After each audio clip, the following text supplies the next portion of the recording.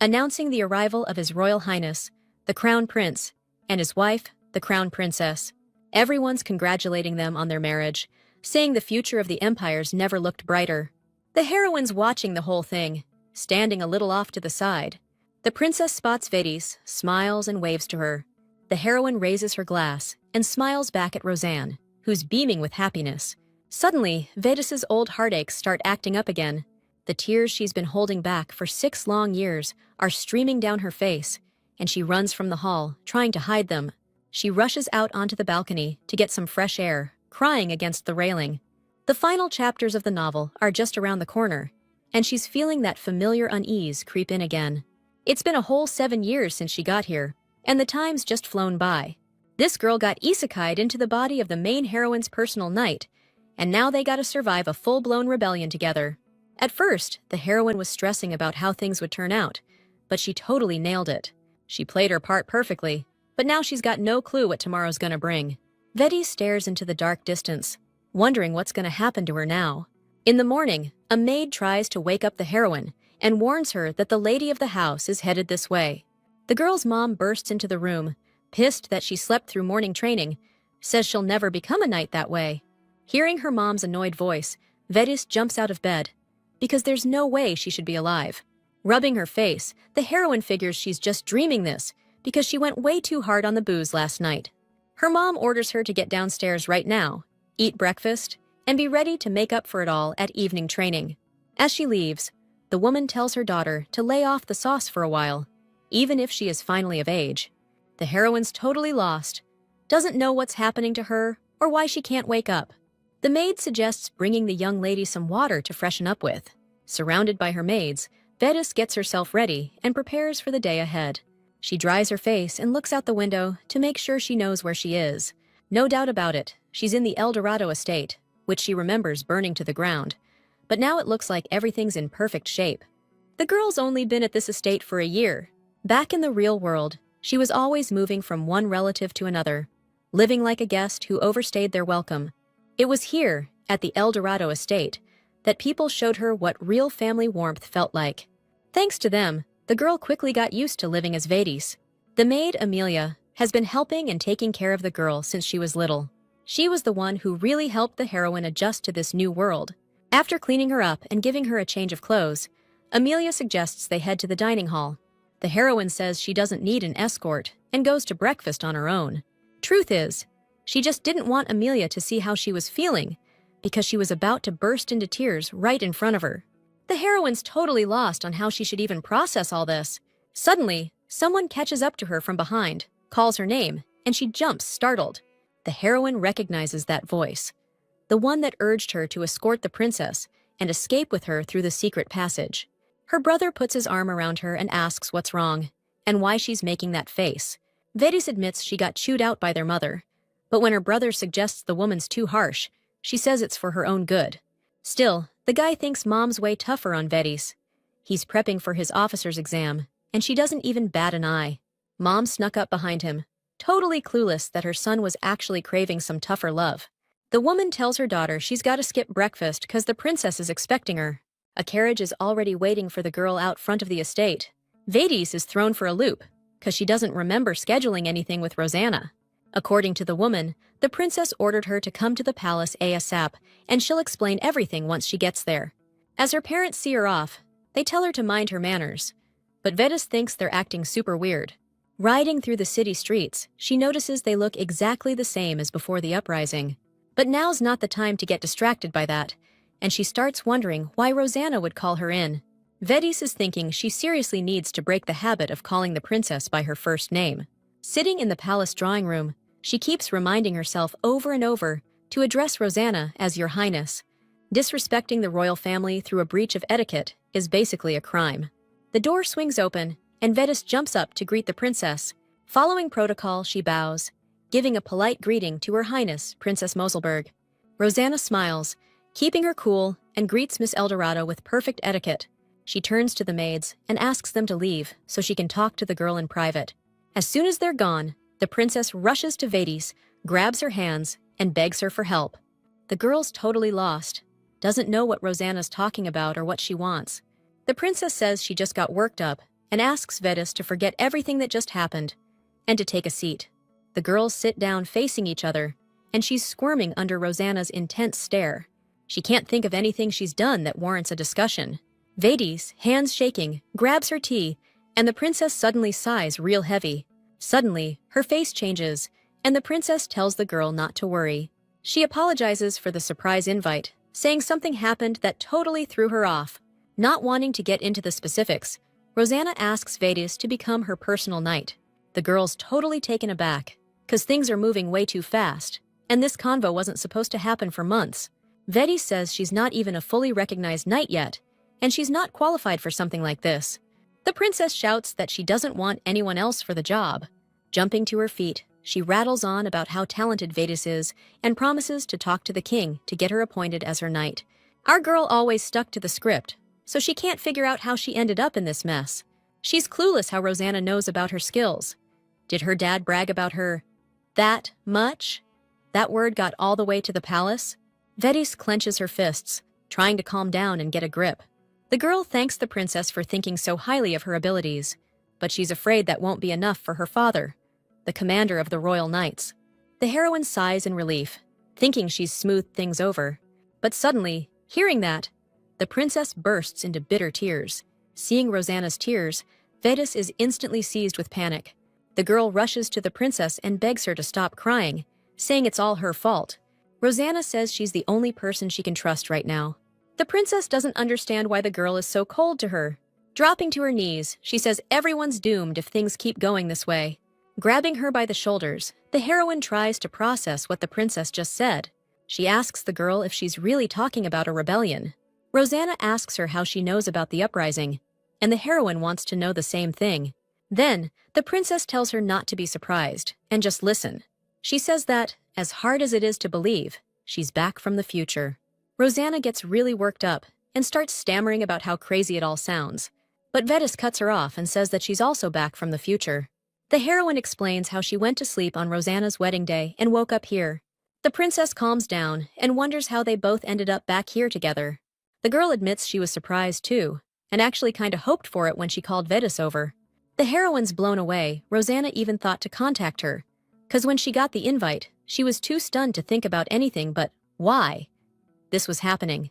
The princess admits she's just as messed up in the head, but since they can't change what's done, she figured they might as well try to do something about it. The protagonist's aura is so intense, it's practically blinding the heroine. Plus, Rosanna thinks this could be a chance given to them by fate. She asks Vetus if she's ever regretted the fall of their kingdom, Moselberg. Clenching her fists, the heroine remembers her and the princess running through the crowd with the city burning behind them. Of course, not a day goes by that she doesn't think about it, haunted by the images of those who suffered. Both girls believe that if they hadn't hesitated and made a decision, realizing what they were capable of, their loved ones would still be alive. So, Rosanna proposes that this time, they save the people of their kingdom. These girls gotta stop the uprising and rewrite the future. The aide hands his boss a report on what's been happening in the capital. He takes it, flips through it, doesn't see anything out of the ordinary.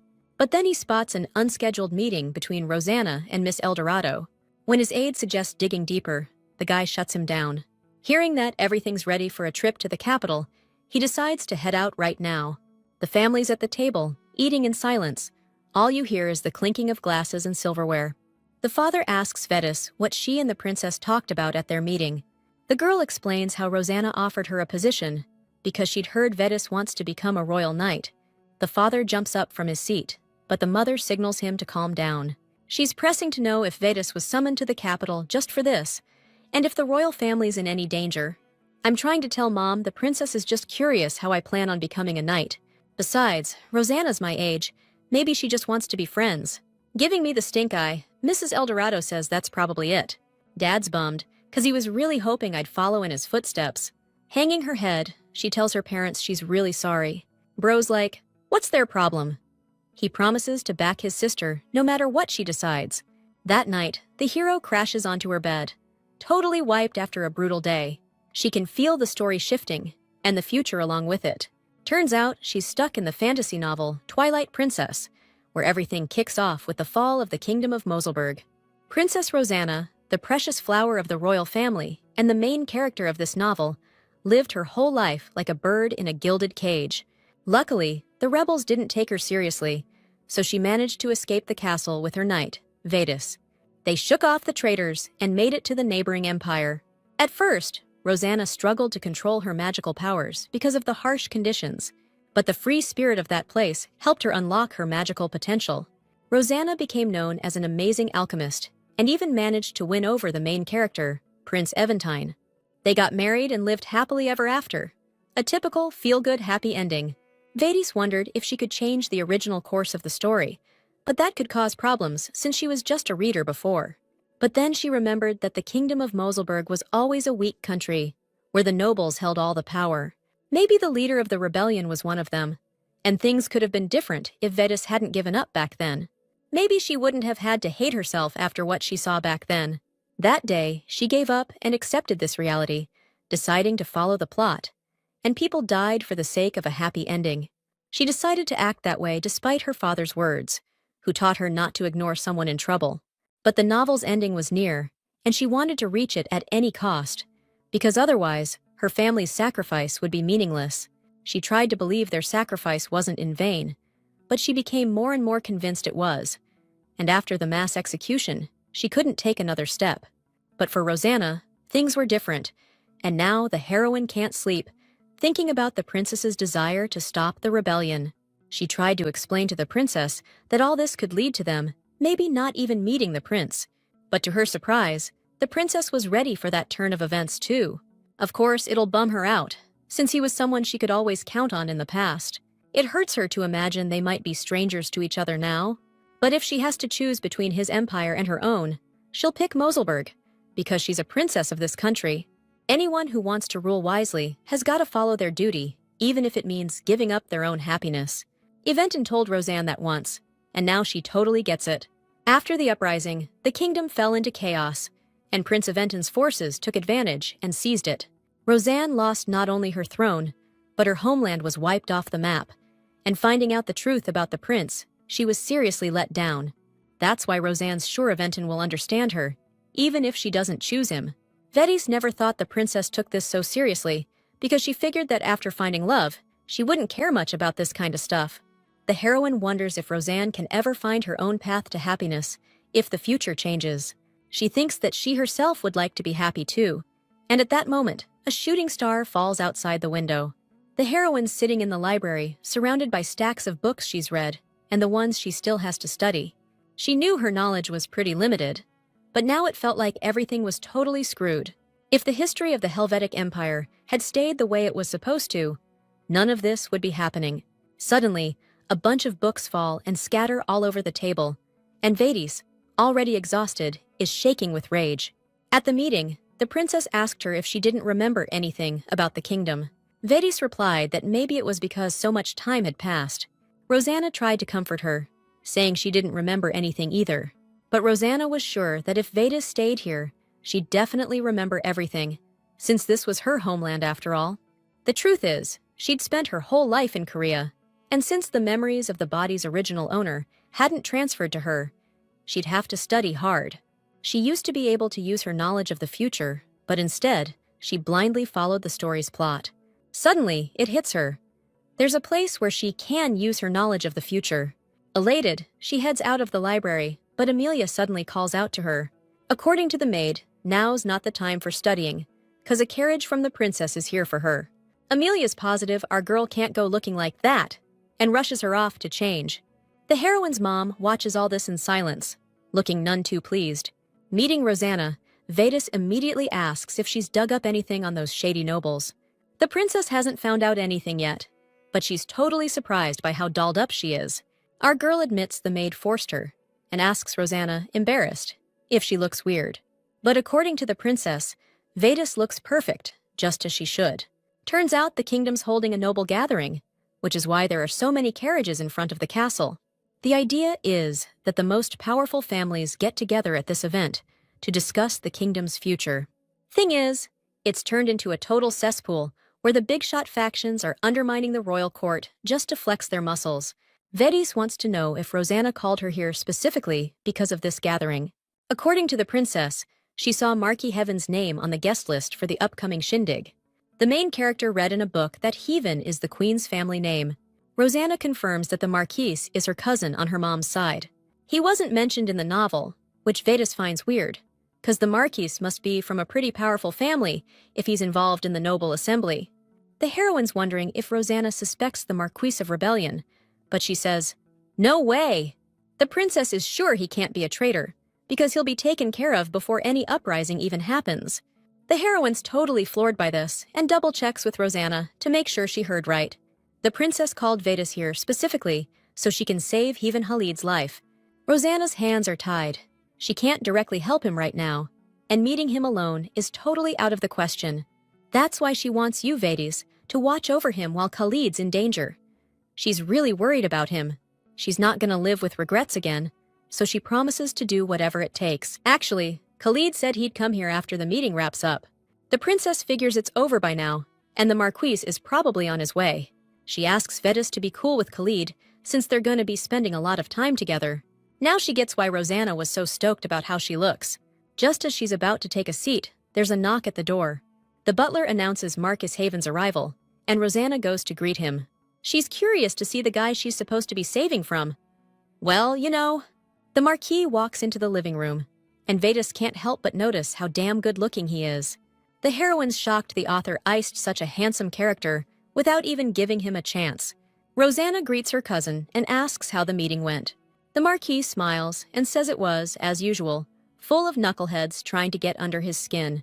Just then, Khalid notices someone else in the room besides him and Rosanna, and his eyes land on Vedas. The heroine flinches, feeling their gazes lock.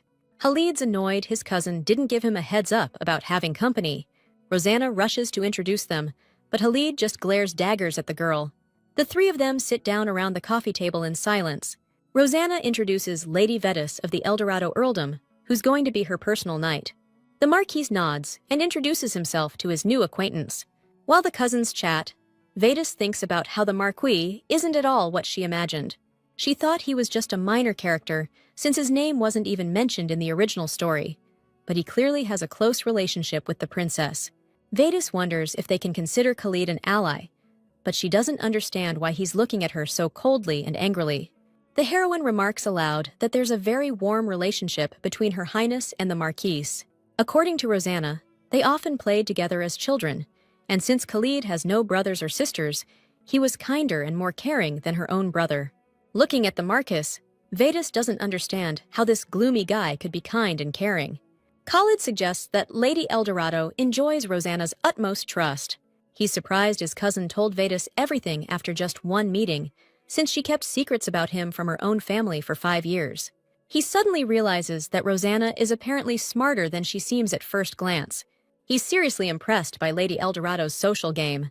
Still, the Marquis finds the whole thing super sus and decides to dig into it later. Haven asks how Lady Eldorado and Princess Rosanne got so tight. He's wondering why the girls are acting practically like sisters. Looking at them, he asks if it's some dark secret that nobody's supposed to know. The girls are starting to sweat bullets, because they can't tell him they jumped back in time. The Marquis knows they barely knew each other until recently, and he asks how they managed to get so close so fast. Vedas feels like he's testing them, which makes sense, because it all looks way too convenient. Our girl replies that she and the princess just clicked. Personality-wise, even if that sounds kinda lame. Noticing the princess's surprised face, Vedas kicks her under the table to get her to back her up. Rosanna backs her up, saying she was just looking for a personal knight, and then the perfect candidate just appeared. Someone she really took a liking to. The Marquis smiles and turns away, but you can tell from his face he doesn't believe them for a second. He says he might pretend to believe they're telling the truth, which pisses the heroine off. The Marquis knows Lady Eldorado isn't at all who society makes her out to be, just like himself. They say Vedas spends all day practicing fencing, which is why she couldn't fit in with high society. The girl admits she can't exactly say those rumors about her are false. To be more precise, the rumors say that fencing is just an excuse, and the real reason is something else entirely. According to the Marquise, if the girl just sits around doing nothing, it'll be even harder for her to adapt. After saying that, the Marquise keeps silently staring at the surprised Miss Eldorado, while the princess covers her mouth in shock. Grabbing the girl by the arm, she says Vedis can adapt. She just doesn't want to, because even in the Order of Knights, there are plenty of people who are into her. Hearing about the Order of the Marquise, he wonders how people could dislike the daughter of such a great and respected knight. Though he knows, of course, that some people just don't get where to draw the line. The princess is sure everyone will be blown away when they see Veid's skill. She's so talented, she could be an imperial knight right now. The Marquise points out that imperial knights are known as some of the most elite specialists around. He wonders if Vedis is hiding her abilities, because the report only said she was better than her peers. Suddenly, Khalid asks the heroine to show him her hand. Before going back in time, Vedis wore gloves to hide her injuries and calluses, but now her hands look completely different, and the princess notices her embarrassment. She jumps up and declares that it's incredibly rude of Khalid to ask for a lady's hand when they're not even at a ball. Heaven bows and asks the girl to forgive his ignorance. Suddenly, the princess pipes up, saying Khalid's got his reasons to be suspicious. Even so, Rosanna would trust Vedis with her life, and she wants her cousin to trust the girl just as much as she does. According to the Marquise, he knows damn well that Count Eldorado is loyal to the Emperor, and that's exactly why he can't trust Vedis. The heroine jumps to her feet, demanding Khalid explain what the heck he means. The Marquise is surprised. Doesn't the girl know anything about the Haven family? But all the heroine knows is that Her Majesty belongs to that family. Hesitating a bit, the princess decides to reveal that the Marquise's family isn't exactly on the best terms with the Emperor's family. So, according to Khalid, they try to keep a low profile when they're around other aristocrats. The Marquis is surprised that Rosanna hasn't said anything about this to the girl yet. But the princess thinks it's not something she can just casually drop, since it involves Khalid's parents. The Marquis ain't surprised Vedis is good with a sword, 'cause her political skills are straight-up garbage. Hearing that crap, the heroine totally loses it. She walks right up to the Marquis and demands he tell her what the hell happened. But, surprise, surprise, Haven refuses to tell her anything and tells her to go figure it out herself. As he's about to leave, Khalid says he judges who to trust based on who they are, not what they can do. If she finds out what went down between the Haven family and the Emperors, then he'll trust her. The heroine wants to know what happens if he doesn't trust her. Khalid says he'll leave that up to Rosanna, but if that's the case, Vedis should just forget his name. Now the heroine's gotta earn the Marquise's trust, so he'll listen when she tries to save his hide. So, without even thinking about it, Vedis agrees to his terms. Grinning, the girl promises she'll dig up the whole truth soon enough. Throwing on her cloak and sliding her dagger into its sheath, the heroine steps out of the carriage. Here, using her knowledge of the future, she can find out more about Marquis Haven. Walking down the familiar street, she notices the place looks even better than she remembers. However, the real entrance to where she needs to be is that rundown building next to the official entrance. Opening the door, the girl starts coughing from the dust filling the room. The shopkeeper asks if she's looking for something specific, and Vedis replies that she has business with the owner, Lavanche. But the man claims Lavanche is in the fancy building next door. He says he only knows one salon with that name in the whole capital, and doesn't understand how the girl could mistake it for such a dump. But Vedis knows that even though there's only one establishment with that name, depending on the door she chooses, she could end up in a completely different place. If the heroine had listened to his advice and gone to the building next door, she would have ended up in a regular cafe. But if she takes the elevator behind the shopkeeper and goes down, she'll find herself in the Lavanche Information Guild's HQ. It's a place where people can trade info they know for data they need. Vedis found this place even before the time jump, after getting an invite for giving the guild leader intel about the future. Smiling, she asks the shopkeeper if he'll take her to Lavanche's owner, now that she's told him everything she knows about this place. Hearing that, the shopkeeper leads the girl to a secret door and lets her inside. The heroine enters a richly furnished office and pulls the hood off her head. She sits down in an armchair, ready to figure out what's causing the rift between the Marquis Haven family and the royal court. The girl wonders what information she can offer in exchange for that. She's worried about raising too many red flags if she starts spilling secrets about the Helvetic Empire, like she did in her past life. While she's lost in thought, the orb sitting on the table across from her starts to glow. That orb lets other people watch what's happening in the room, and right now, that's Haven Khalid and his assistant. The assistant recognizes Lady Eldorado. He saw her picture in a report. The Marquis doesn't get what she's doing in the VIP lounge. Another guy walks in and says that Lady Eldorado's never been to the Information Guild or the restaurant before, and it's super weird that she's here now. The Marcus asks if he's sure Vedas is a first-timer. According to the guy, if she were their client, he'd have way more intel on her. But she looks way too confident for someone who's never been here. And now, tired of waiting, she starts waving at the magic orb like she's asking when someone's finally gonna come over. Khalid grabs his head, totally baffled about what kind of person this girl is. His assistant promises to find out what the lady wants by pretending to be the head of the guild. Thing is, the Marquis already knows what she's after. Vedas is digging into his connections with the royal court. Khalid's wondering if this is all just a coincidence, cause him owning Levanche is supposed to be top secret. He decides to go see her himself and greet Lady Eldorado in person. The Marquis plans to use some incognito and disguise spells, so he borrows his assistant's appearance. Walking into the office, he apologizes to Vedas for the long wait. The man introduces himself as Joel, the owner of the Levanche Information Guild. The Marquis, in disguise, smirks. His plan actually worked. Taking a seat, he asks the girl to tell him what intel she's hunting for, and then how she even heard about the guild. Vedas wants to find out everything about the relationship between Marquis Haven Ranan Khalid and the royal court. All she knows is that the Marquis is Her Majesty's nephew, and they're not exactly on the best terms with the royal family. So, according to Joel, the king and queen did the usual thing and tied the knot for political reasons. The Marquis Haven's family became the sugar daddy for the struggling royal court, and they were living large off all that power. But then, 5 years later, the Marquis and his wife bit the dust in a car wreck. Khalid was staring out the window at the downpour when he got the news about what happened to his parents. The dude was only 18 when he suddenly became the Marquis. The Haven family couldn't handle the pressure, and they ended up losing everything. The young master was green and in over his head, so the vassals lost interest and bailed on him. At that point, his family couldn't keep bankrolling the royal court. Vedas is surprised that the royal family benefited the most from the Haven family's downfall, and yet they're on bad terms. The heroine finds it weird that someone with such a powerful aura couldn't hold on to power. Something's fishy about this whole story, because she still can't quite put her finger on certain details. Looking intently at the guy sitting across from her, she says she wants to ask about something else. Vedas suddenly jumps up, pulls a dagger from its sheath, and presses it against Joel's throat. The girl demands to know who he is, but the guy just accuses her of being too impulsive. Vedas orders him to stop dodging the question because she can sense his mana. At first, she thought he activated a defensive spell because of a suspicious client, but she doesn't think so anymore, since the sword at his throat hasn't scared him at all. So now, Miss Eldorado is sure that a masking spell is being used here. The girl demands he tell her where the real guild leader is and what they've done with him. The guy claims Joel's fine and is probably watching them right now from his office.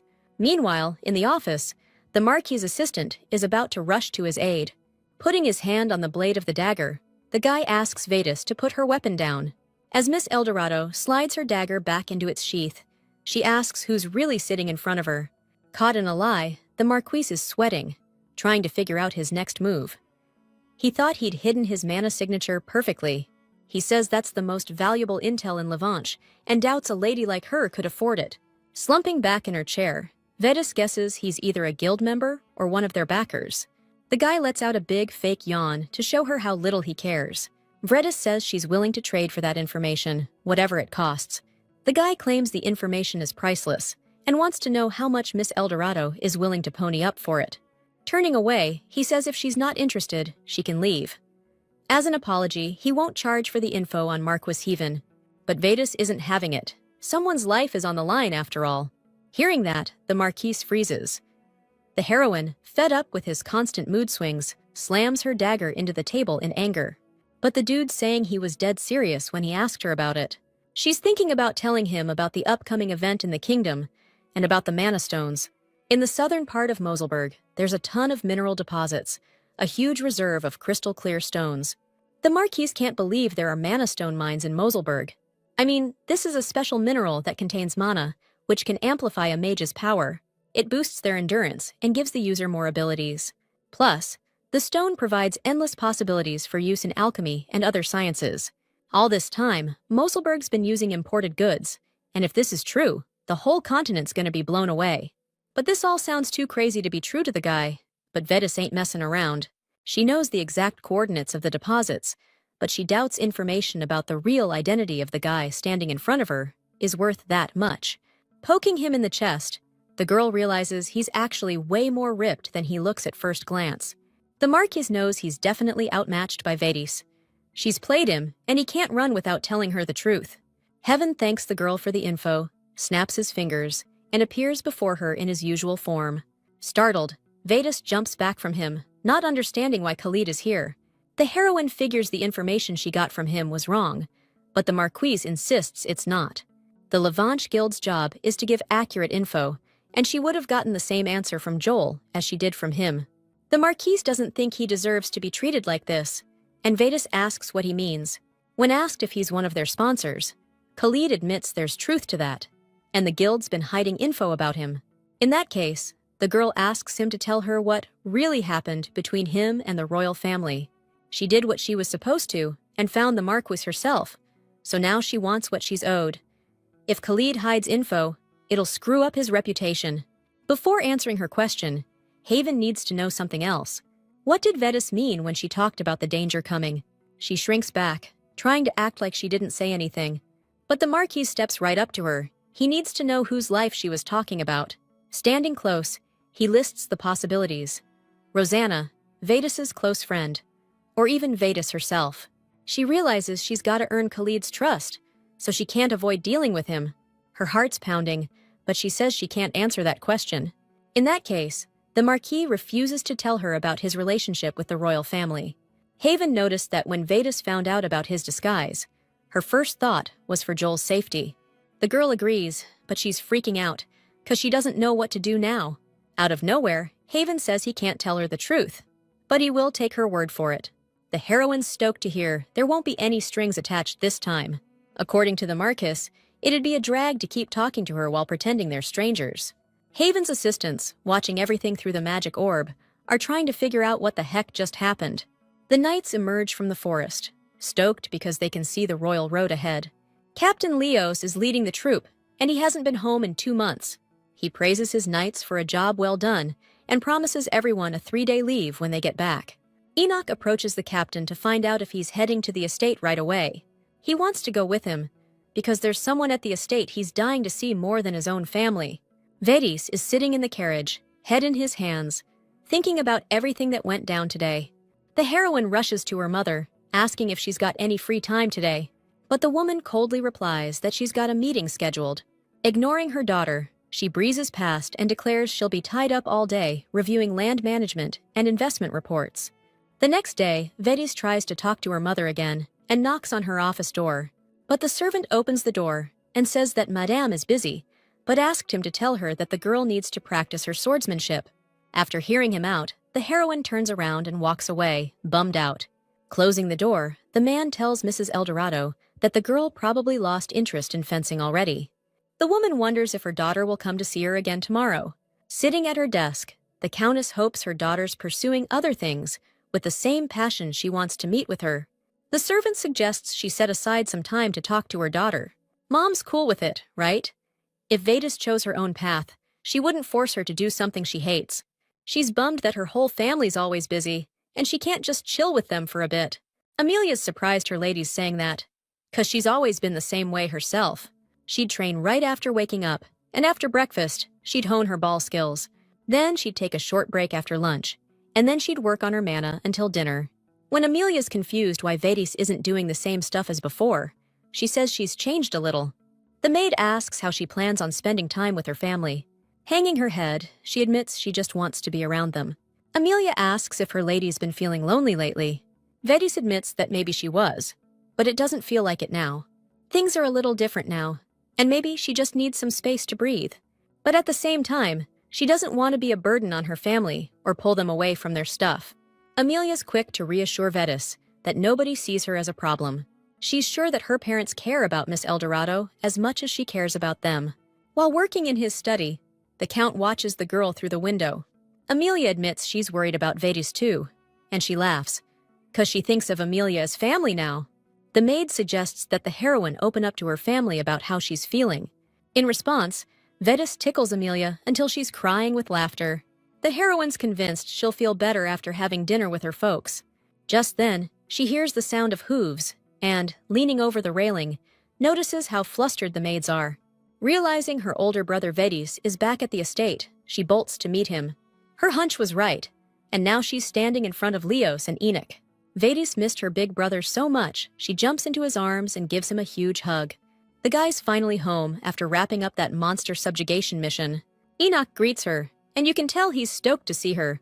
She admits she missed him too, and the dude instantly turns beet red. The captain jokes that his knight missed his little ones more than his own family. Turning around, she asks Enoch if that's really the case. The guy blushes even harder, admitting that it totally is. But Vedis gets the wrong idea, thinking he's talking about her younger brother, Valen. Suddenly, the Countess Eldorado's voice rings out as she comes to greet her son. Her younger son comes out with her, stoked to see his brother.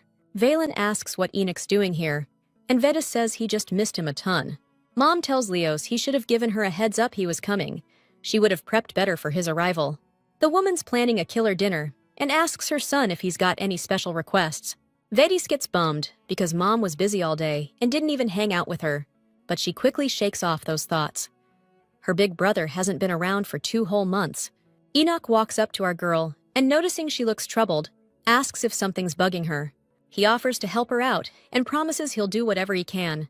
Our girl thinks it over and realizes she needs to ditch these dumb thoughts. So, she proposes a sword fight with the knight. Moments later, Vedis is already on the training grounds, sword in hand. Facing her is Enoch, vice captain of one of the kingdom's most elite monster-slaying squads. Royal Order knights are crazy strong, but she hasn't been one of them for 7 years, and she's got no idea how she'll handle this. Still, these knights could be a serious obstacle to the rebellion, so she needs to figure out what Enoch's capable of. Leos shows up immediately, saying he'll fight her himself, since looking after the knights is his job too. She tells him to stop treating her like a kid and underestimating Enoch. Even though her brother insists he'd be more useful, she says she wants him to be the judge. Truth is, she hasn't fully recovered from the last uprising, so fighting Leos would be rough. That's why she decides to get started right now and tells everyone to take their positions. And just like that, Vedis and Enoch are face to face, and she's ordering him not to even think about letting her win. Leos, standing next to a nervous Amelia, gives the order to get ready, then drops his hand, signaling the rivals to attack. Vedis charges forward, planning to crush her opponent with everything she's got. Closing the distance in a flash, she throws the first punch, which he barely manages to block. But the knight's clearly stronger, and he's able to deflect her attack. Since Vedis can't accelerate like she could before her rebirth, she decides to compensate for her lack of physical strength with mana. Amelia's shaking all over and closes her eyes because she can't bear to watch them fight. In the fight with the vice captain, Vedis is completely holding her own, skill for skill. The Countess, who's quietly approached, is shocked. When did her daughter get so good? She's on Enoch's level now. The heroine is fighting brilliantly, maintaining perfect spacing, and no one understands how she's doing it, because you can only gain skills like that in a real life-or-death brawl. Suddenly, Vedis spins around and notices the Countess herself is watching her fight.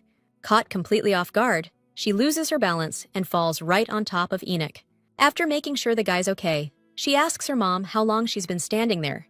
Walking up to her daughter, the Countess praises her, even though she's clueless how she got so good. The heroine's racking her brain for an answer, because even if her dad and brother wouldn't say anything, Mom would definitely suspect something's up. Just then, the Countess unexpectedly apologizes to her daughter. Mrs. Eldorado knew Vedis was upset because she hadn't been giving her any time at all. Ever since her daughter became Her Highness's personal knight, she stopped dedicating enough time to training, so the Countess figured she'd lost interest.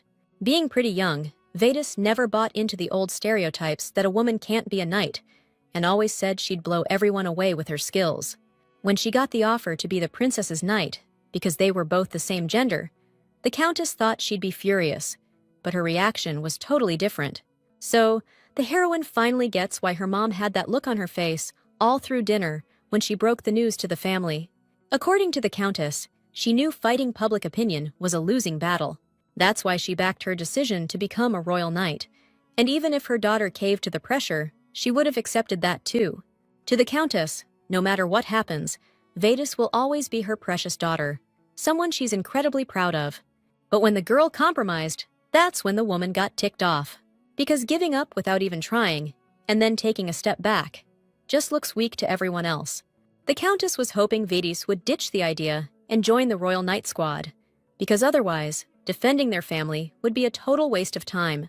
She admits she was avoiding her daughter, because talking to her would have unleashed all her negative thoughts. In the end, she hurt Vedis, and that's why she couldn't face her. Lost in thought, the Countess didn't even realize how much her daughter had grown. She wasn't lying when she said she'd do anything for her daughter. She's super proud of her. Tears well up in our girl's eyes, and she gives her mom a massive hug. Before they even reach the end of this story, she finally feels like her broken heart is healing. Feeling guilty about her past with her family, she found strength in her sense of duty. And she's going to use that strength to forge her own damn path. Amelia presses a cold compress against her mistress's swollen face.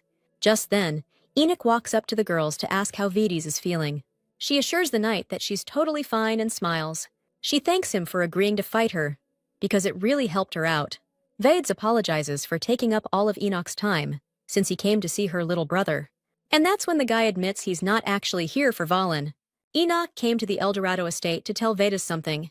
The guy stares intently at the girl, who's totally clueless. She asks him what it is that the knight wants to talk to her about. Sitting on the next bench, Amelia quietly eavesdrops on their conversation. Vedas is trying to figure out what could have happened that Enoch needs to tell her. Blushing, the guy admits he's uncomfortable talking about it in a place like this. She starts losing her patience and demands he just spit it out already.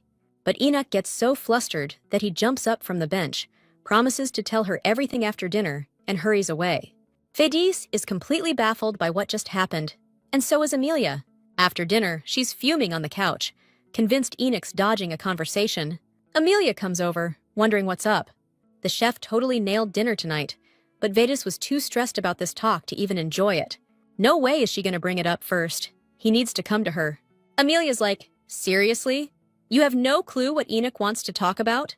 But Vedas is genuinely clueless and demands Amelia spill the beans. But she's not budging.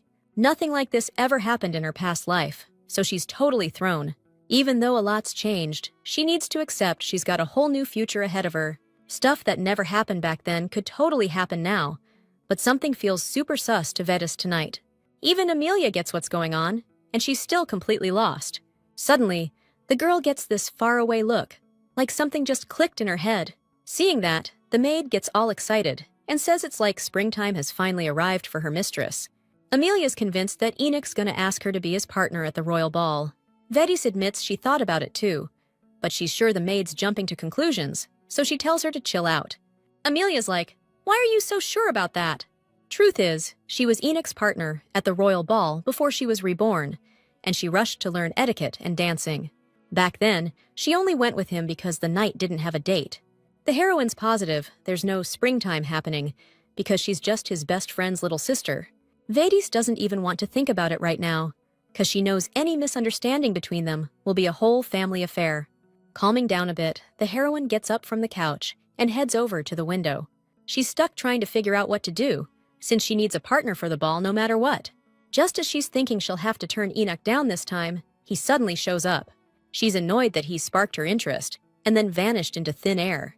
Enoch tried to get to her as fast as he could, but Laos and Valen held him up. Getting closer to her, the knight asks if she's still interested in hearing what he wanted to talk about. Amelia, watching everything, is so stressed out, she feels like she's about to burst. Enoch apologizes to Vedas, saying he was looking for the right moment and didn't want to bring it up on the training grounds. He takes her hand and asks if she'll be his partner at the royal ball. The invitation came way too soon, and now she's totally thrown off. Noticing this, Enoch guesses she already has someone in mind, but she says no. The knight's willing to wait for her answer until the day of the ball, and he's asked her to really think it over. As soon as he leaves the room, Vedas collapses to the floor, clutching her head in her hands. She has no idea how she's going to sort this whole mess out. She should have just turned him down right away. Originally, in the kingdom of Moselberg, 4 families held the dominant positions, and they were known as the Great Four. This includes the Royal Sword, Count Eldorado, and the Guardian of the Northern Borders, Count Nolam. The third leader is the wealthiest woman in the kingdom, the Golden Queen, Baroness Talarin. The 4th member of the 4 is Marquis Bennett, the patron of the Magic Tower. Out of all of them, Rosanna suspected the Marquise was behind the rebellion, which was confirmed even before her rebirth, during the royal ball. The heroine happened to overhear a conversation about some kind of preparation, in which the Marquise was assured that all the mages were on his side. Vetis tried to follow them, but she ran into a problem. Enoch caught up to her just as she was trying to slip out of the ballroom unnoticed. He couldn't let her go alone. He was genuinely worried about her safety. Even when she tried to ditch him in the ladies' room, he was still right there, shadowing her every move. But when Vetis finally managed to give him the slip, the Marchioness Bannet was nowhere to be found either. Because she got totally lost searching, she didn't even get a single dance that night. She realizes she desperately needs to find someone else to be her partner at the ball. She needs someone with influence, someone she can actually trust. He shouldn't freak out if she vanishes mid-ball. He won't be scared by why she's gone, and he definitely won't make a scene about it. She gets the idea to find a one-day partner through the Levanche Guild. And then it hits her. There's someone who fits all those criteria perfectly. Marquis Haven sits in his study, staring at the letter he just received from Lady Eldorado. He turns it over in his hands, noticing the family seal is missing. The maid, Vetis, delivered it on behalf of the lady and swore she didn't know what was inside, which screams secret message. He examines the envelope from every angle, completely clueless about what it could be about. His assistant admits he doesn't trust Lady Eldorado. She's like a powder keg ready to blow at any second. If the lady finds out what we're really up to, the plan we've been cooking up for the last 5 years will go up in smoke. Not wanting to hear any more of the guy's worries, Haven cuts him off. After all, when it comes to trust between him and Vetis, he's sure she doesn't trust him completely either. The assistant just begs the Marquise to be careful, because they don't know Lady Eldorado's true intentions. Slicing open the envelope, Haven says that sooner or later, they'll figure out what she's after. The letter says this girl wants Khalid to be her partner at the royal ball. The aide jumps up, wanting to see what else it says. She admits she wants to discuss all the details with the Marquise in person, and asks him to send a reply with a date and place that works for him. Khalid realizes he's just not getting what this girl's really thinking.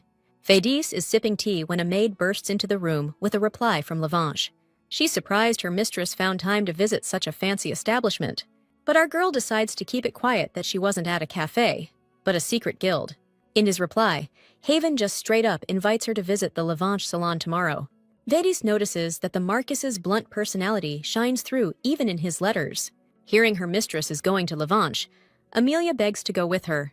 She just wants to check the place out while the Madame chats with the Marquise. Right on time, Vetis walks into Levanche Cafe, with Amelia by her side.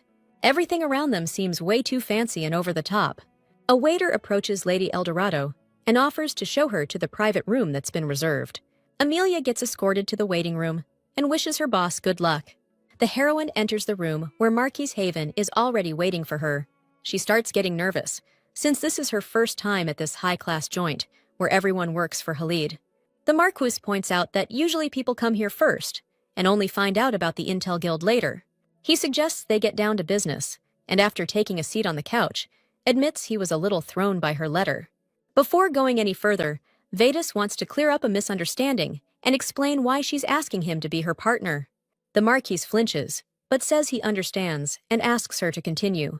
After a moment, she asks Haven point blank if her disappearing in the middle of the ball would bother him. The Marquis, totally lost, asks her to explain in more detail. It takes quite a while for the girl to explain all her requirements for her escort. Khalid figures it must have been tough finding someone who met all those demands. Hearing that, she immediately assumes he's agreeing to be her partner. But the Marquis cuts her off, calling the idea completely ridiculous.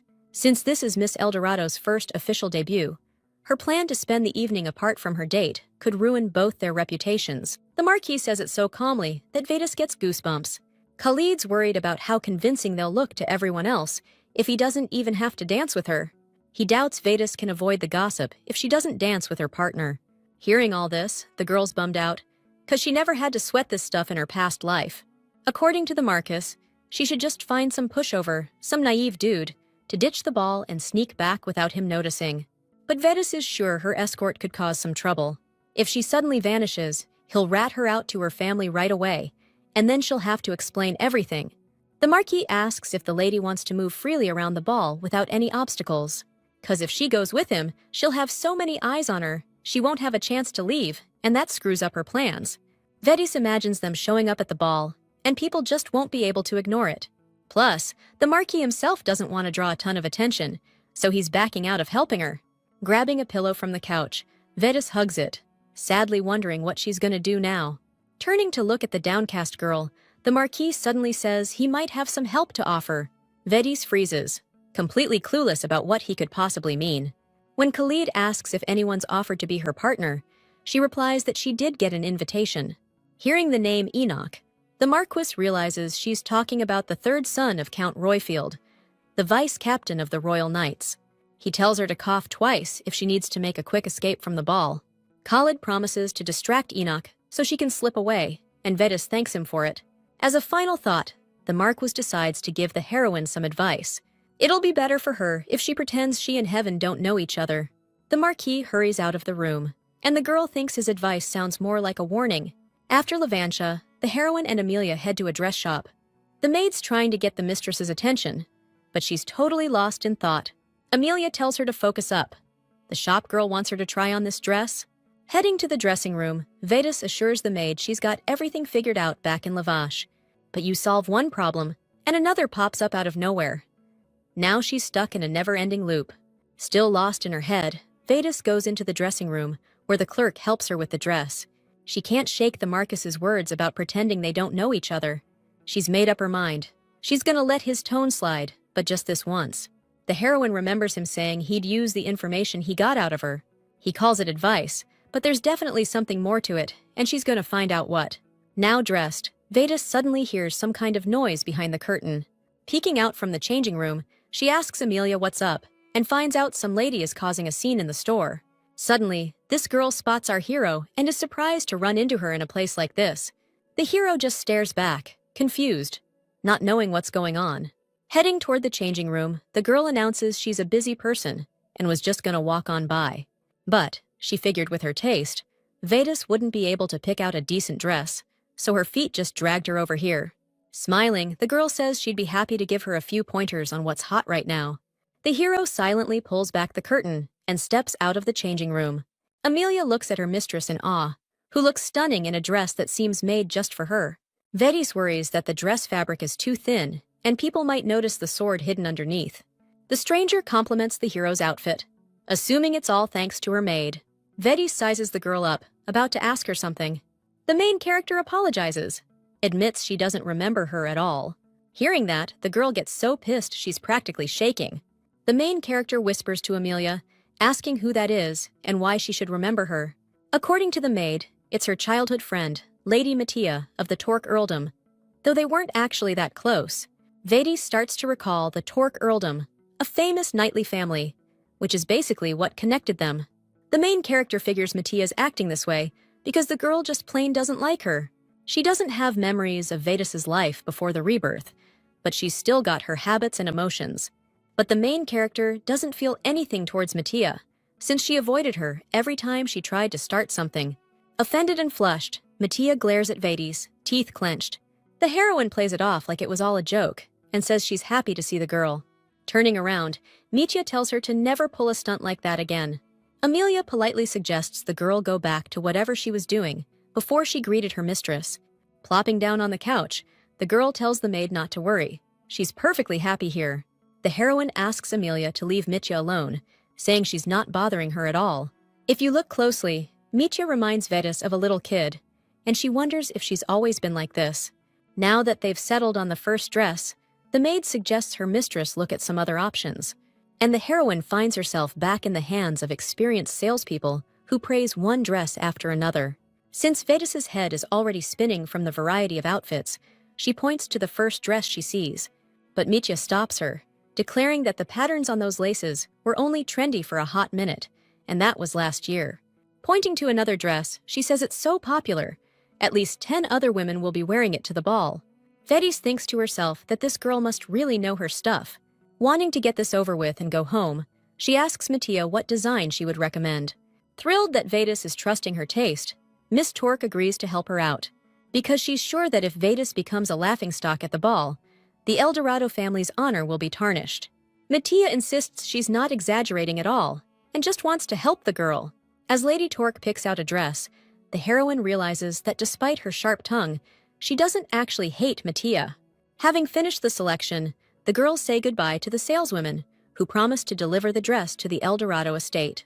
The heroine thanks Mattia for her help, saying she was able to find the right outfit thanks to her. Lady Torque hopes that Vedas isn't just going to hang the dresses she picked out in the closet and forget about them. Mitya's mumbling something about taking Vedas out, but the girl doesn't even hear her. She's remembering she's got the Royal Night tryouts after the ball, so she promises to wear a dress next time. Hearing that, Mitya goes off again, not understanding why she'd wear outdated clothes. The girls pissed at knights. All they ever do is swing their swords around. Mitya storms off to her carriage, and her maids apologize to Vedas. Amelia heard the people of Torque County were really nice, so she doesn't get why Lady Mitya's such a jerk. Vedas asks the maid if she thinks Mitya doesn't like her, and she says the girl's behavior kinda speaks for itself. Still, the heroine kinda feels like her and Mitya have something a little different going on. Just like she expected, thanks to Amelia, the heroine looks like a completely different person before the ball. But seeing the maid looking at her all thoughtful, the girl figures something's wrong, and the dress looks bad on her. "Holy crap!" Amelia yells, still holding the comb. "My lady, you look so incredible! It's driving me nuts!" The maid's totally lost. Why would Lady Mitya pick that dress for Vedas, then spread all those rumors about her? Apparently, Torque's been blabbing to everyone that Vedas is rushing to debut, 'cause she's scared of missing her chance to snag a husband, what with being so into knighthood. And she also said there's no man in the whole country brave enough to handle a woman with such a strong will. Amelia's pissed that Mitya would even think of making up such nasty gossip, even if there wasn't someone that bold. Our girl tells the maid to hold her horses. Someone else could have started those rumors. Amelia doesn't get why Vedas is sticking up for her. Even without proof, she just knows it was Mitya. The maid remembers perfectly how much Lady Mitya used to mess with her. Every single time, she comes up to Vedas pretending to be all sweet and innocent. But then she twists everything around and makes a scene to try and humiliate her. The heroine tried to remember details about Mitya from the past, but all she could recall were their arguments. One day stood out vividly in her memory, though the heroine wasn't even sure which day it was. She was hiding among the bushes in the palace garden when she unexpectedly ran into Mitya. Seeing the girl, the heroine quickly turned around, trying to avoid her, because otherwise things could get really loud. Sitting behind the bushes, the heroine thought about how tired she was, since she couldn't seem to fall asleep at night.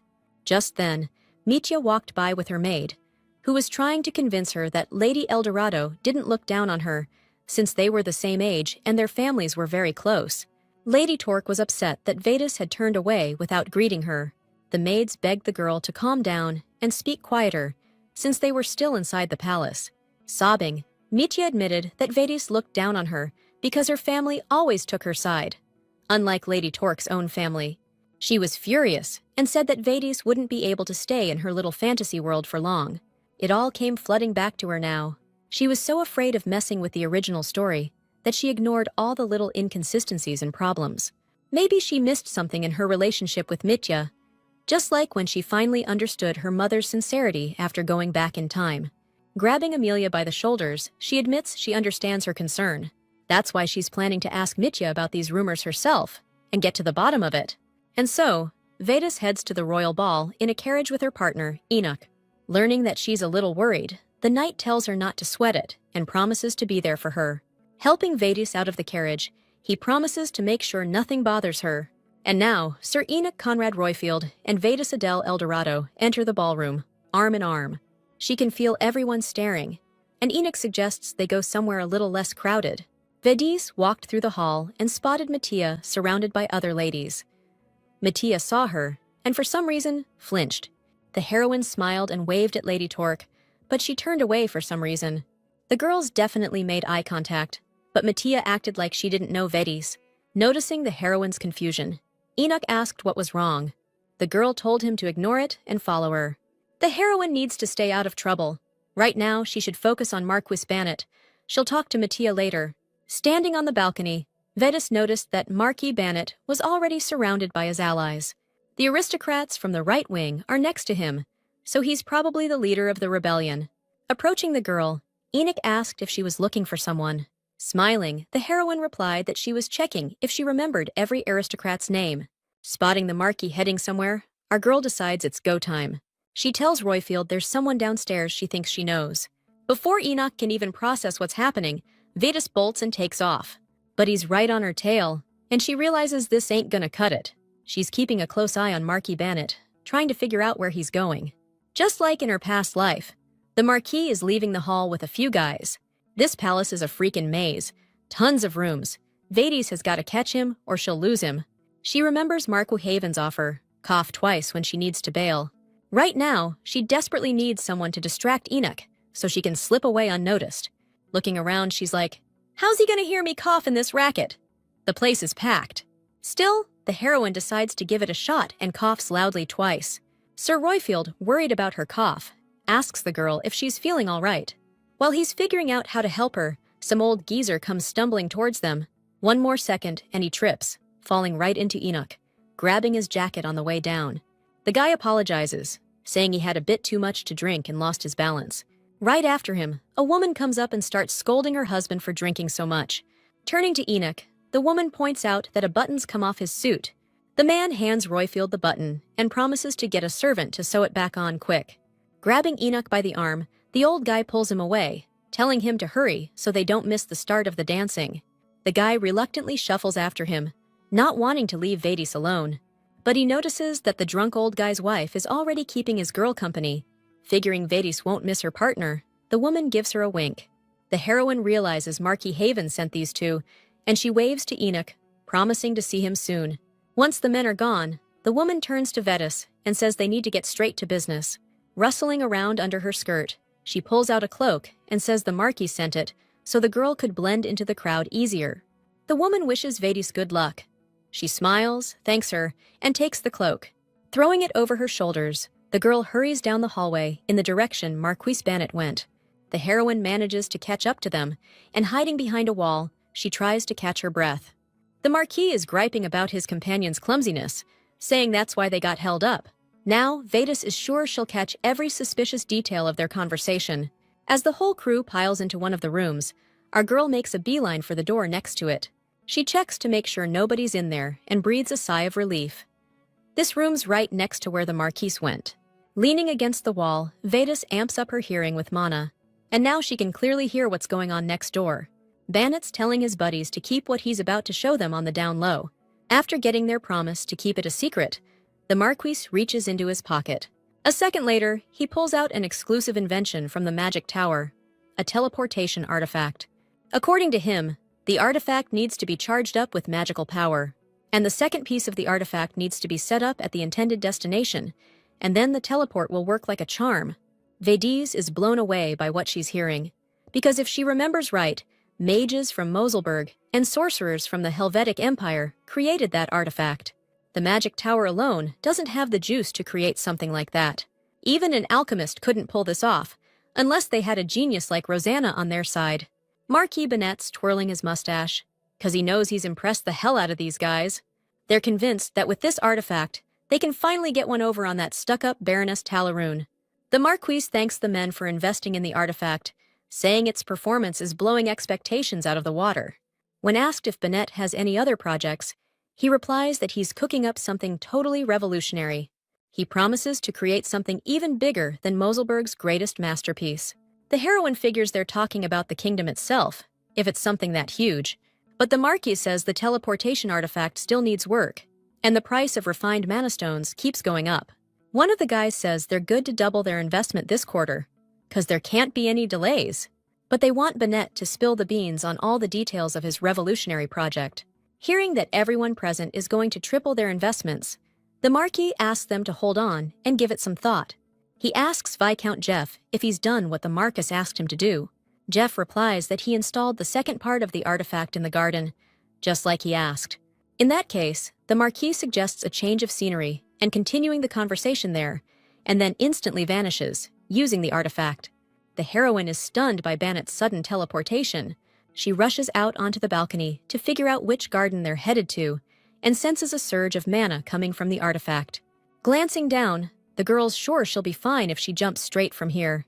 So, without wasting a second, She grabs the railing and vaults over it, down below. One floor down, she suddenly locks eyes with Marcus Heaven, standing on the balcony. He can't believe what he's seeing, and walking to the railing, he looks down, trying to make out where the girl jumped in the darkness. Vedish hits the ground, trying to figure out if she imagined seeing Haven on that balcony. But she doesn't have time for any of that. She's got to move before the mana trail vanishes. Khalid's amused by the girl's behavior, considering she said she wanted to be stealthy. He takes a swig of wine and realizes he can't just leave her out there on her own. Following the mana trail, Vedish finds the guys, hoping they won't teleport anywhere else. Bennett now gets why the investors can't even beat a deputy. They're total boneheads.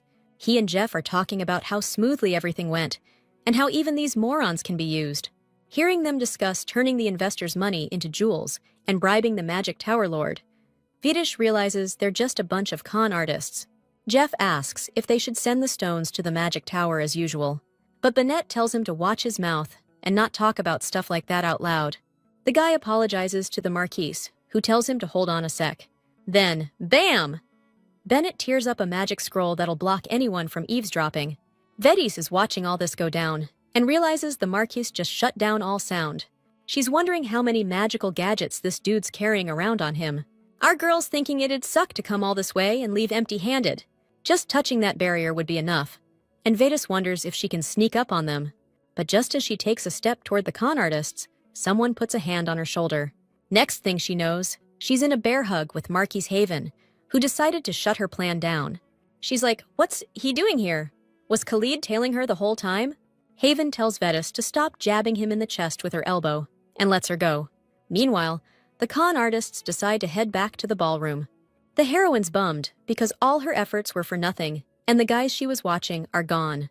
She's pissed at the Marquise, who's convinced Vedis was about to do something reckless.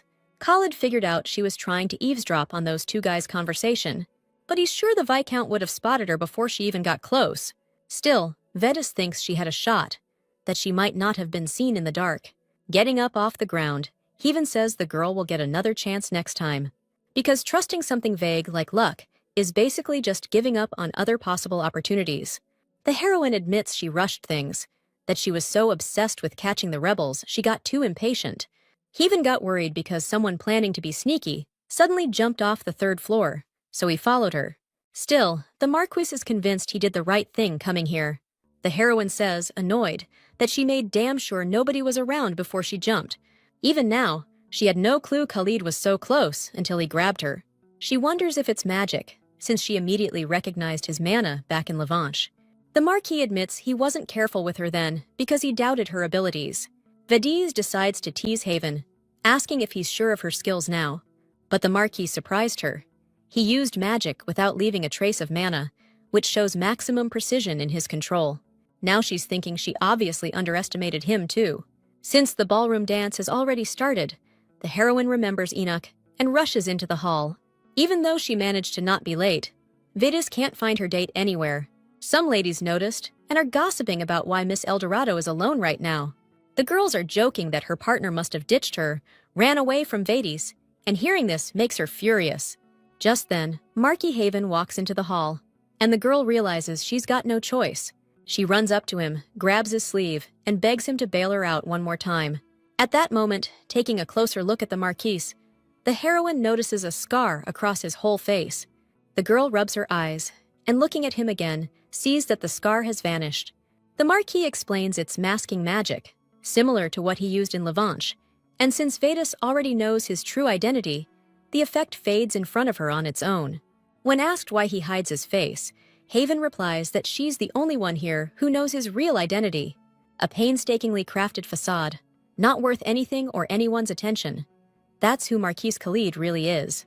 Now that Vedis knows everything, he asks her to stay away from him, because people are watching them. He turns to leave, but Miss Eldorado grabs his jacket and says she doesn't want to let go, even though he's asking her to. Vedis can't believe this is what he meant when he asked them to act like strangers, and that she'll ruin her reputation if she hangs around him. Stopping, the Marquis asks what she thought he meant, and she replies that she took his advice as a threat. Vedis throws the question back at the Marquis, asking what he takes her for. After all, if she cared about her reputation, she wouldn't have picked up a sword in the first place. Haven doesn't say anything, and for a moment they just stand there, facing each other in total silence. Feeling awkward, she says he shouldn't force himself if he doesn't want to. But the Marquis suddenly grabs her hand. Taking Vedas in his arms, ready to dance, he says he warned her, but he doesn't give a damn what happens next. Enoch is looking for Vedas, trying to figure out where she could have gone. He decides to wait for her in the ballroom, since they might have missed each other while he was wandering around looking for her. As he walks into the hall, he overhears people talking about the dancing man, his dark vibe, and the scar on his face. Looking at the girl, Enoch thinks this has gone way too far. The Marquise tells the girl to relax during the dance, but she cuts him off, saying she's practiced a ton to avoid stepping on his feet. Haven tells Vedas that he knows what Marquis Bennett was talking about in the garden. The girl's surprised, since Khalid was practically glued to her side the whole time. He suggests they talk about it in Levanche, and also clear the air about their intentions, and stop trying to undermine each other. Seeing Vedas dancing with Khalid, the princess gets super anxious. The Marquis proposes they team up, but points out that he's not going to stop helping her regardless. The heroine agrees, happy about his unexpected offer. The dance ends, and Haven asks the girl for permission to take his leave. The heroine's relieved she didn't step on his feet, even though she wasn't watching where she was going. Before she can even catch her breath, the Marquis vanishes again, just like a ghost. Enoch comes up behind her, and Vedas freezes with embarrassment when she hears his voice.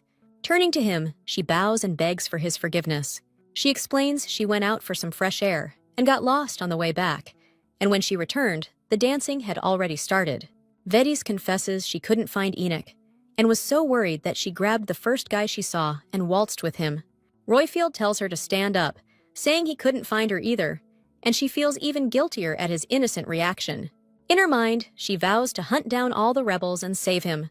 Lady Elsa rushes over to them, calling Vedas a pretty bold person. She says the guy she was with looked pretty intimidating, but maybe people who are skilled with a sword really are different. The crowd's starting to whisper, saying Vedas is that girl from the rumors, and they can't figure out how a lady could get mixed up with something this dangerous. Shielding the heroine, Enoch asks Lady Elsa what she's trying to pull with her words.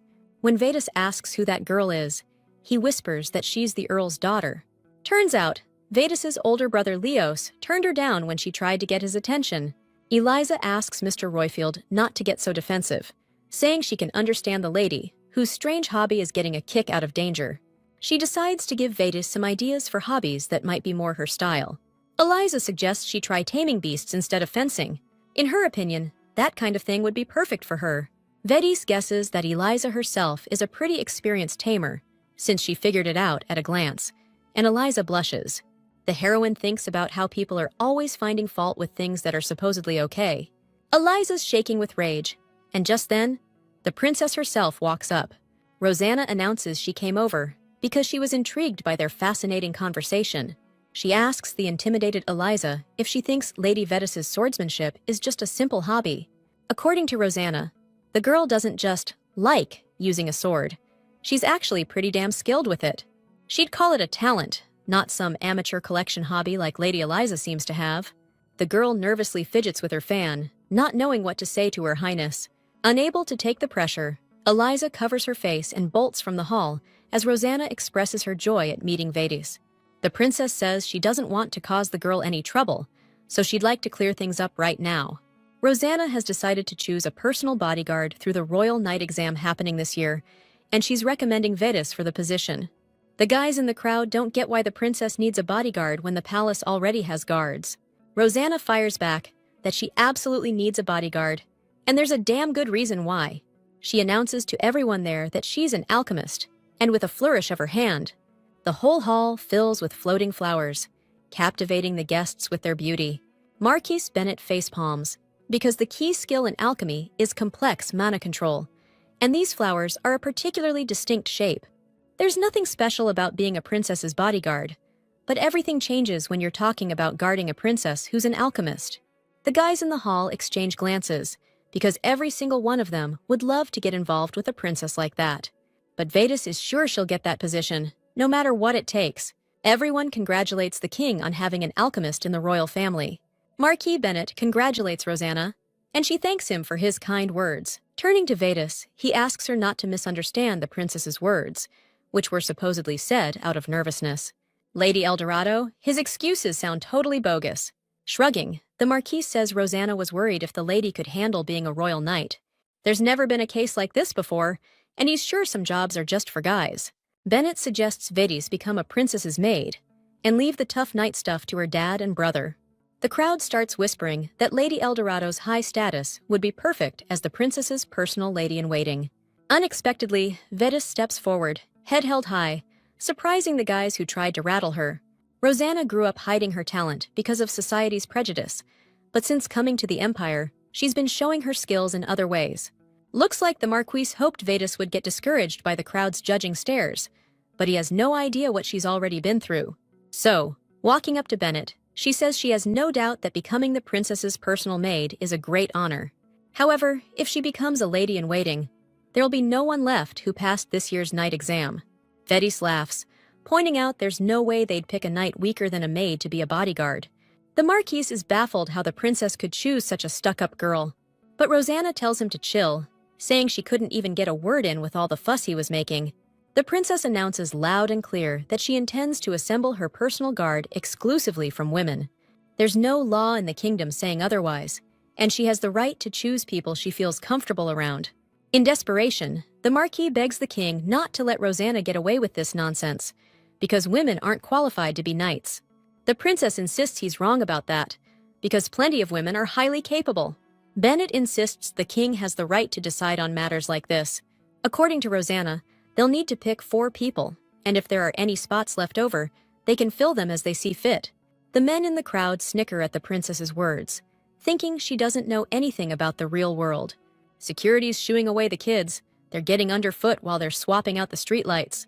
The women are gossiping about how the princess, who's in charge of taxes now, is blowing money replacing perfectly good streetlights. The second woman explains that these new lights are brighter and break down less often than the old ones. Vedis overhears them excitedly talking about the princess's plan to upgrade the alchemy program, which could make their empire richer.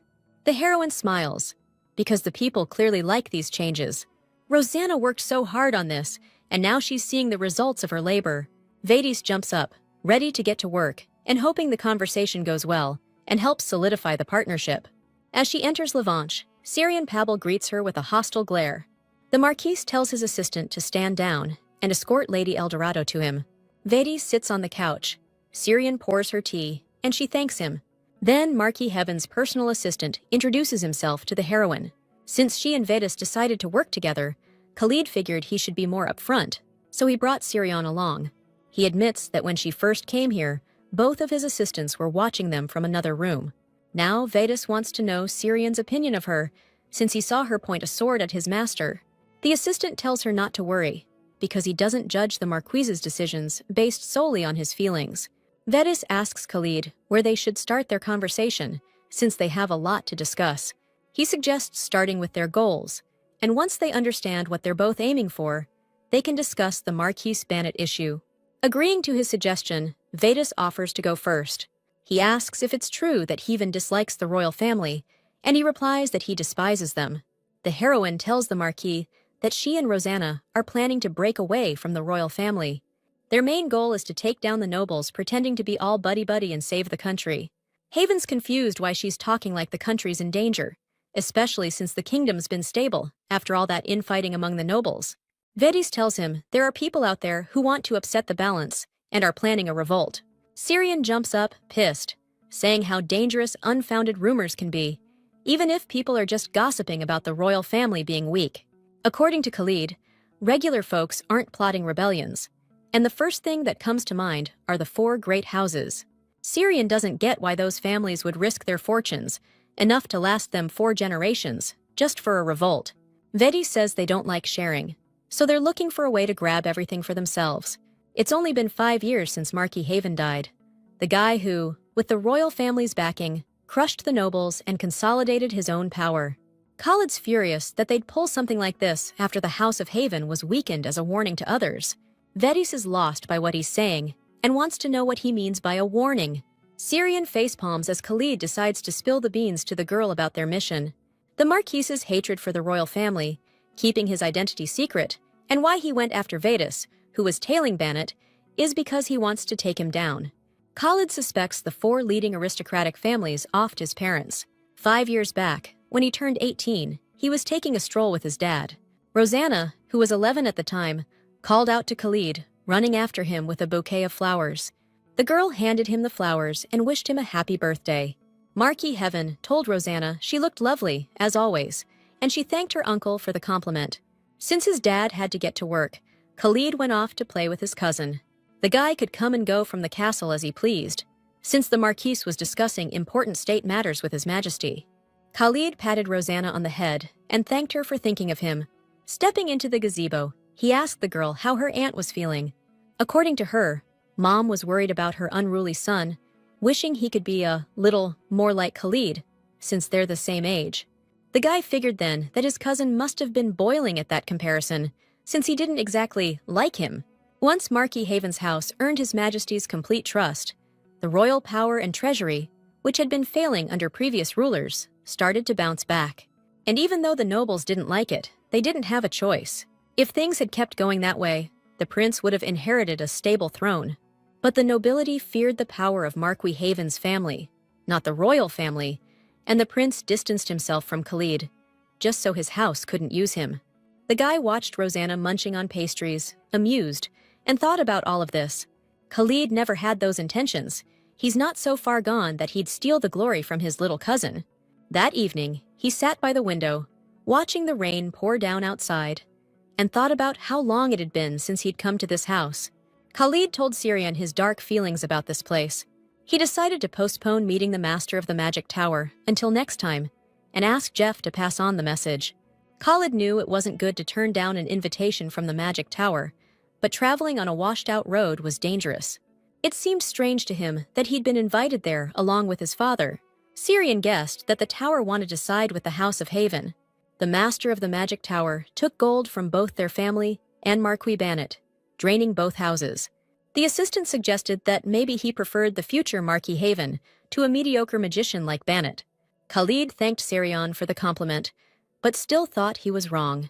If the Havens brought the magic tower under their control, the nobles' discontent would only increase, but mutual support would quell their indignation. Syrian understood his master's point, which the tower master himself obviously realized. Khalid told the kid that if he wanted to stay his assistant, he needed to get way better at understanding politics. Suddenly, a maid knocked on the door, and the young master told her to come in.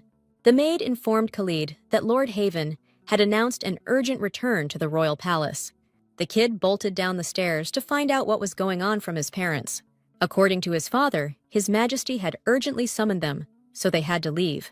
Count Nolan brought an important report from the borders about monster attacks, so this couldn't wait. Marquis Haven knew that if he didn't keep all the great houses in check at the meeting, the whole thing would descend into utter pandemonium. His parents promised to return as soon as everything was sorted out. Syrian was worried that the monster war might kick off again. Khalid was sure it was serious if the Count himself brought the report, but guessing wouldn't help, so he decided to take action. He told Syrian to tell Marcus's assistant, Baron Pabel, everything, and to ask him about the Haven family's finances. This war could bankrupt the family, and that thought consumed Khalid as he watched the rain pouring outside. He opened the window, not understanding why he felt so uneasy. Suddenly, Jeff and Baron Pabel burst into the mansion, soaking wet and out of breath. Jeff ran to Khalid and begged him to listen to them calmly. They informed the young master that his parents' carriage had gone over a cliff, and they were both gone.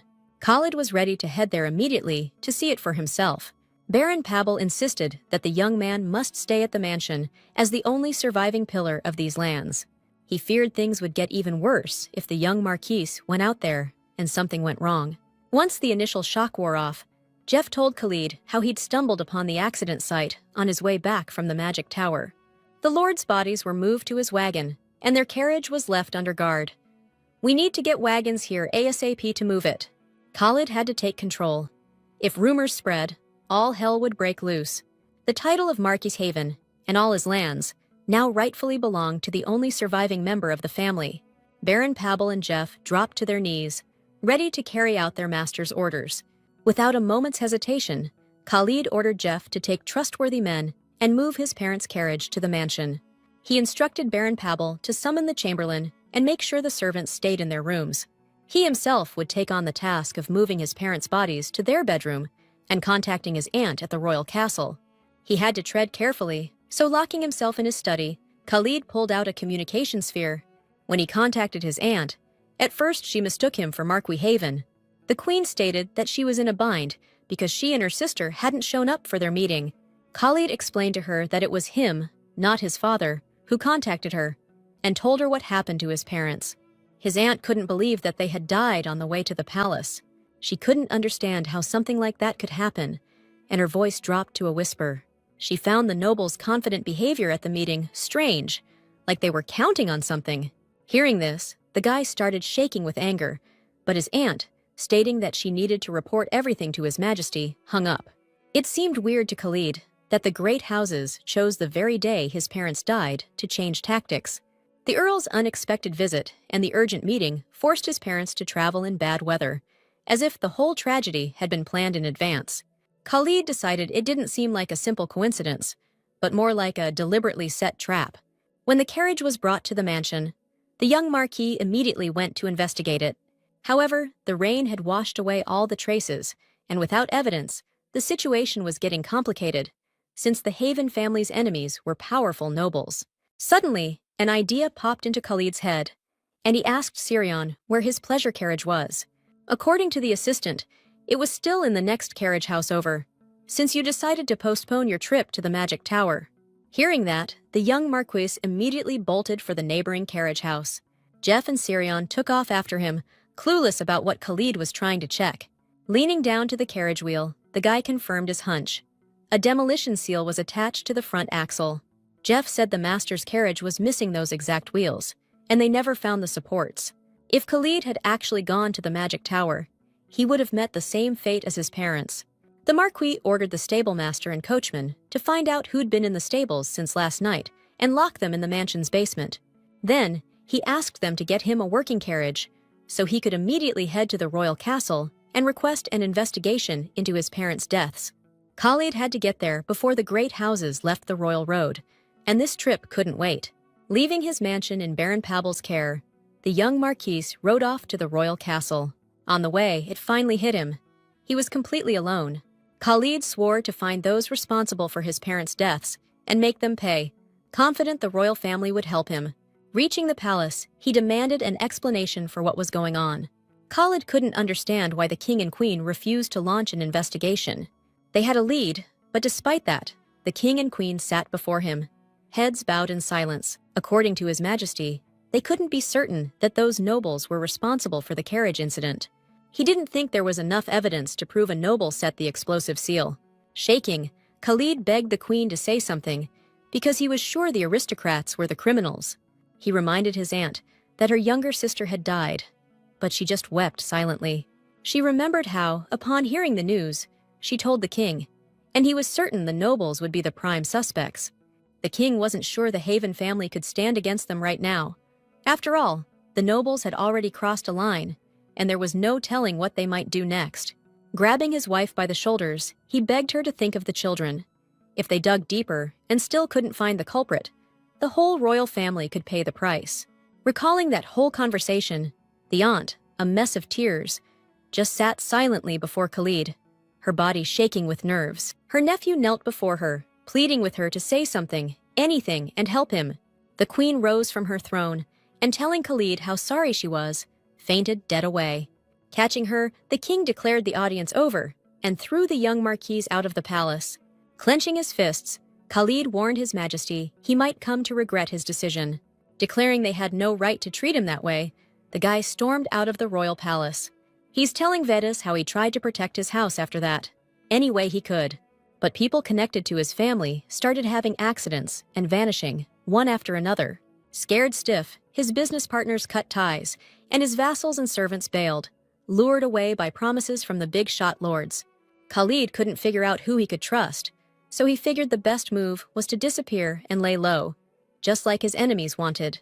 Totally resigned to the situation, the Marquis scarred his own face, pretending to be a liar, all to lower everyone else's guard so he could strike when he was ready. Vedas, that's rough to hear all the crap Khalid had to go through. Still, he admits he was expecting a bigger reaction from the knight. And that's when she lets loose. blowing up about how those nobles dared to do that, and how the royal family could turn their backs on their own. But seeing her go off like that, Khalid says maybe that's exactly the kind of reaction he didn't want to see. According to her, blood ties don't guarantee loyalty or anyone having your back. You can put up with indifference and blame for a long time, afraid to lose even that kind of attention. Landing in a loving family? Vedi's hit the jackpot, no doubt. She tells Khalid he doesn't have to believe her, but she totally gets the pain of losing family. And this girl ain't about to forgive the creeps who took her family away either. The Marquis is all, "What's your problem? Your family's fine," doesn't get it. But he does get that they're after the same thing. Whether it's murder or a full-blown revolt, the same bastards are behind it all. Vedi's, a little hesitant, asks the Marquis if they can clear something up before going further. She wants to know if it's even possible that someone in her family could be a suspect. But Khalid's convinced Count Eldorado's clean. He was the only one who didn't profit when the heavens went down. Still, he's curious. What would she do if her own family came under suspicion? Vedi's would prove they're innocent, because she's damn sure her family isn't capable of something like that. The girl wants to know what he's implying with all this talk about family secrets. Vedi's wants Khalid to know she trusts him, maybe just a little less than Roseanne. Khalid's satisfied with her honest answer. It's better than trusting everyone blindly. Watching all this unfold, Sirion's trying to figure out what the heck these two are up to. Suddenly lost in thought, the Marquis asks Vedas to just call him by his first name, no formalities. That surprises not just Sirion, but the girl herself, who's curious about why he's suddenly suggesting that. Khalid, totally straight-faced, wonders if they haven't already passed the polite stage, considering she even calls the princess by her first name. The heroine realizes with a jolt that she did just call her Highness Roseanne. Khalid knew all along they weren't using titles with each other. The word princess always sounds forced coming from Vedas. Face-palming, the heroine asks if she can at least call the Marquis Sir Khalid. He's smirking, says that sounds way better. Seeing that weird look on his face, the girl thinks the Marquis has totally lost it. Sirion's just standing there, completely clueless about what's going on.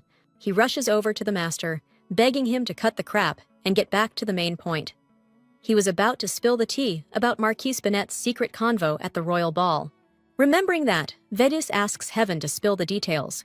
According to him, it was about a teleportation artifact the Marquis is using to scam investors. But he didn't make it himself. He got it from someone else. The supplier's coming to Bennett next month to finalize the deal, so he was pushing for them to be prepared.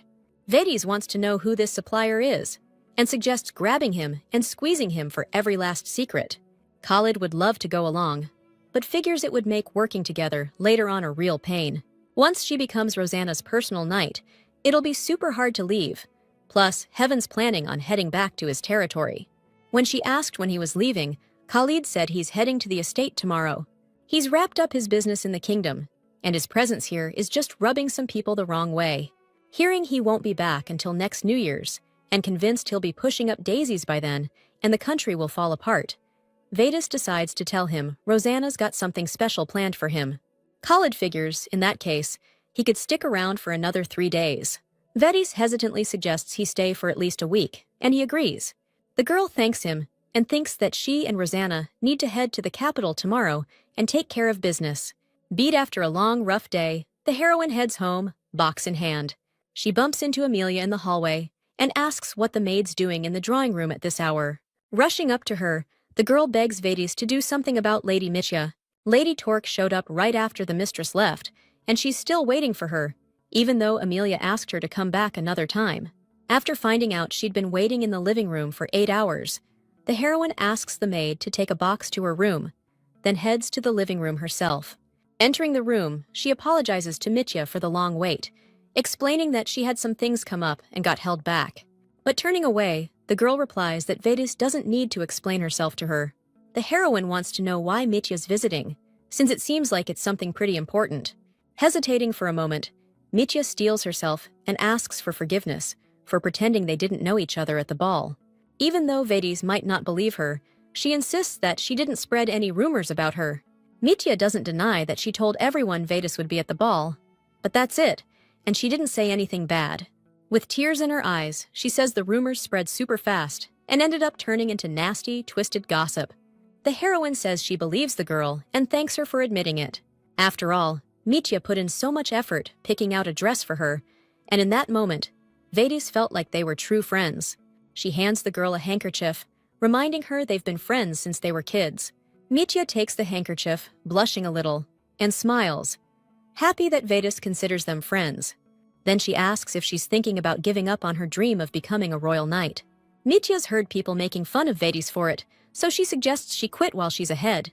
She's worried about her friend, and that's why she decided to bring it up. But Vedis doesn't get why she's saying this, since she doesn't give a damn about the rumors and gossip. Mitya thinks it'll be tough for her to live in the world of aristocrats with that kind of reputation, and she might regret it. But Vedis asks her to talk about something else, because she's had a rough day. She insists she can handle her own problems for now, and Mitya flinches at those words. It reminds her of when her brother used to say the same thing when she was little. So Mitya starts yelling that she's worried about her friend, figuring she thinks she's pathetic. Vedis explains that's not what she meant at all. She just thinks it's not a great idea to get hung up on what other people think. Mitya shouts that's what people who have everything always say. No matter what Vedis does, she always has someone who believes in her, so she's confident and not afraid of anything. Watching her as a kid, Mitya thought she could try to be like her friend too. The girl wanted to learn how to sword fight, hoping it would bring them closer. But her attempts only made her dad furious. He couldn't understand what his daughter was thinking, picking up a weapon. Little Mitya, covered in cuts and bruises, was shaking with tears, listening to her father's yelling. He blamed everything on his wife too, saying she couldn't even watch their kid, and the girl just quietly apologized. Her father drilled into her head that a lady should be modest, and a woman's happiness comes from living an ordinary life and being like everyone else. And now, Mitya's telling Vedis that she's gonna suffer for her choice, that she'll only get scorn and judgment from everyone else. Sobbing, she admits she never wanted any of this for her friend, that she just wanted her to live a peaceful life. Vedis finally gets what Mitya's been thinking all along, because the girls from Moselberg don't know anything but being forced to do things. All they can do is dream about changing the way things are. She asks Mitya if she really believes that a woman's role in society is that insignificant. Vedis knows that feeling, because fighting against rules that are forced on you is always tough. So she offers to have Mitya teach her that they can do anything their hearts desire. Gripping her hand tightly, Vedis begs her to come to the royal knighting ceremony so she can see the other paths that are out there. Vedis is warming up before her knighting exam and overhears Rosanna saying she expects the judges to be fair. Before the exam, they met with the princess, and our girl told her why Khalid can only stay in the kingdom for a week. Vedis apologized for what she had to say to the marquise. Rosanna suggested she go with Heaven, using her orders as cover. That way, she could learn about Bannet and protect Khalid. Vedis threw her arms around her neck, because the princess had saved her, like always. But right now, the heroine doesn't have time to worry about all that, since she needs to focus on the tournament. She scans the stands, trying to see if Mattia came, like she promised she would. Spotting the girl, the heroine starts waving her hand like crazy. With all the attention on her, Mattia gets flustered and blushes, which Vedis thinks is super cute. The prestigious Royal Knights tournament is officially open, and the participants are ordered to step forward. Vedis is dead set on turning this whole thing on its head today. Every competitor takes part in 3 rounds of one-on-one combat. When Gina steps up to fight, she initially feels like she's outmatched by her opponent, but she convinces herself she can't lose, jumps to her feet, and freezes her opponent by pressing her sword to his throat. After claiming victory, she heads over to see what's happening in the next hall. This is where Vedis is fiercely fighting for her title of honorary knight. She doesn't get why her opponent is hoarding mana and not using it. The judges are impressed by Vedis's skillful use of mana at such a young age, since controlling speed gives her explosive power. They're sure she could be assigned to any squad right now, even though the girl's opponent is the promising son of the Robel family. Vedis is undoubtedly declared the winner of this battle. Gina and Olivia think the heroine is amazing, but while the first one enthusiastically says so, the second keeps her emotions to herself. Gina's stoked to be on a team with Vedis, since she beat the guy that Gina lost to in the first round. After hearing her, Olivia, for some reason, turns around and quickly runs off. Vedis, who's never lost a fight, turns around and recognizes her Royal Guard colleagues from before her reincarnation. First up, Jenna Volnon Precia, a 2-time tournament champ with 1 loss under her belt. Second, the scowling Olivia Milla Polona, undefeated in all 3 of her one-on-one competitions. Rishi Beloa Sadanel, a two-time winner with one match ending in a draw. Vedis is relieved they all made it through okay, though she shouldn't have worried. These girls always kick ass. They were all amazing people, but the heroine always thought of herself as a terrible commander. Vedis was thinking she needed to change and head out to Levanche. Suddenly, her attention was grabbed by some kind of squabble at the gates between the guys and the girls. The knights were accusing the girls of getting rewarded for favors with the princess, while they were busting their asses. Rishi reminded the guys that they wouldn't even give them space to train. The girl was saying it's their job to protect the princess, and unlike those guys, they actually take it seriously. The dude kept accusing them of holding the same position as them, but not lifting a finger. Olivia grabbed her sword, saying he should have joined a street gang if all he cares about is the cash. She told him to settle it like a knight and draw his sword, but Vedas stepped in and stopped her. The heroine demanded someone explain to her what the heck was going on. But before Olivia could answer, Vedas started chewing everyone out for arguing instead of standing guard. Looking at the guys, she told them to get ready to face the music for slander and dereliction of duty, cause this is going straight to the top brass of the royal guard. Recognizing Vedas as the commander's daughter, the knights freaked out, worried he might take it as a personal insult. So they all hauled ass out of there, not wanting to push their luck any further. Olivia thanked the captain for taking care of them. The girl told her to ignore the garbage those idiots were spouting and just forget about it. When Rish asked how long Vedas had been listening to their argument, she said she'd heard it since their voices started getting loud. Lady Sadanel admitted that stuff like this happens all the time, but they kept quiet so the captain wouldn't worry. The heroine realized with a pang that she'd never paid enough attention to these girls, even though she was the closest thing to family they had. Remembering she had to hurry, Vedas promised to hear the details later and ordered the girls to take their posts. Even though she felt bad for them, the original story seemed more important, because she didn't know when it might start. Back then, the heroine's only priority was survival. Back then, she didn't have what it took to be a captain, and she couldn't protect anyone. But now everything's different. Because she's not alone, she's got Khalid and Rosanna by her side. The next contestants asked to step forward are James and Marin. Vetti stares at the girl, and she looks incredibly familiar. Even though she can't place where she's seen her before, the heroine is somehow certain she's gonna bomb this exam. The first round's over, and they're announcing the rules for round 2. A group battle against a monster. They yank the cover off the cage, and everyone sees this huge, horned beast, kinda like a dog, but 100 times bigger. They've got a half-hour break to team up and come up with a strategy.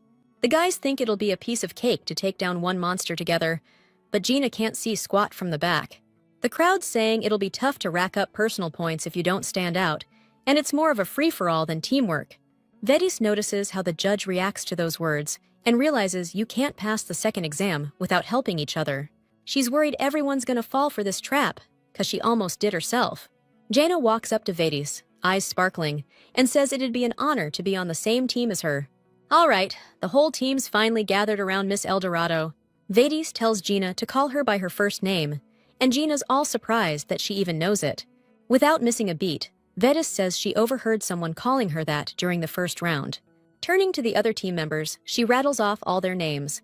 When she says Olivia's name, Gina recognizes her as the one who ditched her after the first tournament. Rishi is wondering why it's only girls in their group. Marin figures they got sorted by skills, so they'll bond while tackling this challenge. Rishi doesn't buy that it's all for their own good, and Vedis asks her what she's getting at. This girl's convinced a lot of people are hoping they fail, and Miss Eldorado's gotta know that. Rishi thinks there's a chance this is a setup to take them all out at once.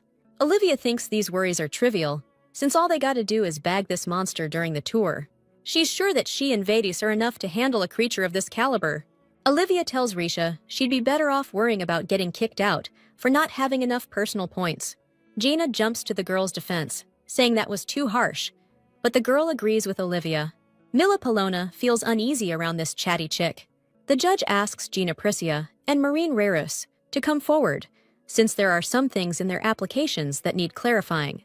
Vedis, hearing the girl's last name, starts to remember something. Since she's never heard of the Rarus family, and Marine uses a shield and crude one-handed sword fighting, she's more likely a mercenary than a knight. The heroine remembers that this is the very girl who'll become famous in the Empire as a mercenary, a descendant of the Blue Lion. Even though the Emperor, interested in Marine's skills, offered her a title, she turned it down, deciding to remain a free mercenary. Vetis got her help before, but Rarus was just a commoner back then, so they didn't click right away. Now, realizing Maran's from Mauselberg, she understands she became a commoner, 'cause her country fell. Still, she can't figure how someone like that applied to be a royal knight of Rosanna, and failed at it. The judge asks Marine and Gina to wait while he grabs their applications. Gina's seeing this huge beast in person for the first time, and Marine tells her not to get too close to the cage. It's dangerous. The judge who called them in smirks and opens a vial of potion. The monster can smell it. The animal starts acting crazy, totally rabid, and smashes the cage, breaking free. Gina's too scared to move, and Marin rushes to help her. She grabs the girl by the scruff of her neck, worried she's too late to draw her sword. Just then, Vetus and Olivia jump in front of the monster, distracting it. Rich is shaking with fear, not understanding how the monster managed to jump out of the cage so fast. Vetis tells Olivia to take care of Jean and Marin, then uses her mana to attack the beast herself. Another second, and the monster's lying on the ground with its throat slashed, blood gushing out. While the crowd's buzzing about how she took down that thing with one hit, Vetus is staring down the scared knight who put the girls in danger. Looking where he's looking, Vetus spots the head of the night guard standing on the balcony and realizes he's behind this whole mess. The heroine thinks he could have fought her himself, instead of using dangerous monsters to wipe out the candidates. He was aiming above Jean and Marine on purpose, because no matter what happened to them, he'd avoid serious trouble. Realizing just how low he's stooped, the heroine decides her top priority is getting this guy out of the kingdom. Count Eldorado rushes to the scene, trying to figure out what happened and why the monster broke free. They're asking the head of the night guard what he was doing the whole time the other judges were checking out the other contestants. He says he got the princess to safety first, figured that was his top priority. They start arguing, trying to figure out how a monster that was supposed to be contained suddenly broke loose, but Earl Eldorado shuts it down. He asks Gina if she's all right and if she can continue the exam, and she begs him for another shot. She insists that thanks to Vetus's quick thinking, she didn't get hurt at all. The Earl looks at the beast and is amazed by how precise the killing blow was. He even thought the head of the guard did it. Eldorado smiles at his daughter, marveling at how quickly she's grown up. The Earl suggests putting the rescued girls last in the second stage so they can rest up, and they thank him for his consideration. Gina thanks Vetus and Olivia for their help, feeling that she and Marin owe them their lives. The heroine says they don't need to thank them, and instead asks Marin not to teach Gina any bad habits. Standing a little ways off and blushing, Olivia insists they don't need to thank her. Her sword skills couldn't even slow that monster down, but Vetus took it down solo. But Jenna's insisting Olivia help them out, saying she gave it her all in that fight, so she thinks she's super brave and awesome. Pelin figures she's just doing it for herself, because if the girls get knocked out with injuries, the guard's gonna be short-handed. Marin's asking Olivia how old she is and why she's being so formal with everyone. Clearly not wanting to answer that, the girl admits she's only 17. Everyone's pretty shocked by that, since they didn't expect Olivia to be the youngest of the bunch. The girl snaps, saying it's only a year difference, and orders everyone to get their butts off the ground. Jenna and Marine listen to her, but they call her a shrimp and giggle about it. When Jenna gets up, her leg suddenly starts shaking, and she almost falls over. She's worried if she can even move properly in the second stage, if she has to face another monster. Vetis notices that after the monster attack, the tension from the exam has increased, and the girls are feeling down. But Gina and Rishi have a real reason why they absolutely gotta become royal knights. So our girl walks up to Lady Precia and tells her to chill, promising that nothing bad's gonna happen to her. The knight dudes who made it to the second round are surprised by the kind of monster they're up against. It's this little fluffy critter, kinda like a bat, with a tiny horn on its forehead. At first, the knights can't figure out why they're fighting something like that. But this monster turns out to be so freaking fast that none of them can catch it. The test is over, but Gina's still in shock at how easily they handled it. Vetis told her to lure the monster towards the clock tower, while she and Olivia targeted its wings and attacked. Gina even thought for a second that she knew exactly how it was gonna go down. But our girl just laughs it off. Lady Precia wants her to spill the beans, 'cause according to the deputy, she used deduction, and basically, she's the best. Rishi walks up and says that because of the monster investigation, the final exam's been pushed back to tomorrow. Since everyone's already leaving and the carriages are waiting for the girls, they say their goodbyes till tomorrow. Marin's about to head out too, but the heroine asks her to stick around for a sec. She tells the girl that if she keeps acting like this, she's gonna fail the night exam. Marin's trying to figure out what all this means, and Vetus tells her to keep it down, suggesting they talk somewhere else. The girls head outside the capital fortress and find a secluded spot. Marin asks Miss Eldorado to explain what she meant. According to Vetus, she was watching her during the exam. Her attacks are super harsh and rough, but she moves without thinking. Ryrus is surprised, because Vetus is literally repeating her teacher's words about trusting your gut, but not relying only on instinct. Word is, Marin made it this far because the Royal Guard and the Knights Order are running this exam together. But unlike the other contestants, they only have a spot in the Royal Guard for her, and now she gets what's going on. Now Ryrus understands how she managed to get to the second stage. She's dying to tell the girl that she can help her out. If she offers and the girl accepts, she'll pass the exam, no problem. If Vetus focuses on the head of the mercenaries, that could really help her. But she's not sure if that's the right call, or if it's better to just let things play out like last time. Vetus is worried that her meddling will mess up Marin's future, because if the changes to her destiny don't affect the overall outcome, then she, like everyone else, is gonna be toast. Noticing the worry on her face, Marin asks if she's all right. Vetus decides not to dwell on the negative, and instead of suffering, asks the girl directly about it. So, she asks Marine why she wants to join the Royal Guard. The girl admits the first reason is the money, since the Royal Knights get paid pretty well. Marin comes from a regular family, a pretty poor one at that. Her parents work as servants, so it's hard to feed the younger kids. Vetus thinks the girl's desire to become a knight for her family is a pretty solid reason. But then, getting flustered, she admits that's not the main reason. And she even feels a little ashamed. She's been wanting this for a long time, because the idea of becoming a royal knight really calls to her.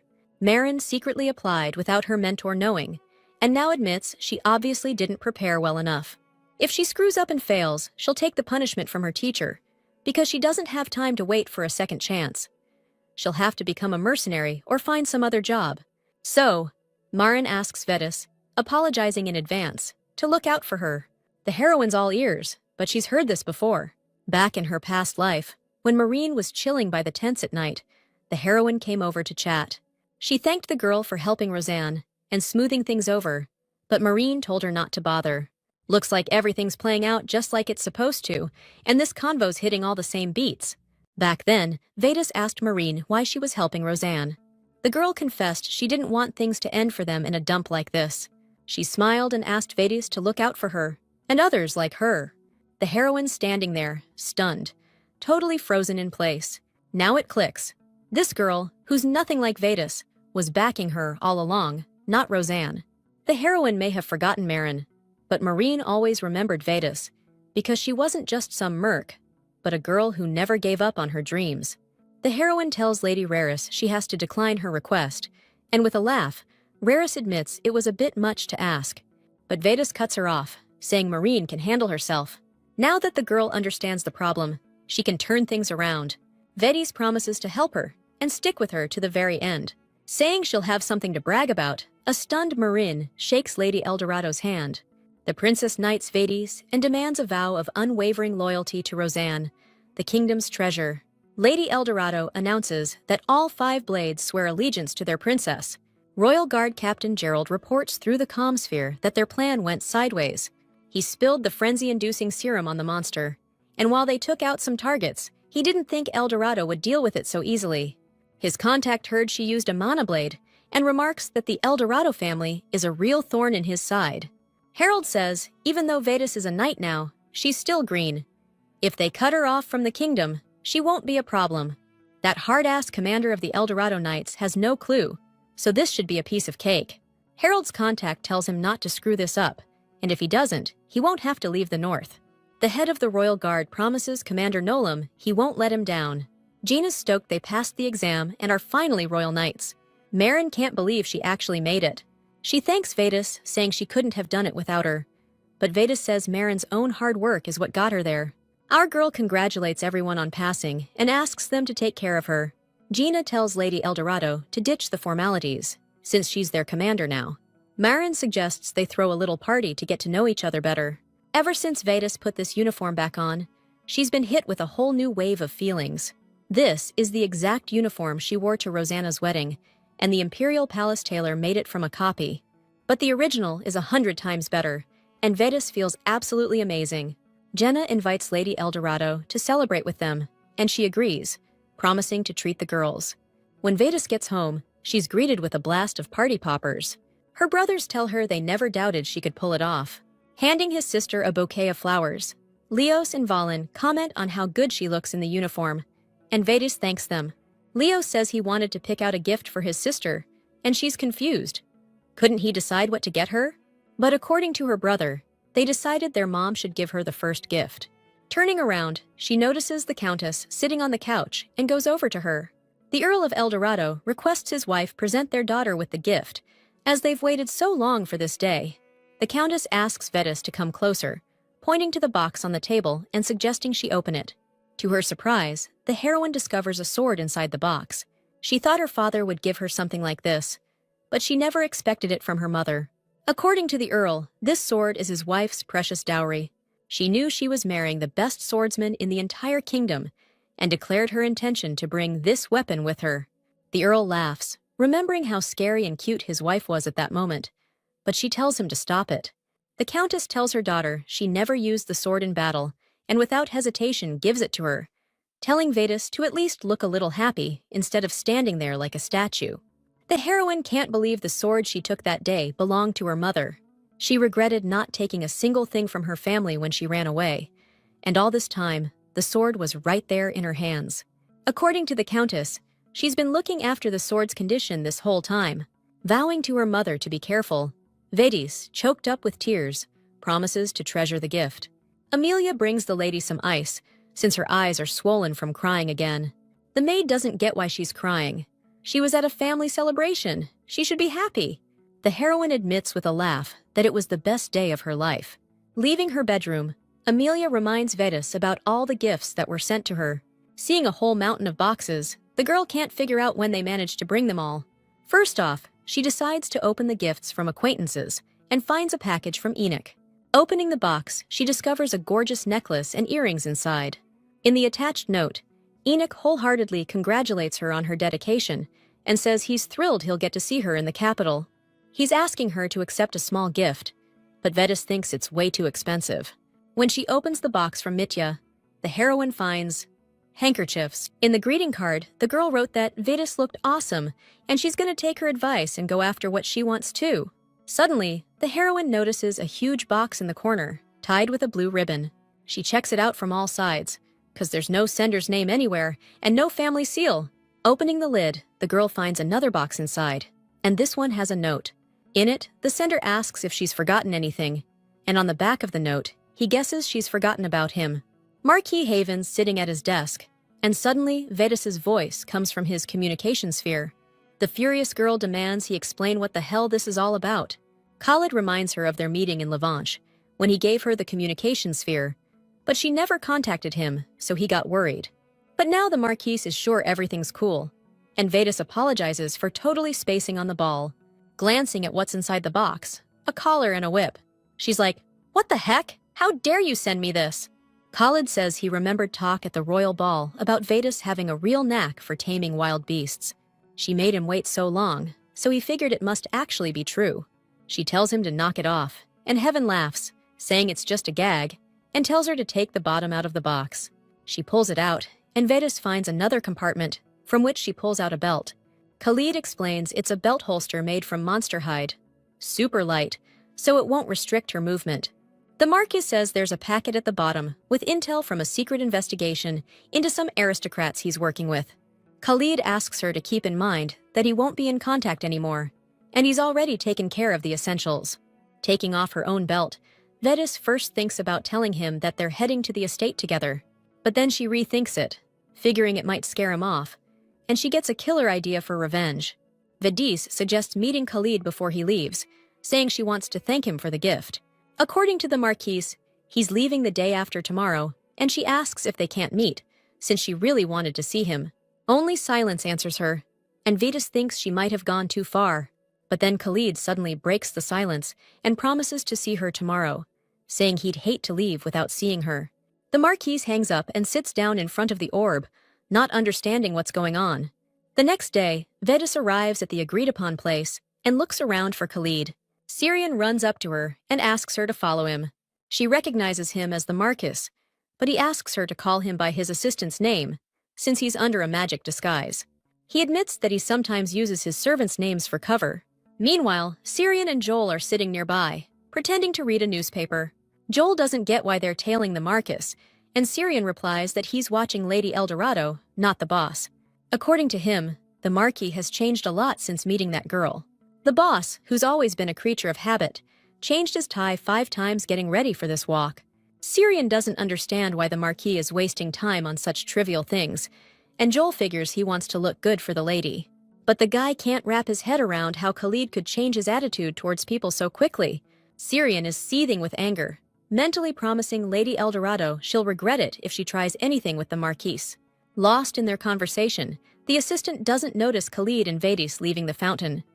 Joel saw it, but he kept quiet. Vedis says Rosanna asked them to buy some alchemy supplies, so she and Khalid are heading into the magic shop. But the real reason she's here is for an artifact hidden inside this store. In the original story, when Roseanne got a hankering for him, the royal alchemist who bought the artifact just gifted it to her. So now, Vedis is digging through the shelves, trying to find something that looks like a medallion. Bending down to the bottom shelf, she spots what she's looking for in a box. But just as she reaches for the artifact, another hand tries to grab it too. At first, she laughs at the awkwardness, but then she looks up and freezes in shock. She can't figure out what this guy's doing here, and if the future's already starting to change. Vedis decides to get out of here ASAP, but the man asks her to stop. He says with a smile that he'd like to take a look at what she picked up and asks to borrow it for a sec. The thought that he knows about the artifact sends a shiver down her spine.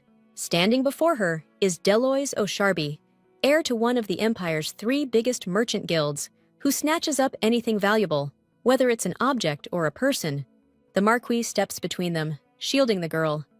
"What's going on here?" he asks. Deloise explains, "I was just admiring the, item the lady selected. I just wanted to take a quick look and give it right back." Khalid looks at the girl, but she shakes her head, clutching the artifact tightly. The Marquis tells the guy, "We're buying this. There's no point in you looking at it." After paying, Vedis grabs Khalid's arm, pulling him away. "Let's get out of here before something happens." The Marquis asks, "Do you know that guy?" Vedis replies, "His face is familiar, but I don't think he knows me." Khalid explains his question. "That stranger is heading our way." Vedis wonders, "How long is O'Sharby gonna keep tailing us?" She guesses, "It's gotta be about the artifact, right? It's super valuable after all." The Marquis is getting seriously ticked off.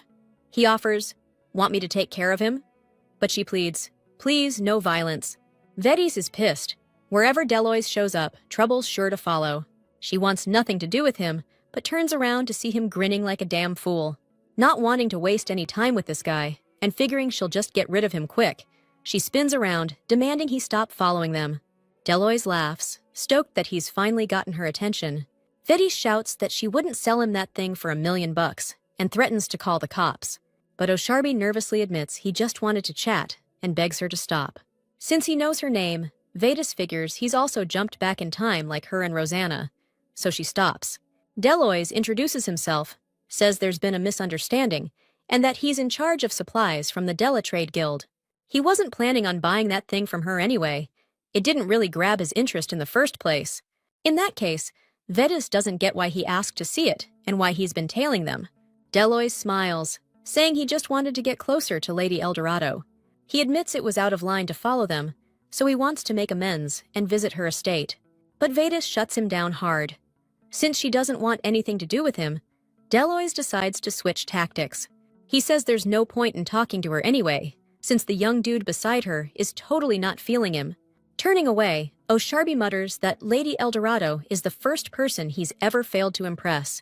Hearing that, she realizes he doesn't actually know the future, and this was just a random encounter.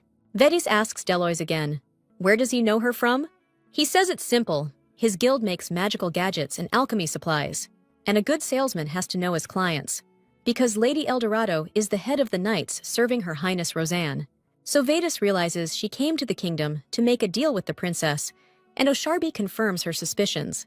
Deloise immediately knew this was a pretty sweet deal, but it's super hard for small-time foreign traders to even get in front of the princess. Vedis asks if he's hoping she can help him set up a meeting with Rosanna. Osharbi suggests she and her companion should head to some chill spot first, grab some tea. Turning and glancing at the gloomy marquise, Vedis shivers from the heavy vibe. Of course, Khalid's pissed. She set up a meeting with him, but if she can smooth things over with Delois, it'll be a huge help down the road. But Haven said he's tight on time and only free today, so Vedis is trying to figure out what to do. Looking at her, Khalid smirks, not understanding why he's going so soft when it comes to this girl. Turning to Delois, he says he knows a great place and suggests they all go together. The heroine's surprised by his move, and he explains he got that she wanted to go, but thinks she shouldn't be alone with this guy. Khalid wants Vedis to stick around after the meeting with Delois, catch up on lost time. Settling into the cafe, she's drafting a document stating that Osharbe is helping smaller guilds get a leg up in the merchant world. Delois tells her to remember his name, but she totally blows him off like, duh, she already knows it. She's not sure how the guild was doing before all this went down, but by the time they met in the previous timeline, Osharbe was killing it. He'll gain recognition even faster than before, if everything goes according to plan, and he seals the deal with Rosanna. They'll be getting goods shipped to Moselberg that are super hard to come by around there, so it's a win-win for everyone. Vedis hands him the document that'll get Delois a meeting with the Princess ASAP. Stashing the permit in his pocket, the guy thanks Lady Eldorado, and she wishes him good luck. Grinning, Osharbe says she seems a little more relaxed and figures they're finally on the same page. She didn't even realize she was getting close to him again, just like before she reset everything. When she asks if Delois will return home after meeting the princess, he replies that he'll stick around for a bit to check out the local market. Plus, he's planning on dropping by the magic tower at the Bannet estate in 5 days. Khalid and Vedis realize that's the exact day the guy in charge of supplying that artifact is visiting Marchioness Bannet. That can't be a simple coincidence, and Delois is obviously connected to all this somehow. After that realization, the atmosphere in the cafe gets super tense. Delois, showing up in this kingdom looking for something, is a new element that's popped up because the original story's changing. And even if he's doing all this for the cash, he still isn't exactly ripping people off for profit. Whatever's going on, he wouldn't stoop to letting artifacts made by the royal court get stolen. The heroine needs to figure out how Delois is connected to Marchioness Bannet, and she hopes the plot doesn't change too much. She asks if he scheduled the magic tower visit specifically for that day, but Osharbe says it's not like that at all. He claims their merchants have no business in the magic tower, unlike the mages who are all over the trading scene. Knowing Delous's prickly personality, that must have taken some serious effort on his part. He told them he wasn't happy about it, but they offered a discount to make up for the messed-up schedule. Besides sightseeing, Deleuze is planning to see if there are any deals to be made, though he's not thrilled about doing it without a fun partner. The Marquise finds it weird that mages from the Empire are looking for the magic tower in the kingdom, since it's usually the other way around. According to Deleuze, the Empire's got a really well-established international education system for foreigners. That's all thanks to the Emperor, who's pushing hard to cultivate talent, and especially throwing money at alchemy. Osharbe is wondering if the princess has any plans to study abroad, which cracks Vedis up, since Rosanne should be teaching there, not learning. Even though our girl's trying to change the future for the sake of the kingdom, she still thinks the princess misses Eventine. An idea pops into her head. Get them to meet up under the guise of training after saving the kingdom. So bottom line, these guys hunting for the Bannet estate are hired mages, and chances are they're scammers working with the Marquis. This is an early prototype, and even though the girl doesn't know how they got their hands on the artifact, they're definitely not your average mages. Things would be easier if Vedis could fully involve Delois in this thing and get him to cooperate. But the biggest problem is Marquis Haven sitting right there, looking like a thundercloud. So the girl suggests Khalid talk outside, and they head out the door. When she asks if he's suspicious of Lord Delois, Haven says he just can't trust him. Vedis says she thinks he doesn't know anything and is using Bannet to cover his tracks. But Haven doesn't rule out that he might be faking it. She doubts he'd be running shady operations in a foreign country, especially while making a deal with the royal family. Khalid doesn't get why she's taking Delois's side, because even if that's true, he's still a little sus. It's driving her nuts that she can't vouch for a guy she's actually known for 7 years to the Marquise. She's begging him to listen, saying that having someone involved right in front of them is a stroke of luck they gotta use. Vedis suggests infiltrating the Bannet estate, disguised as a member of the Merchant Guild. That way, Khalid could keep an eye on the mages from the inside and tail them immediately.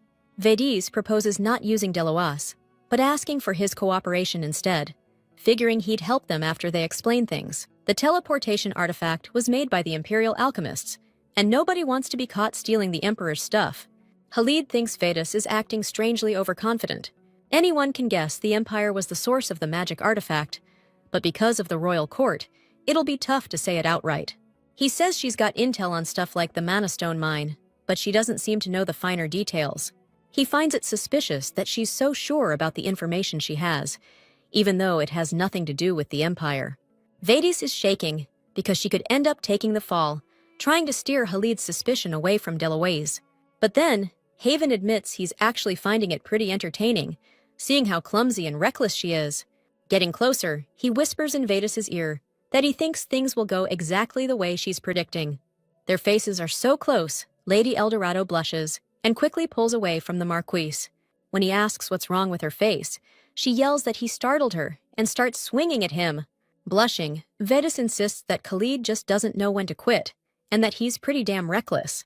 Putting on an innocent face, Haven asks if she didn't like it, and she gets flustered.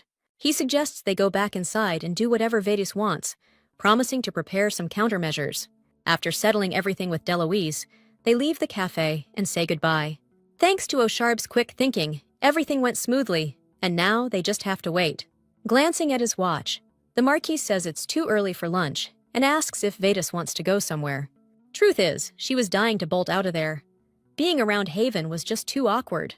Vedis wipes her face, wondering if he messes with everyone's head the way he does with hers. Since she still hadn't answered him, Khalid asks if she's all right. Just then, Syrian bursts around the corner, yelling that he's finally found his master. Joel clamps his hand over Syrian's mouth, trying to keep him from spilling the beans to the Marquis about them tailing him. Taking advantage of Haven being distracted by Syrian's outburst, Vedis, not knowing what else to do, just decides to bail. Sitting in the carriage, Khalid's bummed that they had to split like that because of those two knuckleheads. He just doesn't get why Vedis suddenly decided to run off. He remembers whispering in her ear that she was clumsy and reckless. The Marquis recalls how their faces ended up so close after that, and how awkward they both froze in that moment. Just when he finally pieces together what's going on, Syrian suddenly hears a loud bang against the carriage wall. The Marquis is worried he went too far yesterday. Vedis hasn't even looked him in the eye since. At some point, he'd gotten so comfortable around her, and he felt this weird sense of peace. Khalid thought he was used to being cautious and wary of strangers, but he'd never met anyone like Lady Vedis before, charming and not looking for an angle when dealing with people. Whenever she was around, Heaven felt so off balance. He decides to leave it at that, because after all this, he and the lady are going to end up on opposite sides. Suddenly, Syrian notices someone racing after their carriage on horseback. He knocks on the Marquis's window and tells him there's a carriage and a knight gaining on them fast. Peeking out, Khalid orders his assistant to be vigilant and clear the road ahead, to let them pass. Pulling up beside them, Vedis stops, and with a smile, suggests the Marquis ride along, since they're headed the same way. Entering the girl's room, Khalid tells her she should rest up, and he'll let her know what time they're leaving tomorrow. He slams the door shut, and the heroine is left alone in the room. When she caught up to his carriage, she handed him the princess's decree to survey the underdeveloped regions of Haven in order to popularize magical tools within the kingdom. The heroine smiled and asked if she surprised him, since she intends to accompany him. Now sitting on the bed, the girl wonders why the Marquis suddenly got so serious back then. His reaction wasn't like surprise, but more like he didn't have a choice. And if that's the case, now she doesn't know how to react, because she rushed to catch up to him, since he could have ended up in a very bad situation. The heroine doesn't get it. Is he really that annoyed to travel with her, after he was all over her whenever he felt like it? Even sitting in the carriage, he was still trying to convince Vedis to turn back, but he did insist on a village inn instead of sleeping out in the open. Suddenly, the girl bolts out of bed, figuring Heaven's gonna ditch her here at dawn and sneak off. No way she's letting the Marquis pull that crap, so she's planning to keep her eyes glued on him. Stepping out of the bath, Khalid's stressing about Lady Vedis's actions. The kingdom's got too much going on, and she's chasing after him. He's at a loss, because no matter how much he pleads, the girl just won't listen. The Marquis carries the weight of avenging his parents, rebuilding the family name, and protecting those who still believe in him. To make sure everything goes smooth, nobody can know a damn thing, 'cause the fate of the Heaven lineage and the people of these lands rests solely on his shoulders. The high-roller aristocrats keep flexing on their family, and he's constantly running into that kind of trouble. The Heaven lands are all he's got left, and being back in his hometown gives him a sense of peace. The only thing that sucks is that this is where His Majesty ships off all the people he wants to get rid of. Khalid's worried about how he can bring a lady to a dump like this. He's terrified of repeating the same mistake that could make Vedas a target. Bright and early, the second the Marquis gets dressed, Miss Eldorado bursts into his room, wearing nothing but a nightgown. She yells that he's been caught red-handed, and she won't let him leave alone. Ignoring Khalid's surprised face, he just wanted a walk. Vedas keeps accusing him of secretly planning to ditch the hotel solo. After thinking for a sec, Haven invites her to come along for the walk. Strolling around the area, the girl realizes it really was just a walk. Noticing Khalid's coldness, Vedas tries to figure out what he's thinking about and asks if he always wakes up this early. He says not usually, but he just couldn't sleep today. When he asks if she slept well, she says she only dozed a little. But she's used to it, so it's all good. Vedas asks the Marquis to tell her about Haven, since she doesn't know anything about what's outside the capital. Khalid's thinking hard, and the girl's practically vibrating, waiting to hear his story.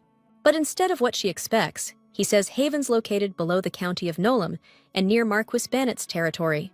Vedas cuts him off, wanting to know about the climate, what they produce, and what's interesting about the region. According to the Marquis, the climate's pretty warm, 'cause the northern mountains in Nolam block the wind. The area's famous for its cherries, especially this rare white-eye variety. Desserts made from them are the hottest thing in the kingdom. Hyped up by his story, Vedas begs him to tell her something else. Out of nowhere, the Marquis says it's dangerous there, and he hasn't changed his mind about sending her back to the capital. Haven's surrounded by enemies, and you never know when or where someone's watching you.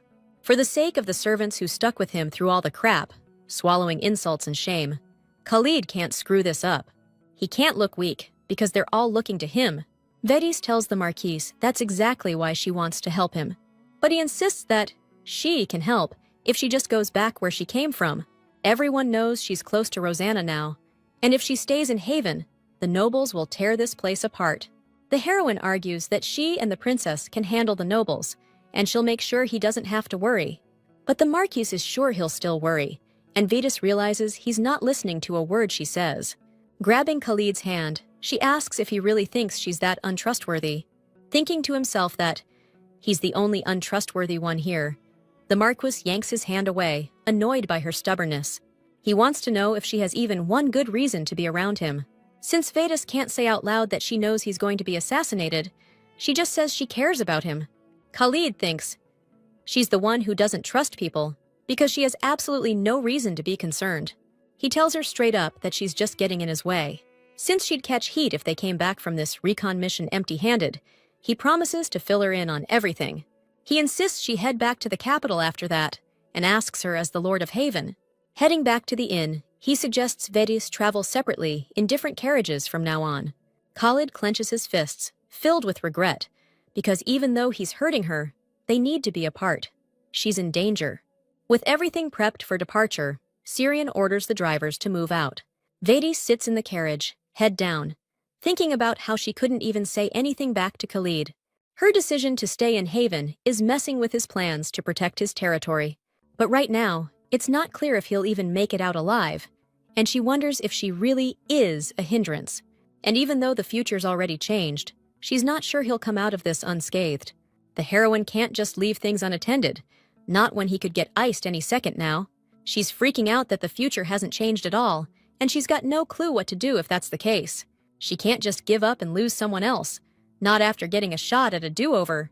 Vedas doesn't want to relive everything that happened to her and all the crap that came after. The servants are all bowing and scraping, welcoming Marquis Haven back to his lands. When he asks if there were any problems while he was gone, Baron Pabble says he left a detailed report in his office.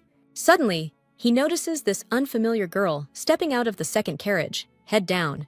The Marquis explains that this is Lady Eldorado, who's here on the princess's orders to scout the area.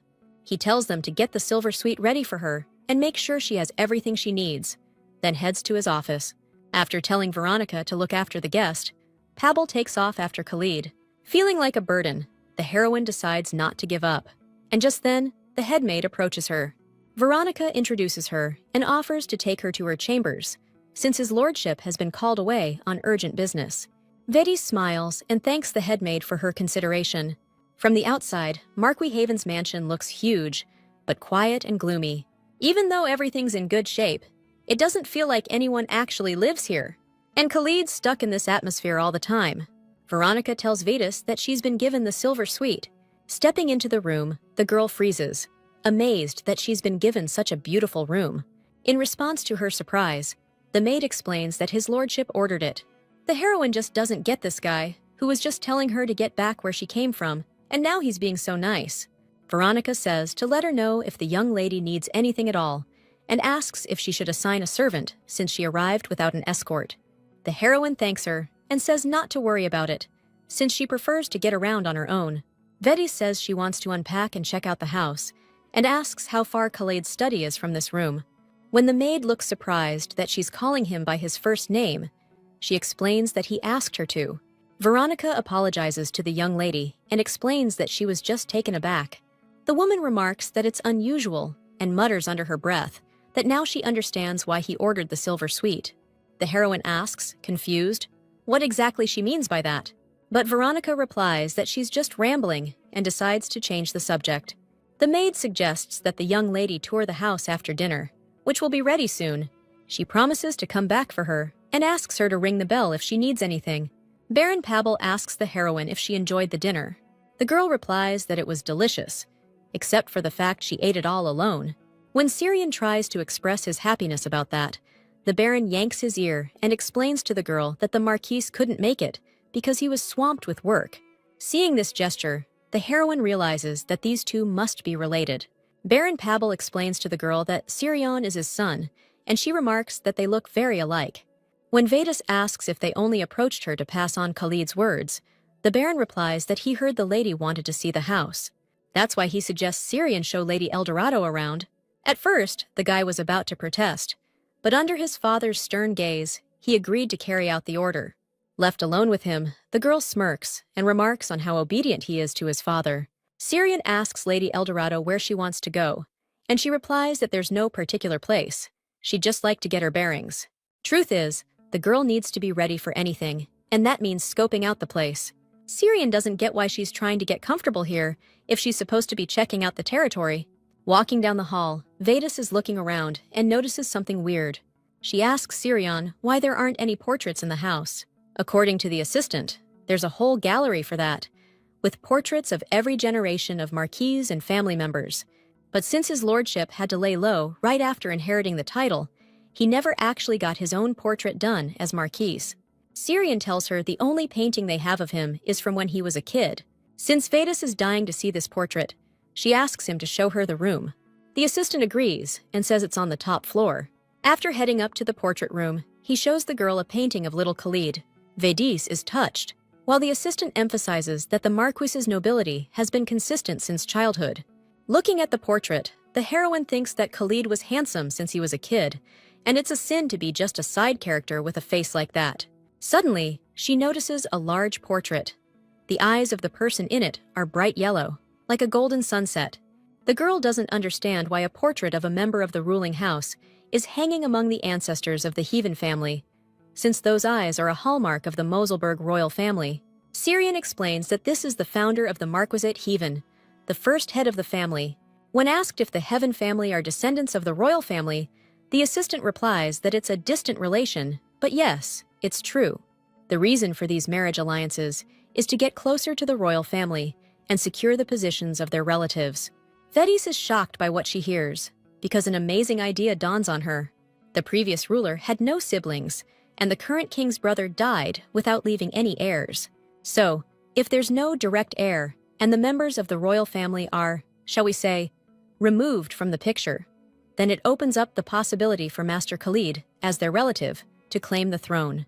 So, the heroine finally gets why the Marquis was offed. His existence was a problem during the uprising. She's dead sure this has to happen before the main stuff kicks off. Vedis decides she needs to spill the beans to Rosanna, ASAP. But hold up. She pauses. wondering if the princess has already thought about this, knowing her cousin's family is related to her own. There are a lot of moving parts here, right? They seem close, but why doesn't Rosanna know how he died? It's only been a few months since she became Rosanna's knight, and everything started and ended so damn fast. Sir Khalid's got a serious sense of duty, and who knows what else is lurking under the surface. This girl thought she knew Rosanna, the main lady, but now she's pumping the brakes and gonna think this through. Clearly, this isn't a repeat of the past. It's a whole new ball game. Vedis asks Enoch if he'll look after her buddies while she's gone. The guy was hoping to see her a lot in the capital, and she's already leaving town. Not only that, but she's heading off to the Haven territories. Enoch found out that the guy who danced with Vedis at the ball was Marquis Haven. He's wondering if it's fate, if the princess herself gave that order, and Lady Eldorado says it was a misunderstanding. Enoch is so stressed, he smacks himself in the forehead. Just then, Gina Priscilla and Marin Raris walk up to him. The girls greet Enoch. Their commander already gave them the heads up about him. When Royfield asks if they're heading to training, Gina says they already worked out and are going to relieve their colleagues. Enoch asks how the girls are doing in the Royal Guard, and if they're getting used to it. According to Marin, the princess really looks out for them, so they settled right in. Plus, Vedis warned them about something. She says the Royal Knights won't ditch her team, 'cause they want to look good for Her Highness. The girls don't need to get all cozy with them. Gotta keep their distance. Now, the royal family's knight order. I'd like to be friends with them, but they might be hostile. Marin realized then that everyone's scared of pissing off the princess, so they can't let it get them down. Gina's calling her out, saying she totally twisted everything. She's apologizing to Enoch, 'cause he's in the knight order too. The guy's telling her to chill, it's all good, and to let him know if anyone from the order gives her lip. He says the beef between the knight order and the royal guard goes way back. And even though the girls are different from regular knights, the bad blood runs deep. It'll take a real shakeup to get rid of those prejudices. It won't happen overnight. Marin's wondering why Enoch's being so friendly, considering he's a knight of the order himself. According to him, the current guard doesn't deserve to be called knights of the royal family. They're leaking sensitive intel to get in good with noble factions, forgetting about protecting the family they swore loyalty to. Enoch's advising the girls to absolutely shut them down if any of the royal guard try to get close. Marin tells him not to sweat it and promises to rearrange the face of anyone who tries anything. Enoch's amused by the girl's feistiness and how her friend's trying to shut her up. He points out it was a seriously smart move by the princess to find such excellent knights, despite the nobility's objections. Marin and Gina, escorted by Enoch, arrive to relieve Rishi and Olivia. The princess is in her room and has ordered that no one be allowed in. Rishi looks at Enoch, totally confused about why he's there. She's asking the knight if he has business with Her Highness. The girls are swarming him from all sides, remembering he was headed this way in the first place. But Enoch's quick to set them straight, and, looking embarrassed, asks if there's any news from Vedis. Olivia says the commander's talking to the princess through the comm orb right now. Rosanna flipped Vedis's image onto the mirror so they could see her better. She's freaking out about Khalid maybe getting iced after the power grab. Vedis asks why the girl didn't tell her right away if she knew about it. Rosanna says she didn't know. She just pieced it together from stuff she remembers from when she was a kid. She figured it was better for Vedis to judge what's going on without that knowledge, without using shaky intel. Eldorado thinks being cautious is good, but the princess is way too insecure, and that's just not like her. Rosanna says she's still the same person they went through so much with, and she often lacked confidence, even as a kid. Back then, she was just a princess who existed, you know? One time, she asked her ladies-in-waiting why Khalid hadn't been around lately. The girls flinched and exchanged glances, not knowing how to answer Rosanna's question. Only Noma found something to say, telling her that Marquis Haven was super busy and couldn't visit. The princess clarified that she wasn't asking about Uncle Haven, but about her cousin, Khalid. That's when they explained to the girl that Khalid himself was now the Marquis. That's how Rosanna found out about the recent deaths of her aunt and uncle. The princess started crying and begging them to let her go to Khalid, not understanding why they'd kept such news from her. The queen and prince rushed into the room, and the prince told his sister to shut her mouth, because that's exactly why they hadn't told her what happened. Rosanna, tears streaming down her face, begged her mom to let her go to her cousin, who was completely alone. Wiping away her daughter's tears, the queen asked her to hear her out. She explained that Khalid wouldn't want them showing up. When the girl looked confused, Her mother tried to explain that she and the king were in the wrong with their nephew. Embracing Rosanna with trembling hands, the queen began apologizing for their greed. Eventon was pissed at his mother for apologizing and told his sister it wasn't the time to worry about outsiders. The girl didn't understand how he could say that, since Khalid wasn't a stranger to them. All this really ticked off the prince. He leaned against the wall in anger and started punching it. Rosanna couldn't calm down, worried about how Khalid was doing now. The next day, when Noma brought flowers to the princess's room, she noticed that she was limping. The girl told Rosanna not to worry, saying she just took a tumble in the garden. Noma went to change the water in the vase and asked the princess what she'd like for a snack. The ladies-in-waiting waiting outside the door anxiously asked if Rosanna had been asking about anything again today. They were really worried about Noma, because rumor had it, others had been punished and sent back home. According to her, Rosanna's doing even worse now, because she was attached to Heaven, and now they've been separated. The girls think Noma needs to think about herself too, because even after getting chewed out by the queen, she's still worried about others. From now on, the topic of Khalid and the Heaven family was off limits in front of the princess, and everyone was ordered to watch their tongues. Noma said it was better for Rosanna not to know about this tragedy. And that's how the princess got used to being protected, staying within the fenced-in area. She never worried about what was happening outside, and everything there seemed peaceful. Our parents were suffering because the kingdom was collapsing, but they shielded me from the harsh truth, wanting me to grow up without a care in the world. Not facing hardship stunts a person's growth. But my parents either didn't realize that, or they figured I didn't need it. 2 years later, when I was 13, the royal family held a reception for the new year. Among the guests, I suddenly spotted a familiar figure and recognized him as Khalid. I rushed over to him and grabbed his hand, confessing how much I had missed him. My cousin turned to me, and I saw a massive scar across his face. I screamed in fright and recoiled from him. Noma rushed to my side to calm me down. I was shaking like a leaf. Promising to take me to the drawing room, the maid called out to have some calming tea prepared for the princess. Still trembling, with a cup of hot tea in my hands, I asked Noma if that was really Khalid, because I couldn't have been mistaken. The princess couldn't figure out what could have happened to him, especially since the maid said he'd become a marquise. All the court ladies stood before Rosanna in complete silence, not daring to utter a single word. After crying a bit more, the princess suddenly jumped up and declared she had to see him. Despite her ladies-in-waiting's protests, Rosanna didn't care what he looked like now, because he was still Khalid, and he was probably upset when she screamed. Noma confidently volunteered to accompany the princess, even though the others thought she'd lost her mind.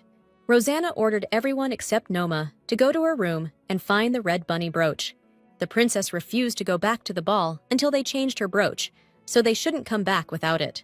The ladies-in-waiting understood the girl's plan, even though she didn't have such a brooch, but they had no choice but to obey. When Noma asked where they should look for Marquis Heaven, the princess had a few ideas. Khalid stood on one of the towers he used to walk on with his father, gazing down thoughtfully. Rosanne finally tracked him down, with Noma barely able to catch her breath. When the Marquis saw the girl, he turned to leave, but the princess begged him to stop. Apologizing, she ran after Khalid, but almost fell when a shimmering mana shield appeared beneath her feet. Haven snapped his fingers, and Rosanne regained her balance. He couldn't figure out why the girl, who was scared of him, had come back again, and assumed the king had sent her. Figuring they were forcing a kid to apologize for their own misdeeds, Haven asked what she was apologizing for. Rosanne was so terrified by his menacing glare that she couldn't say a word, and her eyes filled with tears. Composing herself, the princess, sobbing, apologized for not being there when he was all alone. She dropped to her knees before Khalid, bursting into bitter tears and begging him not to hate her. Approaching her, the Marquis reached out a trembling hand to the girl's head and, stroking it, said she had nothing to apologize for. What could a kid like her even do? And he was too ashamed to face Rosanne after avoiding her like that. With a smile, Khalid apologized to the girl for scaring her. Kneeling in front of the still-crying Rosanne, the Marquis tried to calm his cousin down. From then on, a couple of times a year, Khalid would come to the holiday receptions, and he and Rosanne would meet in secret. That's when she found out the scar was just a magical disguise. One day, Noma, returning from an unexpected leave, tearfully told the princess that Marquis Haven had perished. The girl fell to her knees, confessing that she wanted to tell her right away, but then she received orders to leave the palace. The embroidery frame, on which Roseanne had been carefree stitching a handkerchief before she arrived, slipped from her hands. Her whole body began to tremble, and she couldn't believe what she was hearing. The king entered the room, angered by Noma's excessive chatter. After all, he'd gotten her out of the way so the girl would keep her mouth shut. When asked if Noma thought the royal decree was a joke, the maid answered that she deserved to die. Clutching her heart, Rosanna asked her father how he could do this, how he could treat her like this. The family hid her aunt and uncle's death from her, making sure the maids didn't tell her about Khalid. Rosanna genuinely didn't understand how she could find out about her cousin's death this way. Grabbing the king's robes, she remembered her family's words about trying to protect her. And because they're family, Rosanna tried to understand them, but she just couldn't figure out why they constantly treated her like a fool. According to the king, even if they had told her, nothing would have changed, and it would only have fueled his daughter's hatred for them. He's not the bad guy here, and he didn't want her to resent him, but the king had no other choice. He just wanted to keep his daughter safe. He claimed it was all for Rosanna, whom he was protecting from Khalid. The princess didn't understand what her father was talking about, or why she needed to be protected from her cousin. Noma was the only one who knew she and Khalid had been meeting in secret every year. Rosanna blamed her parents for not letting her say goodbye to heaven at his funeral. The king said if he'd gone himself, he would have taken her to lay flowers on his grave. But he couldn't. The Marquis shut the royal family out, and even the queen, a heaven by birth, couldn't attend the funeral. It was a tragic accident, and Khalid didn't even leave a will. But since he wanted it this way, they honored his wishes. The king said he didn't want to hide the truth from his daughter, and it was tearing him up inside. They used to be so close, but as sad as it is, those warm feelings are in the past now. So the king asked Rosanna not to be so sad and to just forget it, because what good does it do to argue with the living over someone who's gone? The princess thought she was special to Khalid, different from the rest of the family, and she wondered if she was wrong to think that. She couldn't believe she was wrong about his sincerity, and that he had really changed that much. Standing before her father, she asked if it was true that her sadness and anger wouldn't bring Khalid back. The king thought hopefully that Rosanna was finally getting where he was coming from, but she pushed him away, saying she didn't understand him, because he was holding out on her, and you can't understand anything when you're kept in the dark. Turning away from her father, the princess said she wouldn't blame him or her mother, because like they said, if she'd known the truth, she would have hated them, and that's why they kept everything quiet. Rosanna had lost Khalid, and if she turned her back on her parents too, it would just be too much to bear. Finally, the princess asked them not to punish Noma, because she wanted her to stay on as her maid. And that was the end of Rosanna's conversation with the king. After that, the princess didn't leave the royal palace until it burned to the ground. According to her, for someone who grew up never wanting for anything, it was an unbearable burden and a cowardly cop-out. But she's got zero intel on why Khalid kicked the bucket so suddenly. It's freaky to imagine Marquis Heaven's funeral at his mansion, draped in black cloth and white flowers. Suddenly, she wonders what happened to the people who stayed at the estate after the funeral and asks the princess about it. Rosanna says she was looking for them, to offer her condolences, even though it was late. But right after the funeral, both the allies and the servants vanished without a trace, and she couldn't find them. The princess heard from Noma that even those who tried to investigate this case out of curiosity couldn't find a single person. They disappeared like they never existed, like someone hid them away. Vedis realizes that only one person could have orchestrated this, Joel, who probably hid everyone to protect them. Even after she became a royal knight, he remained the head of the Levanche Guild. When Vedis asks why she didn't hear any rumors about this, Rosanna replies that her family and the nobility did everything they could to cover it up, and the Eldorado family also supported the royal family's wishes. Vedis said, knowing his old man, he'd jump on board even if it meant spreading some nasty rumors about someone kicking the bucket. So, before we got reborn, after Khalid bit the dust, Vedis was picked to be Rosanna's personal knight. But since our girl got promoted to guard knight way faster, we've still got 2 or 3 months left. Those 7-year-old memories gave the girls a splitting headache, but at least things are starting to click. Vedis is stoked there are 2 of them now, but it's time for him to bounce. Rosanna asks her to stick around and say hi to the guard squad before she leaves. It's changing of the guard right now, so they're probably already lined up outside. Vedis agrees, and the princess gleefully bolts for the door to call the knights in. Rosanna throws open the door, greets the squad with a smile, and praises them for their service. According to Rishi, all the guard units are waiting for the changeover report. Before starting their shift, the princess suggested the knights say hello to Vedis, who she'd already finished talking to. As the girls shoved each other, heading into Roseanne's room, she suddenly noticed a guy standing in the hallway. He greeted the princess sheepishly, and she recognized him as Vedis's dance partner at the ball. After a short pause, Roseanne invited him to come in too, and he happily accepted. Seeing Enoch, Vedis waved to him excitedly, wondering what he was doing there. The knight was surprised, because it was the first time he'd seen a magical communication device used like that, through a mirror. According to Vedis, the princess had improved it, which was awesome, because now you could actually see the person you were talking to. The girl confirmed to Enoch that she was currently in heaven. He asked if she was doing okay there, and if the Marquise had been a good host. She said they'd had a bit of a disagreement, so they hadn't seen much of each other. But everyone else was really nice to her. So Rosanna's all surprised we had a fight, right? Well, Vedis is saying Khalid got bent out of shape because she decided to ride with him. The princess thinks that's messed up, and Enoch's just over here breathing a sigh of relief. But then it hits him. He feels like dirt for feeling good about it, because Vedis is having a rough time and he's happy. She's just hoping her squad's doing okay, busting their butts training and keeping their chins up.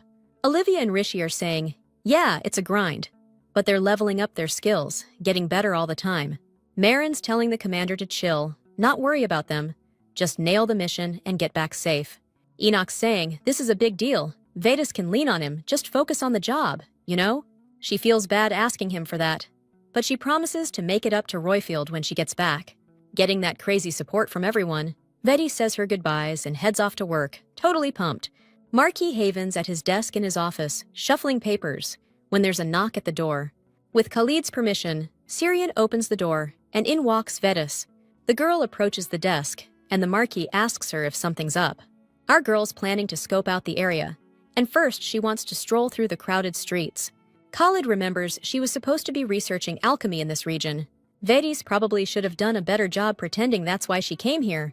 Syrian suggests going down the road that leads to the magic tower, since that route's pretty different from the others. Khalid agrees and tells his assistant to show Miss Eldorado around. He figures a researcher who came by royal decree can't just wander around here alone. Haven's thinking of assigning a couple of knights to escort them too. But if the knights don't listen to her, 'cause she's a girl, that could be a pain. So Vedis shoots down that idea. The Marquis figures maybe he should have gone with them, but he scraps that idea. He decided to keep his distance from the girl. Vedis has his assistant with her, and besides, it's not that far. Nothing bad's gonna happen. The heroine and Syrian are walking down a road that leads to a magic tower, surrounded by forest. According to their escort, this area borders the Bannet lands, and Haven thrived back when the tower was in use. But when the tower's master started sponging off Marcus Bannet, they built a new tower on his lands, and things here went to pot. Vedis notices that a lot of shops are shut down, and it doesn't look like anyone's keeping things in order. Syrian says they're just putting on a show of being broke. No need for others to know they're doing well. While he's trying to convince the girl they're actually rich, Vedis hears a kid's voice behind her. Turning around, the heroine sees a little girl offering to sell her some pretty flowers. Syrian says the kids in this area sell wildflowers. He's about to give the girl some cash and send her home, but Vedis tells him to hold up. Checking out the flowers, she asks the kid where she picked them, and she says she found them on the mountain near the forest. Vedis tells the clueless guy to take a closer look, because these are flowers with magical power. Syrian's surprised, because he thought they were supposed to be white. Plus, magical flowers are supposed to grow in places where the ground is soaked in magical energy. Vedis says that's right, but if you're artificially generating magical power, it changes the color to red. If you cut off the energy flow, that land will start sucking the life out of everything around it, draining them dry. Because the planted land is packed with mana, it doesn't look drained right now. But if they've been running magical experiments for years, the results would be a real spectacle. Something like that wouldn't go unnoticed. So Vedis wants to know who's growing these flowers artificially in the mountains. She tells a stunned Syrian that it's not just about that. This red magic is going to drain the land, and then the power imbalance will hit the breaking point, which in turn will create a rift, and monsters will pour through. Hearing this, the little girl gets so freaked out she drops her basket. Her friend just went there to pick flowers. Vedis tells her to show her where those flowers are. Now, the girl agrees, and our heroine takes off after her, with Syrian barely keeping up. Vetis hopes it's not too late. She felt that magic energy back at the foot of the mountain, and monsters could already be here. After a while, they finally reach the place the girl pointed out. Seeing the field covered in flowers, Sirion's like, "Who the heck did this?" Vetis says it's real bad. Judging by all these flowers, the rift's already open. She's telling Sirion to head back to the estate and gather anyone who can help find the crack and wipe out the magic. "We're gonna need a ton of people, 'cause we gotta pluck these flowers one by one and neutralize the magic in each spot separately. As for our girl here, she's gonna go look for this kid's friend." Sirion's worried about leaving her alone, but she says it's best if he gets help here ASAP. If the monsters find the city at the foot of the mountain, all hell's gonna break loose, so Vetis wants the girl taken somewhere safe. Sirion needs to bring back armed folks while she stays here and buys them some time. Suddenly, the girl hears her friend scream, and our hero tells her and Pablo to get out of here, quick! Scooping the little one up, Sirion tells Vetis to be careful and bolts toward the city. Monsters, look like wild boars, are tearing through the forest. They've picked up the scent of prey. The girl's hauling ass, trying to get away from those things, screaming for anyone to help her. Out of nowhere, one of the beasts catches up and slams into her, full speed. She goes flying off the cliff, hitting the ground hard. It's agony, and she's sobbing, scared she's about to die. She's got no clue where these monsters came from, crying and begging for help, over and over, when suddenly someone's walking towards her. Vetis smiles, reaches out her hand to the girl, and tells her that she's here to get her. Seeing the kid's hurt, she asks if she can walk. Vetis tells her to chill for a sec, try to get it together, 'cause they gotta hold out here for a while. Khalid raced to the mountain the second he heard what happened, and immediately ordered everyone to spread out and start searching. He tells the soldiers to set up a defensive line, keep those monsters from getting off the mountain, wipe them out, and find the breach. Marquis Haven himself is setting out to find Vetis. With all that magical power, Khalid can't get a lock on her presence. He's kicking himself for sending her off without guards, even though he was the one who said it was dangerous here. Haven thought Vetis would be safer away from him, never expecting something like this could happen so close to town. He's wondering how she knows so much, since she knew about the magic stone mine, the artifact, and now this red magic power. But none of that matters now. Haven needs to find Vetis, and he's searching, obliterating monsters along the way. In his mind, he's praying she's still alive. Suddenly, he spots Vetis's blood-stained cloak snagged on a branch of one of the trees. Khalid picks up the piece of fabric with trembling hands, and kneeling under the tree, cries, constantly repeating the girl's name. Suddenly, from behind, the heroine's head dangles from the crown of a neighboring tree, asking with a laugh if he was calling her. Vetis holed up in a tree with the kid until backup arrived. She jumps down from the branch, surprised they got here so fast. But before she can even land, Khalid rushes in to hug her. He squeezes her tight, thanking God he didn't lose her. Vetis is surprised to feel the Marquise's whole body shaking. He says he was wrong to push her away and almost ruined their last memories. When Khalid finally lets go of Vetis, she asks him to hold her a little longer. And so they stand there for a while, wrapped in each other's arms under the tree. The soldiers finally manage to find the rift, and now the Marquise is using his mana to close it. Once that's done, he hears Vetis telling them to carefully pull out the flowers, so they don't damage the roots. Catching up to the girl, he tells her the issue with the rift is resolved. The Marquis suggests digging up all the flowers with the soil, 'cause otherwise they'll be plucking them forever. But the girl's got a reason, see? 'Cause in the future, these flowers are gonna be outlawed due to some nasty side effects. But people will still grow and sell them on the black market, since their energy gives mages a crazy power boost. So these flowers are priceless to mages, which is why they gotta be collected and given to Roseanne. After thinking for a second, the Marquis starts untying his cloak. Khalid drapes it over the shoulders of the surprised heroine. He says the sun's already down, so it's getting chilly, and he doesn't want Vetis to freeze. The Marquis suggests having the soldiers gather the flowers while they head back to the estate.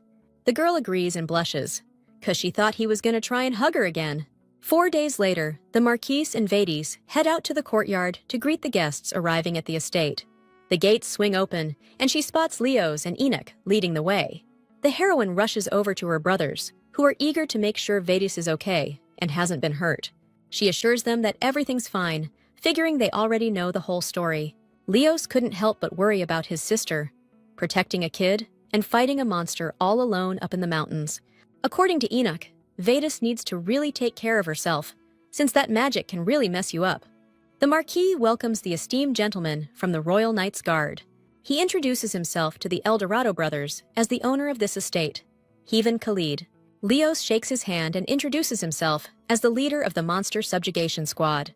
Then, he introduces his second-in-command, Enoch Royfield. Up close, the Marquis seems totally different to Enoch, and way less gloomy. Haven suggests they head to the parlor, all prepped and ready, to tell everyone about the rift that popped up a few days ago. Vedas and her brothers head on ahead, with Khalid and Enoch trailing behind. Suddenly, the knight asks Haven for a quick word, turning down his offer to chat in the parlor. Enoch's got some thoughts on the whole situation, and Khalid's all ears. Royfield says they got lucky this time, 'cause Vedas can handle herself in a fight. But it was still a close call. He figures the Marquis is having trouble running things if he couldn't spot a threat like that. Vedas, who just got here, was the first to stumble on that dead zone, and Haven himself pointed her that way. Enoch remarks with a touch of sarcasm how that's one heck of a coincidence. The Marquis, arms crossed, snarls, asking what exactly he's implying.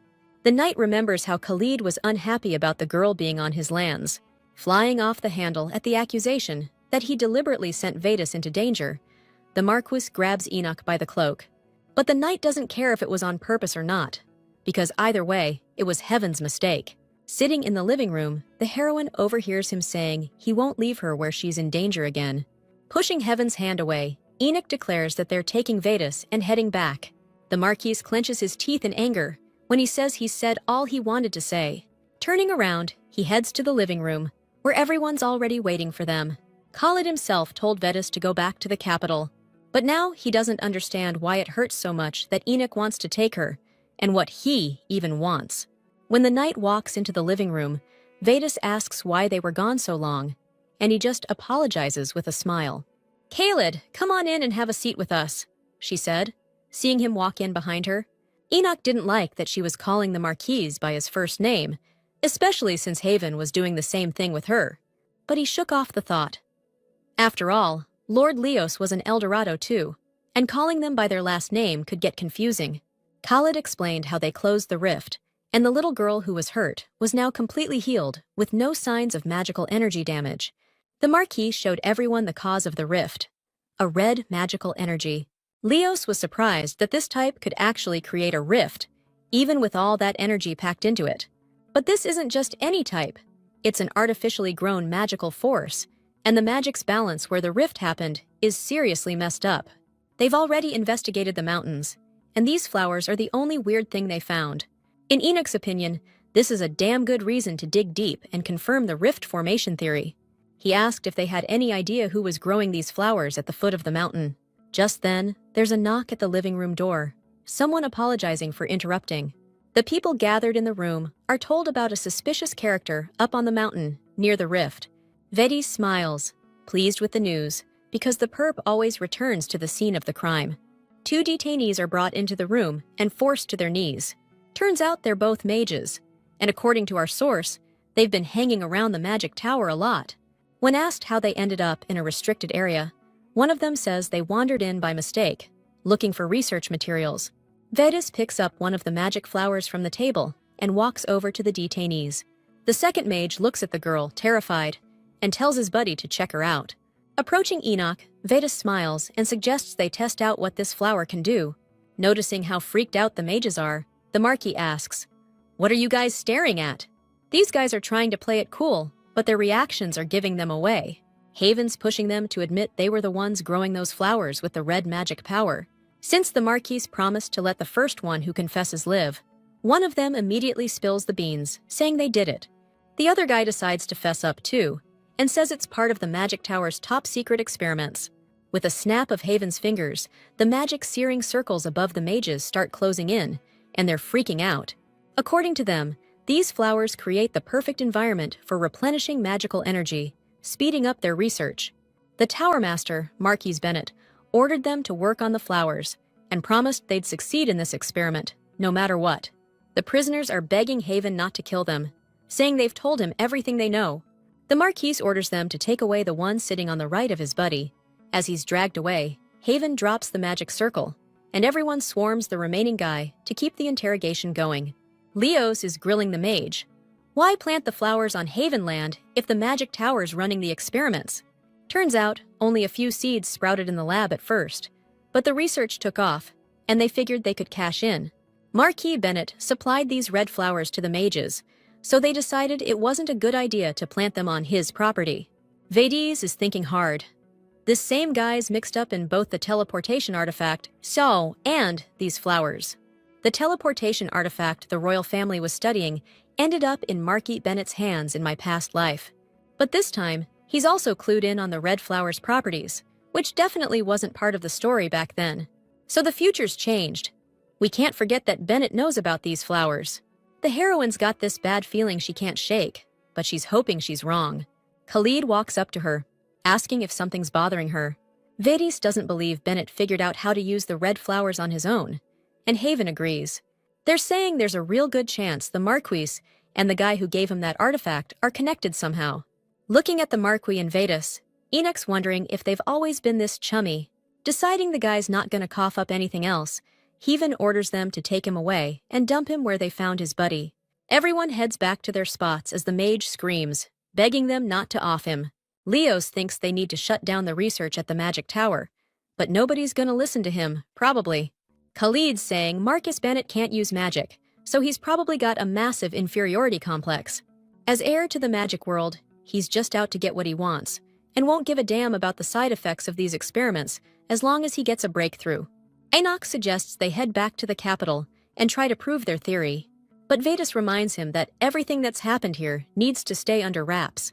If the wrong people find out these flowers can be used to study magical power, rumors will fly and things could spiral out of control.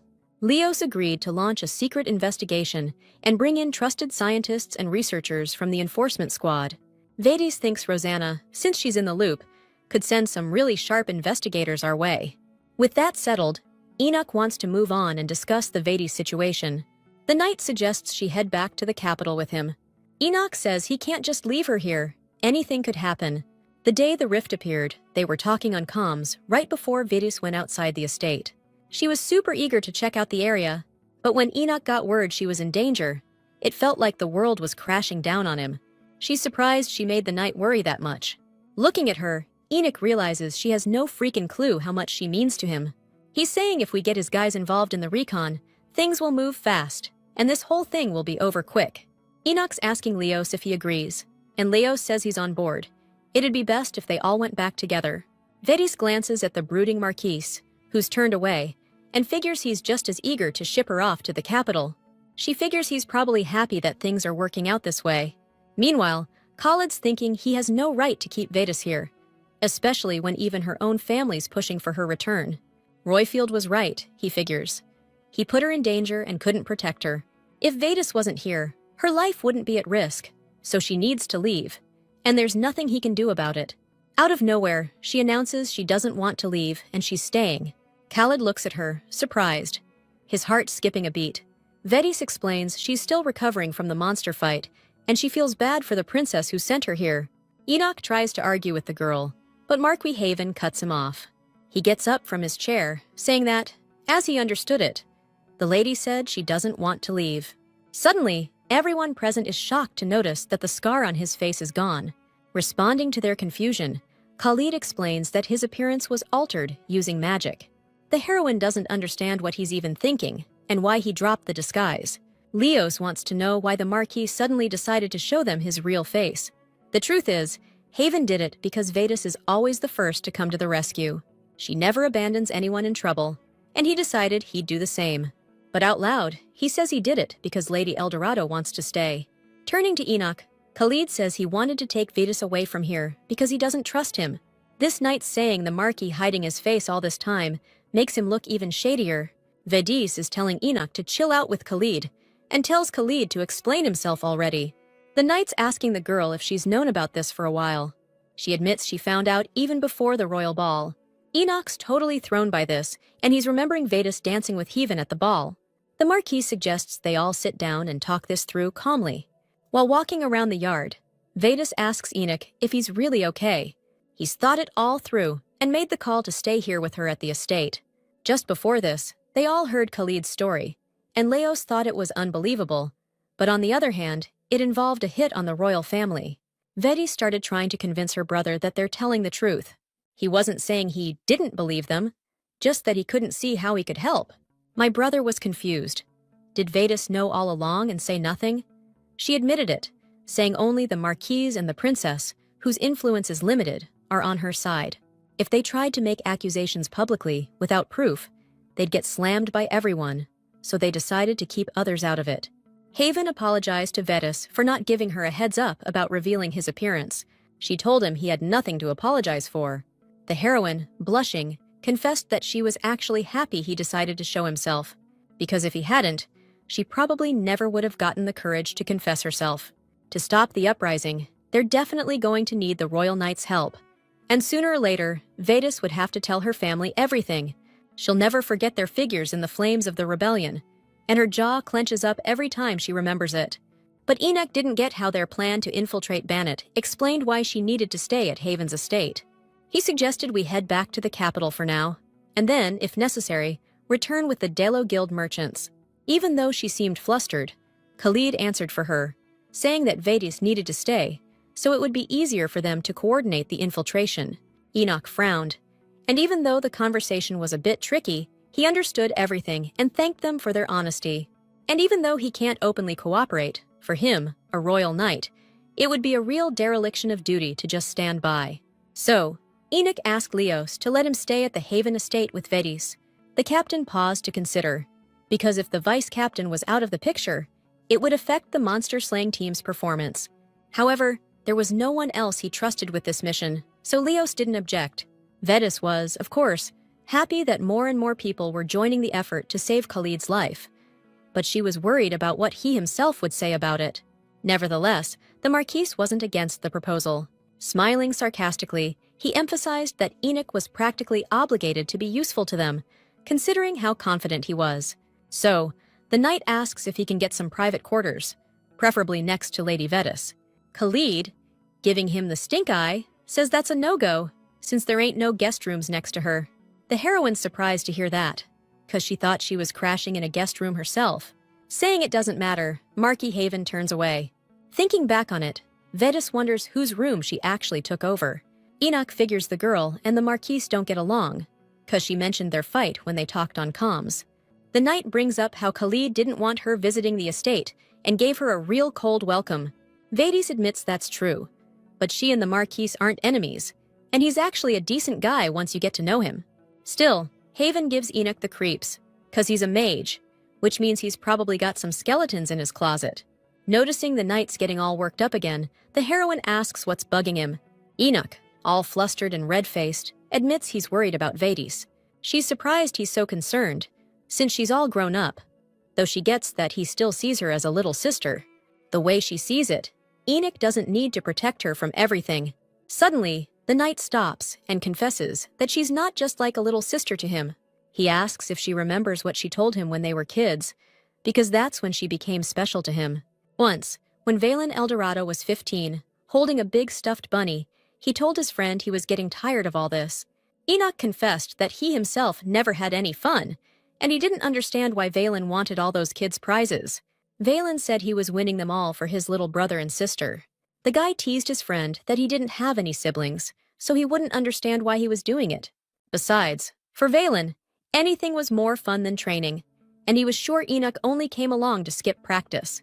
His buddy just snorted, all pissed off, and turned away. Valen asked him why Enoch never came to hang out at their estate.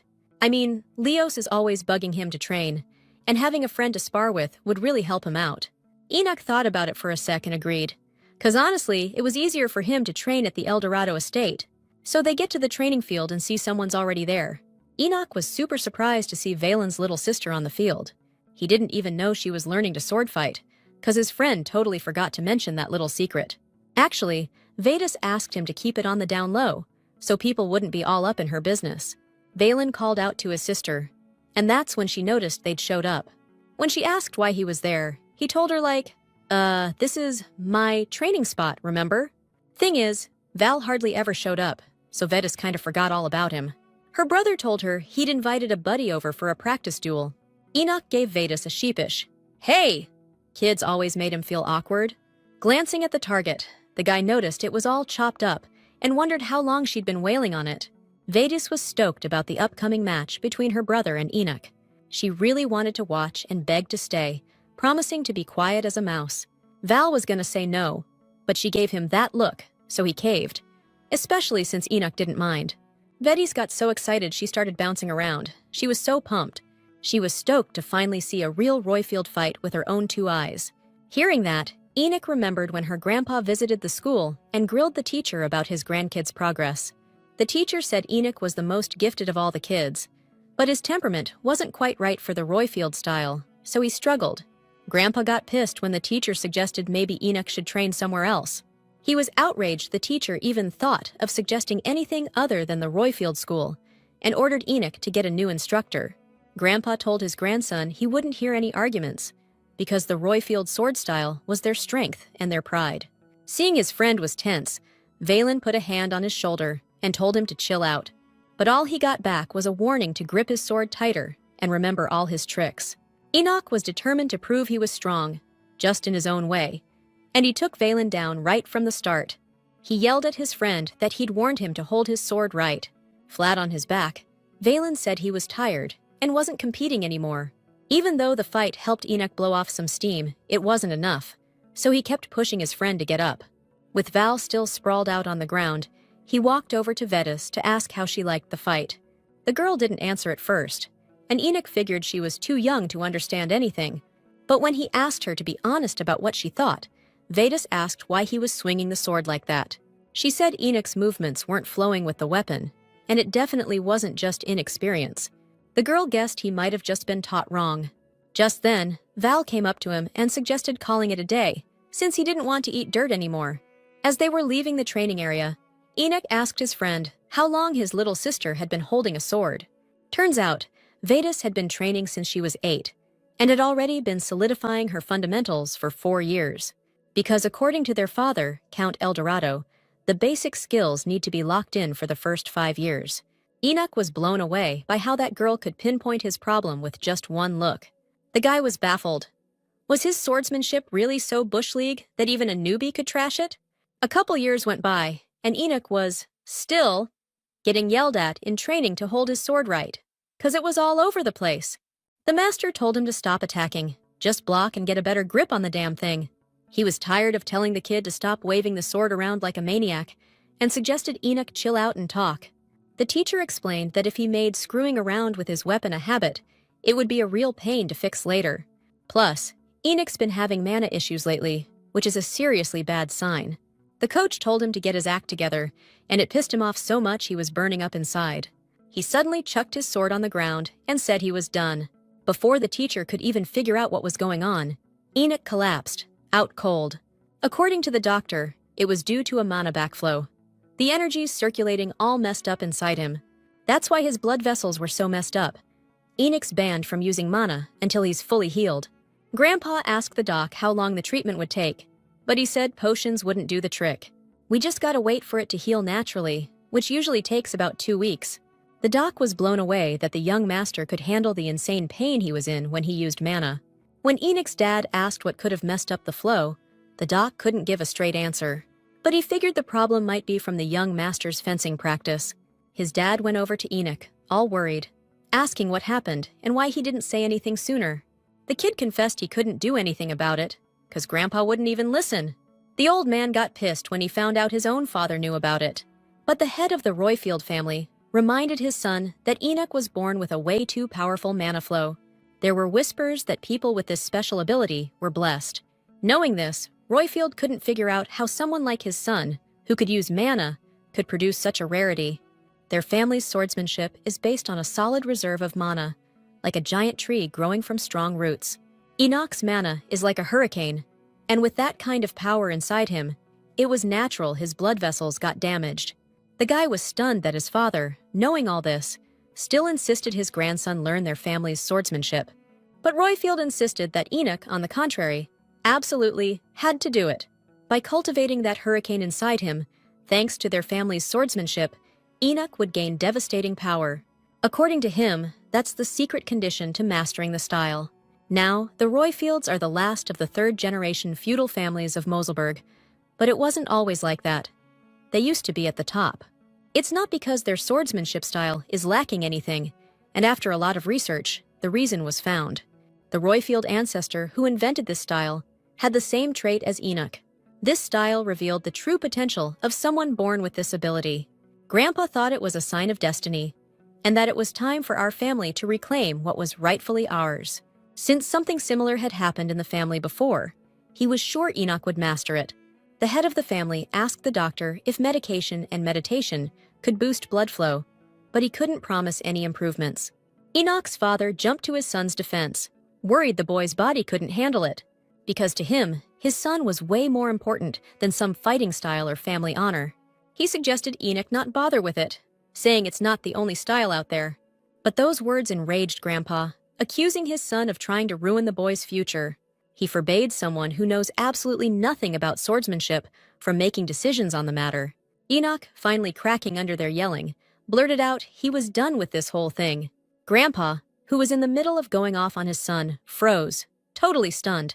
Royfield Sr., completely stressed out, passed out cold, and when he came to, he ordered them to bring his grandson home.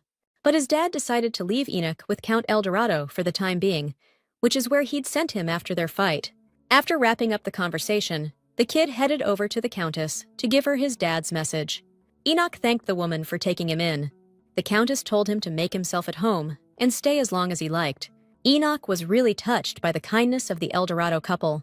Still, as he walked around the courtyard, he couldn't shake the feeling that he didn't belong. Spotting his buddy wandering around alone, Valen ran up to him. He was trying everything to cheer Enoch up, but nothing he said even got a rise out of him. Valen even tried burying his friend in a mountain of pets, 'cause he heard playing with animals chills people out. But Enoch just found his persistence super annoying. He knew his buddy wasn't a bad guy, he just had zero clue how to actually show he cared. After ditching Valen, Enoch went for another walk, and that's when Vedas spotted him. She said hey and asked if he was there to train. And that's when Enoch realized he'd wandered all the way to the training grounds without even noticing. Scratching the back of his head, he told Vedas he was just lost. Then it hit him. The training grounds were the perfect place to hide from clingy Valen. Figuring he could kill some time there, he asked Vedas if it was cool for him to hang out for a bit. The kid thought he was going to train with her. That's when Enoch told her he was done with fencing for good. Vedas was totally blindsided by that and wanted to know why. So, the guy explained he was tired of fighting what he really wanted. The girl got all thoughtful, and he told her to forget about it, admitting he was just feeling a little down. Vedas grabbed Enoch's sleeve and offered to show him her way of shaking off the blues. Before they knew it, they were running the last lap around the training field. Then Vedas, who thought the best way to beat boredom was to get stronger, made Enoch do push-ups. After the workout, the girl asked if he was feeling any clearer. 'Cause when your head's all jammed up with thoughts, you gotta move, and that'll clear your head. When you're swinging a sword alone in a quiet place, everything else just fades away, and you get this feeling like you can do anything. Right then, Enoch realized that feeling was super familiar. Those moments when it's dead silent, except for the sound of your blade slicing through the air. The kid admitted he digs that feeling of being cut off from the rest of the world. Vedas was stoked that he could put into words what she'd always felt herself. Looking at her, Enoch remembered a time when he genuinely loved the sword too. But ever since he started seriously training with the Royfield sword, that spark died out. The mana that coolly envelops your body when you run wild and cut loose. The feeling of not even being able to feel your own teeth was a real gut punch. It was all unknown and terrifying to Enoch. All Grandpa cared about was how good he was with a ball. Enoch was scared to screw up, so they called him a lazy bum. But secretly, he was still trying, even though things kept going south. That's why Enoch stopped seeing the point of even swinging the thing. He admitted to Vedas that he used to enjoy it, but he'd lost something along the way. The girl listened to his story, totally surprised, and was dying to know what he'd lost. She promised to help him find it, and if she did, he had to promise to spar with her. Since he kept refusing, saying he quit fencing, Vedas suggested they do it on the down low and promised not to tell anyone. Enoch wondered why she was so into swords. Vedas replied, super hyped, that she thought swordsmanship was totally badass. Her dad always said a sword wasn't for killing, it's for defense. To protect yourself, your loved ones, and also to guard your mind and your spirit. She didn't really get the whole mind and spirit part, but the idea of protecting someone else fired her up. Showing off her calloused hands, she said she'd work her butt off, 'cause she wanted to protect everyone she cared about. 'Cause if she had to do it, she'd need to be seriously strong. Enoch was blown away by the way this girl thought. Vedis had said he looked pretty awesome too, when he was fighting. Enoch told her to just call him by his name. He'd never had any younger siblings, and it kinda bugged him. Enoch suddenly got flustered, thinking about what Vedis said about someone who can protect others being cool. He asked her what she'd do if she gave it everything she had, but still kept falling short. Enoch was trying to figure out what to do when you pour your heart and soul into something, but it just backfires. The girl asked him if he was saying that nothing he tried was working out. She thought that if that was the case, maybe he should check if he was the one screwing things up. I mean, it's not impossible, right? If you're doing everything you can and it's still not working, you might be making a mistake somewhere. Enoch remembered his grandpa talking about forging the Royfield sword and how his grandson would be able to wield it too. He couldn't figure out why things had changed so much, especially if the sword wasn't the missing piece. And then it finally clicked for Enoch, and after thanking Vedis, he got ready to head home. He realized the sword was originally made for a specific mana type, and regular people couldn't use it properly, which meant regular folks couldn't pass down the knowledge of how to wield the sword either. Nobody else could understand the pain Enoch felt all over his body when he used the Royfield sword. Grandpa stood grim-faced at the estate entrance and asked his grandson if he'd come to his senses and changed his mind. But Enoch declared he wouldn't take up the Royfield sword that Grandpa had passed down. Hearing that, Grandpa was furious, thinking his grandson was deliberately trying to get under his skin. But the guy understood that he'd only been forced to study the sword art because of his concern for the family line. Enoch felt like he couldn't live up to those expectations, but that was about to change. The guy refused to wear clothes that didn't fit because he wasn't holding the sword to meet anyone else's expectations. He decided to forge his own path and master his own sword art, one that would eventually become the Royfield sword. Now he's telling Vedis that he only became this way because of her. Like she said, he spent day and night thinking about how he wanted to protect others. The heroine thinks it's awesome that he changed because of her. But there's another thing Enoch needs to tell her about. Taking her hand, he admits that the person he wants to protect is actually Vedis. He promises he'll never let her be in danger. And even knowing he's just a friend to her, Enoch asks her to see him for who he really is. After hearing the night out, the heroine doesn't know what to do now. She's not the Vedis that Enoch actually likes, so she doesn't know how she should respond to him.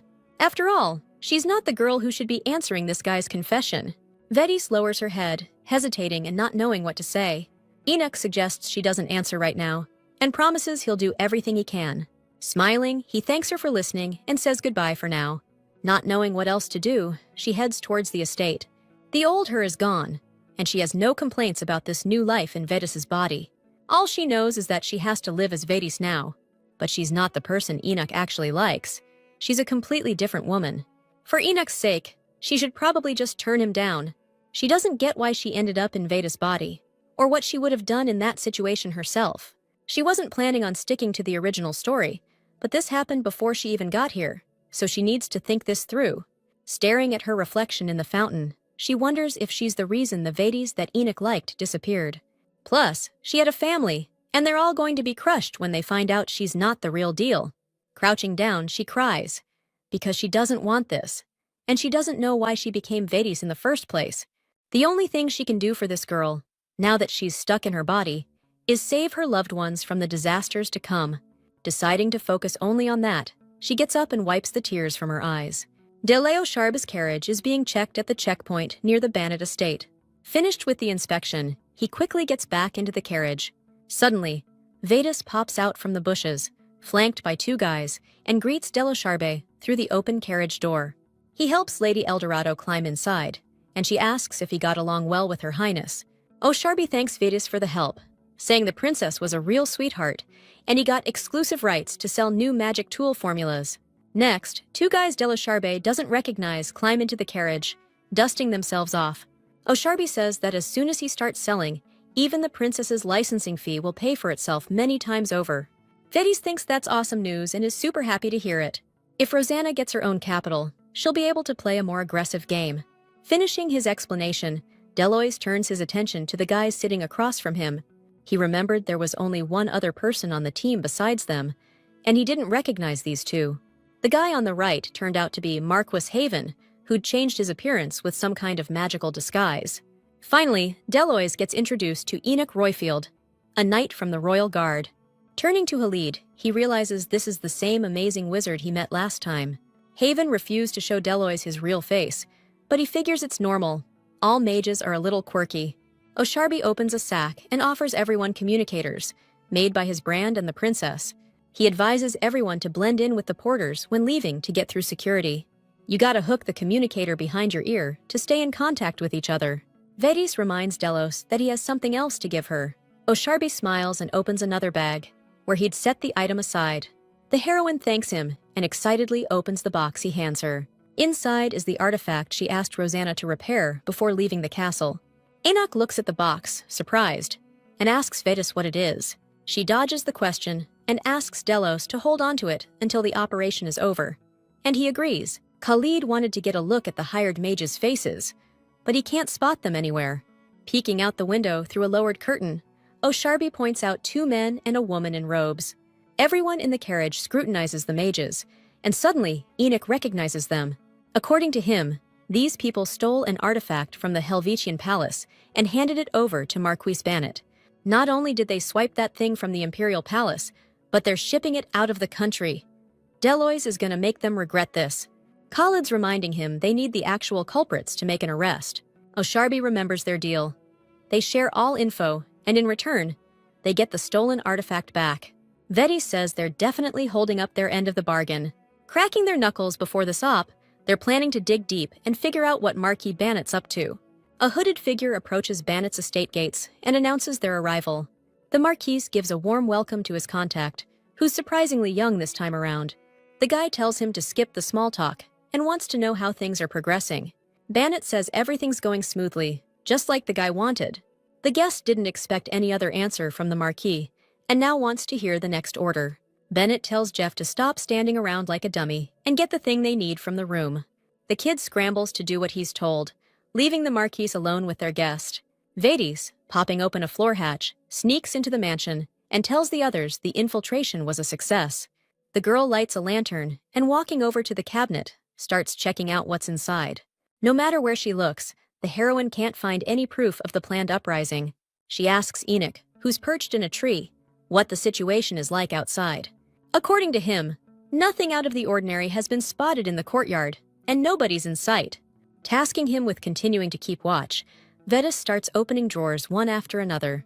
The girl's worried about Halid, hoping he's okay, since the Marquis took on the riskiest part of the mission. Suddenly, the heroine finds a whole stack of letters in one of the drawers. Judging by the envelopes, the sender is Commander Nolam, and even though there are a ton of letters, none of them are what we need. Looks like they discussed the important stuff face to face. Suddenly, Vedis notices a different handwriting on the last letter, and even though there's no sender's name or signature on the envelope, the handwriting seems really familiar to her. Suddenly, our girl hears footsteps approaching, and the sound of someone throwing open every door. Stashing the letter in her bag, she wonders who it could be. The servants were told to stay out of sight, while the guy who delivered the artifact is here. Arming herself with a stick she grabbed, and hoping she won't be seen, Vedis hides behind a dresser. When Jeff returns to the room with the box, the guest tells Bannet that's everything the guy who sent him wanted to pass along.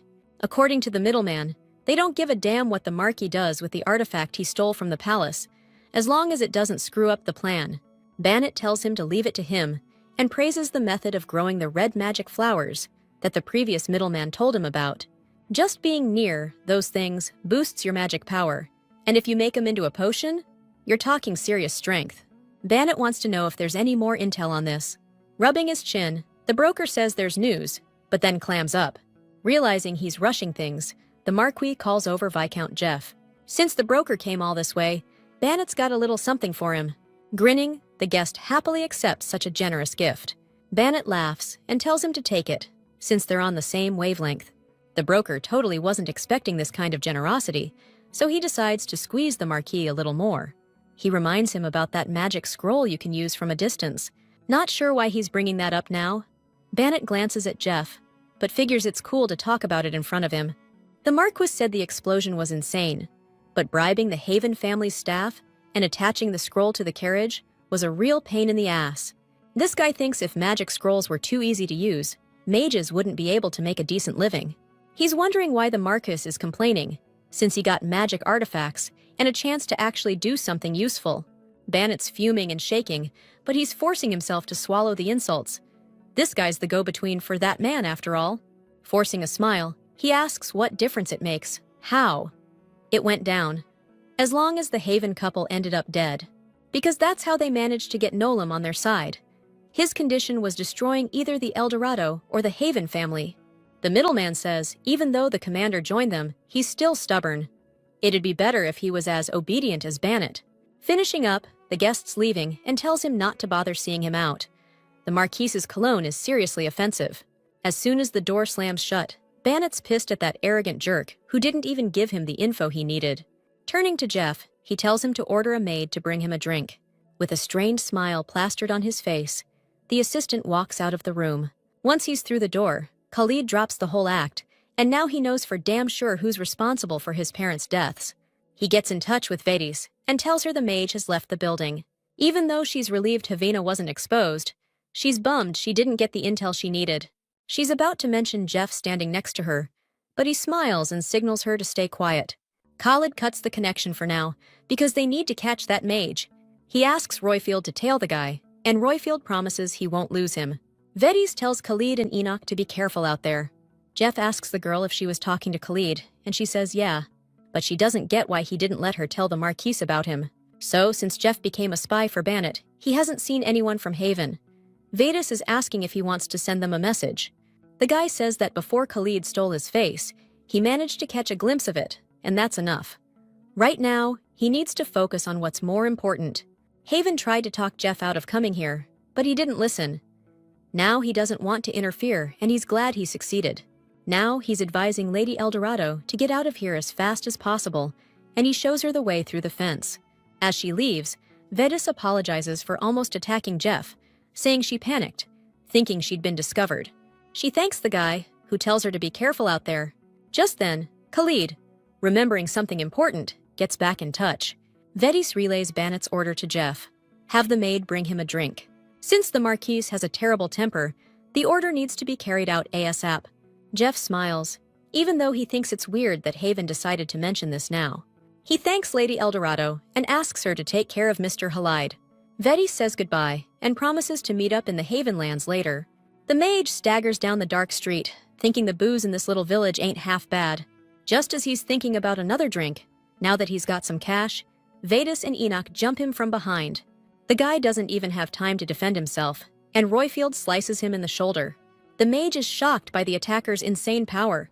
They smashed his shield in just 2 hits. Sensing danger, he decides to create some distance and makes a run for it. But then he realizes there's also a mage with these guys, who wraps his legs in some seriously strong magic chains. Haven appears in front of the mage and asks him where he thinks he's going. Even though it'll cause a huge mess, the enemy decides to use explosive magic. But he can't pull it off, because while Vedis distracts him, Khalid completely wraps the mage in chains. After taking the prisoner back to the estate, Haven throws him back on the floor and pins him with his foot. He orders the mage to spill the beans about what Bannock and Nolam are plotting. Haven says it's in his best interest to cooperate, since no one's coming to rescue him anyway. The guy insists they've got the wrong man, and he's just a hired mage from the guild. But according to Khalid, a regular mage wouldn't personally meet with Bannock for secret talks. Secretly surprised by how much these guys know, the mage shouts that he was just following orders from the guild leader. He claims that Deloys, who hired him, can verify his identity. O'Sharby, who suddenly appears, is shocked at how easily he's throwing his own people under the bus.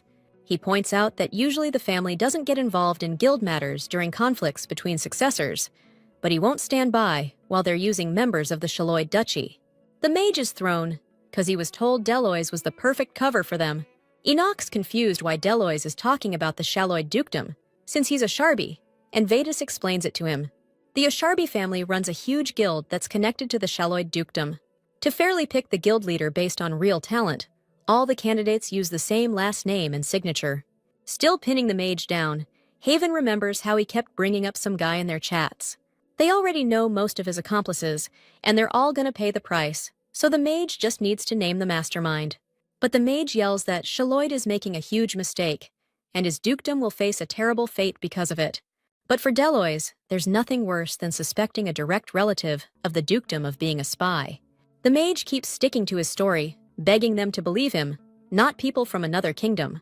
Delois offers to talk privately if he's worried about eavesdroppers, and then he'll decide if the dukedom suffers. This mage is freaking out, keeps saying he can't tell us what's going on, no matter what. Asharb's bummed the mage blew his chance, and now he needs to figure out who he's dealing with. Delois tells Vetus he's done, and now they can question this guy however they want. He's not asking any more questions himself, because you gotta at least understand what's happening.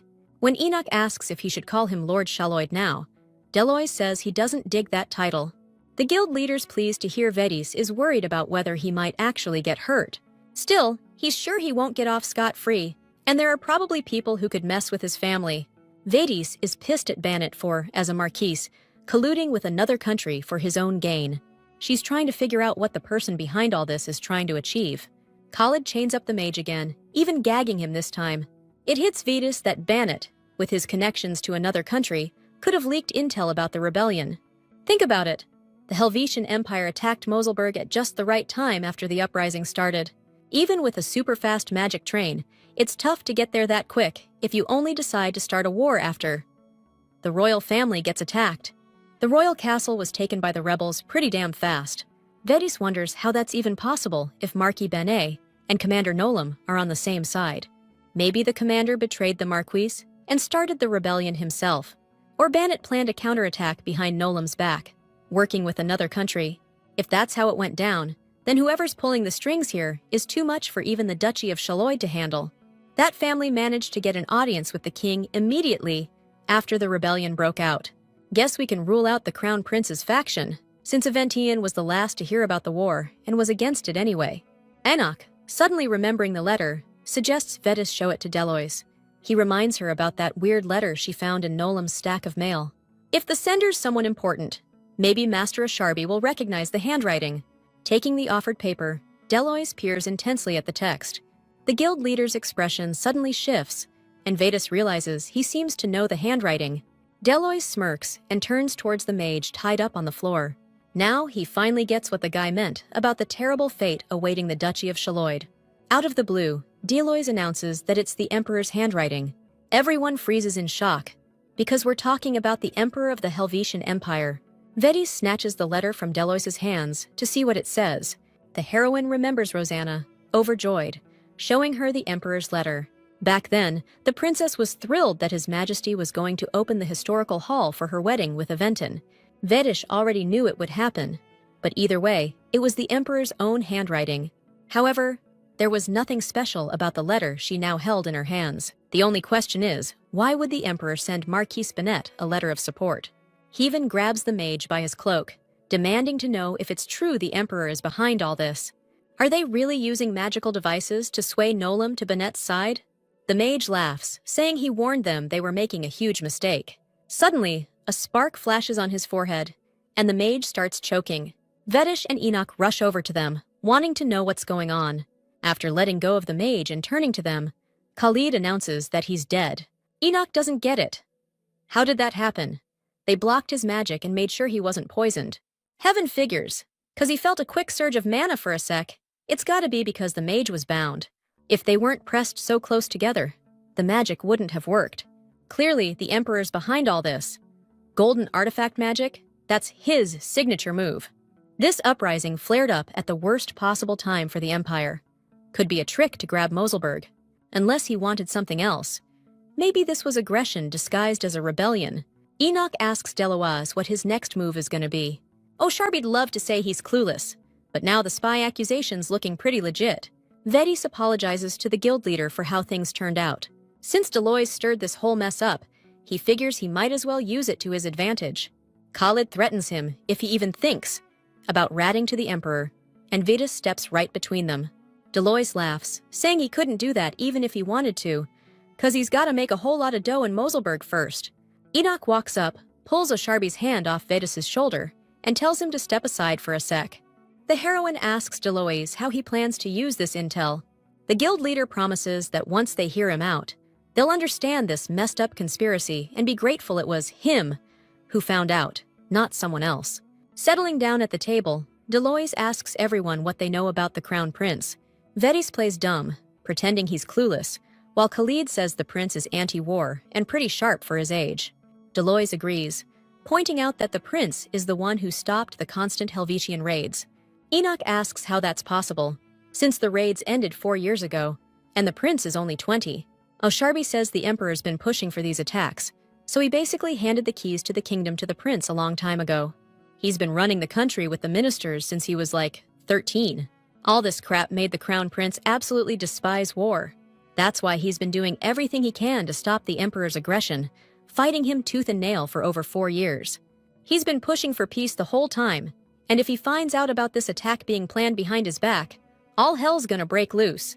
So Deloy is gonna spill the beans to the prince, then hide behind him and watch the fireworks.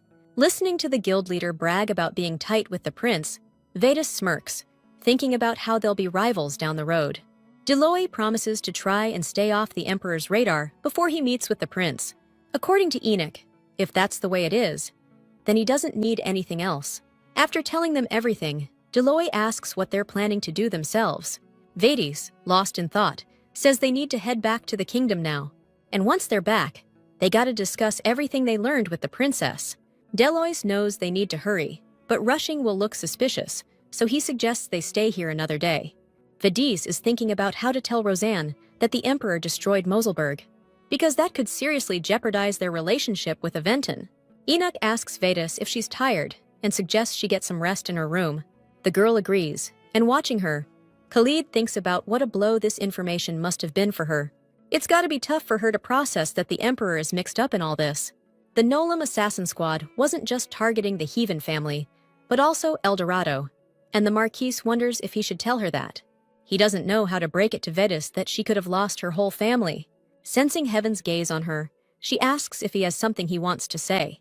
But the Marquis doesn't want to bother her and tells her to go get some rest. Suddenly, Delois stops her, because he's got something he wants to say. He rushes up to Vedis and asks if she's free to go out with him tomorrow. Khalid and Enoch just stare at him, jaws dropped and eyes bugging out in shock. Vedis blushes and asks what makes him think they should go on a date. She's annoyed that Delois is asking if she's free, especially with everything going on. Osharbi wants to know what she's planning on doing all day then. After thinking for a moment, she says she needs to sort through everything that's happened. Osharbi says she needs to talk to the princess first, and she shouldn't try to handle this alone. If you let an impossible situation get out of hand, you'll get hit hard, and then your head will just explode from it all. Even if there's no time, you still gotta chill, so Delois is suggesting they go blow off some steam together. Khalid and Enoch are like, in unison, why should Lady Eldorado need to unwind with him specifically? He's like, who else is she gonna do it with? We're gonna be in deep trouble if someone spots us in Bandit's territory. Khalid says they could just magically change their appearances. Enoch thinks Vedis should hide her identity too, but it's not worth putting her in danger just for a walk. Delois is sure that he and Heaven are just pretending to be smart, but they're actually just jealous of him. The heroine already has no idea what to do with Khalid and Enoch, and now Osharbi's shown up too. He's got Rosanna, so why is he trying to play the field here? Walking up to her, Delois suddenly says that's not what he meant at all. He gets real close to the girl and whispers something in her ear. For a moment, she just stands there, head down, in the dead silence of the room. Then, snapping out of it, she orders Khalid and Enoch to absolutely not follow her tomorrow, no matter what. The next day, Delaos, all dressed up, comes to pick up Vedis. She's dressed to kill, just how Osharbi likes it, and ready to go.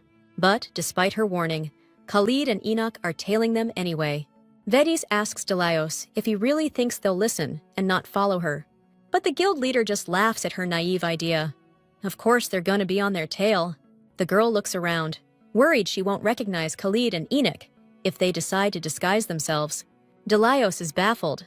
How could she think guys who are into her wouldn't follow her when she's going on a date with another dude? I mean, according to him, only an idiot wouldn't have seen that coming. The heroine can't wrap her head around how he could know that and still ask her out. Truth is, they're here to wrap the artifact as a gift, which Delois whispered to Vedis yesterday. He asked if the thing she entrusted to him was a gift, and offered to wrap it up nice. Deloise thinks there's nothing better than two people doing something secret, but she doesn't consider it secret if they're being followed. Entering the shop, Vedas still thanks Osharbi for the idea, one she wouldn't have thought of herself. The heroine decided to give Khalid the item originally meant for Roseanne, since he needs it more. Vedis is thinking about how this is the first time she's ever going to give the Marquis a gift. While she's pondering what ribbon to use for the box, Khalid and Enoch are watching them from outside the shop window. The knight's pissed, figuring Deloise is trying to win Vedis over with presents. He's racking his brain, trying to figure out what he whispered to that girl yesterday that made her change her mind so fast. Khalid's telling Enoch to chill out, because it's already a pain in the butt, keeping them both under wraps. The knight's surprised how quickly the Marquise dropped the formalities with him, but honestly, he'd rather not talk to him at all. Haven calls Enoch dead weight, but Enoch's not exactly thrilled to be stuck here with him either. They're both pissed, and after saying all that, they turn away from each other. Leaning against the wall, Khalid tells the knight to shut his trap. But then, out of nowhere, Enoch asks the Marquise if he likes Vedis. Caught off guard, Haven asks why he should even answer that. And that's when Enoch spills the beans about confessing to her recently. He says he laid his feelings out there, and he plans to keep doing it. So, Enoch's gonna keep at it until she finally notices him. That's why he's asking Khalid again if he's got a thing for Vedis. Picturing the girl clearly in his mind, Khalid answers with a yes. I mean, how could he not like someone with eyes that shine like that? When Khalid's with her, it's like the darkness itself just fades away, and he wants to be by her side all the time. He tells Enoch that Vedis is irreplaceable to him, and she's someone he wants to protect.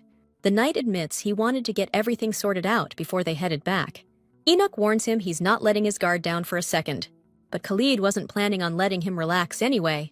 Vedis is going back to the kingdom, and the Marquis can't keep her here just because of his own selfish reasons, so he decides to go with her too. Meanwhile, Enoch spots the girl and Deloise coming out of the store. He even only stuck around to protect the people he had left. But now he's got a new purpose, and it's time to make a move. The movers, missing their families, are stoked to head back to the Empire soon. Enoch's helping them out, hauling a bunch of boxes at once. The guys are blown away by his insane strength, which means they'll finish the job faster. It's not even time to leave yet, and they're already done. The guys are all talking about what their boss could be talking about with those mages. One of the guys mentions that one of the mages they used to see around has vanished. Nobody knows why he disappeared, but he was doing everything he could to get to this province. After wrapping up the chat, Deloise walks over to Khalid, and when he asks how they reacted, he says the mages were totally thrown. The mage they caught seemed like their leader, but he actually just hired them, so there wasn't any real connection between them. Security's tighter now, but no one's really digging into why he vanished. Deloise suggested they split the missing guy's cash, and if they don't want to trash their rep, they'll keep their mouths shut. Khalid calls Osharbe a super cautious guy, especially since his job puts him face to face with a ton of clueless folks who don't think before they speak. Deloise needs to have one last word with the guild's vice master and tells the others to hop in his carriage when they're ready. As he walks away, Khalid hears someone whispering his name from behind. He turns around and sees Vedis waving him over from around the corner, asking him to come closer. The girl's got something hidden in her hand, and the Marquis asks why she called him to the back of the residence. Suddenly, she holds out a beautifully wrapped box and asks him to accept it. Khalid eyes her, surprised, and asks if he's right in assuming it's a gift. Vedis reminds the Marquis about their trip to the magic shop, where she picked it up. She says it's a powerful protection artifact, and it could save his life, so he needs to keep it on him at all times. Haven wonders if Vedis knew what kind of artifact it was before she bought it. Or did she just grab something for him, and then find out what it did? Khalid also wonders why she decided to give it to him, specifically. Does she care about him as much as he cares about her? He has so many questions, but right now, the Marquis doesn't want to ask any of them. He just thanks Vedis and says that since it's a gift from her, he'll keep it with him always. The princess finally finishes writing the last letter and sighs in relief. Noma's surprised by how many letters Roseanne gets from nobles every day. Answering them must be a real chore. The princess says if she hadn't been such a screw-up before, she'd be crushing this right now. Noma's begging her not to put herself down, but Rosanna just laughs, saying that's the old her, and she's gone for good. Looking at the princess, remembering her as a kid, the maid can't believe how much she's changed. Not even realizing when she grew up so fast, Noma starts bawling. Rosanna's done with the letters, so it's time to get ready for this meeting. A knock at the door, and they announce Baroness Talaroon's arrived. Nobles are lining up to see the princess, but this woman's at the palace more than anyone else, which is super sus. Rosanna can't just blow her off, since the Baroness is a busy woman, so she must have a darn good reason for pushing so hard for a meeting. The princess needs to figure out what Talaroon's after before Vadis gets back. Rosanna tells them to take the guests to the garden, 'cause the weather's amazing today. The princess arrives for the meeting, flanked by her knights, Gina and Risha. The Baroness rises, greeting Her Highness, and calling the girl the treasure of the Moselberg kingdom.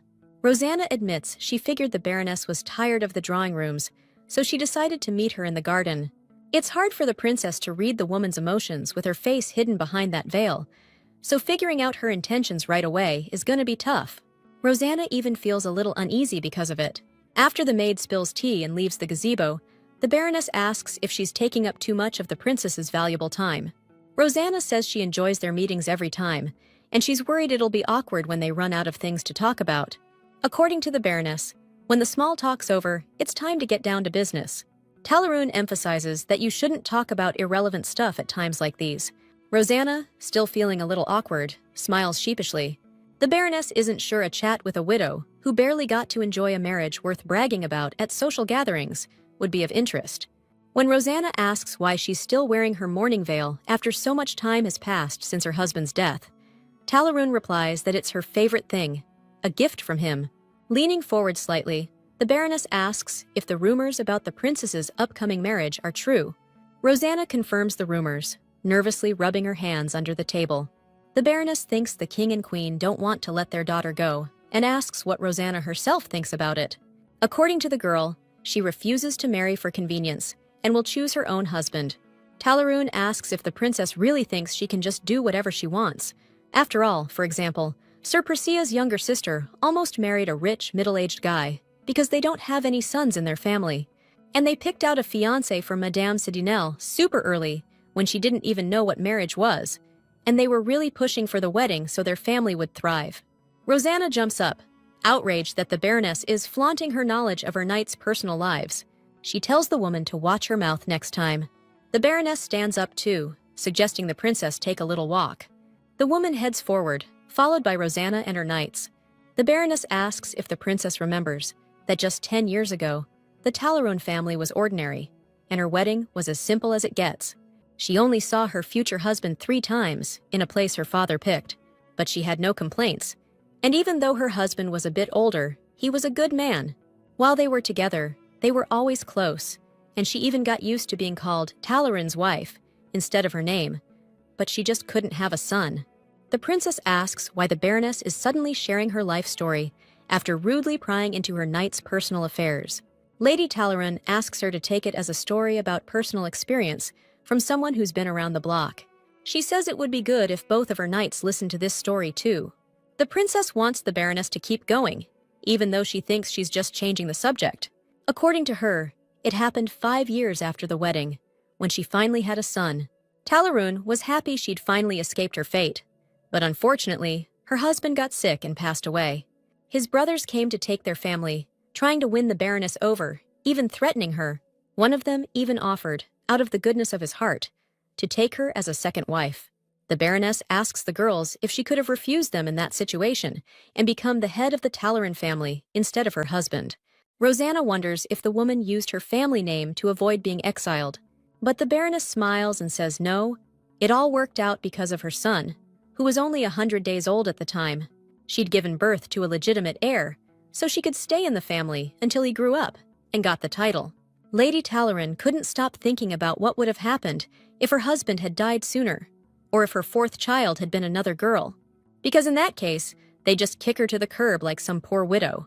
Rosanna's starting to get what that woman went through. Back then, she wasn't a baroness. She had no money, just a little education and some manners. Unable to hold back, Knight Gina asks how she managed to become so successful. She admits she became a knight and got her younger sister out of that house, but now she doesn't know what the future holds for the girl. Captain Vadis helped Gina get her sister settled in with her and told her to reach out if she needed anything. The Baroness points out that the girl has a lot to worry about. and that's why she decided to share the secret to her success, which was just wanting to survive. Before all this, she had nothing to do with her current business and didn't know anything about accounting or investments. The Baroness asks Rosanna if she understands what she's talking about, and the princess, of course, knows all this. Jaina thanks the woman for sharing her experience. The Baroness smiles, remarking how lucky the girl's sister is to have her. The knight's a little flustered, saying she wouldn't jump to conclusions so quickly. Rosanna points out the Baroness's knack for salesmanship, clearly knowing how to win people over. She must have been playing it rough at first, testing the princess's reaction. Or maybe this whole conversation's a test. Rosanna says she enjoyed hearing the story and is impressed with how willingly the Baroness responded to Jenna's worries. But that doesn't mean the princess has forgotten her earlier remarks about knights. So, she tells the woman not to change the subject, or their meeting's over. Talaroon apologizes to the knights for rudely bringing up their private lives and promises not to do it again.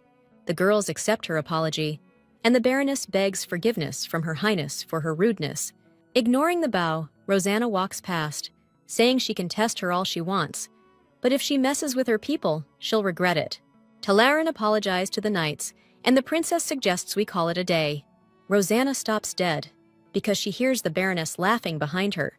Looking right at the princess, the woman announces that the investigations turned up something.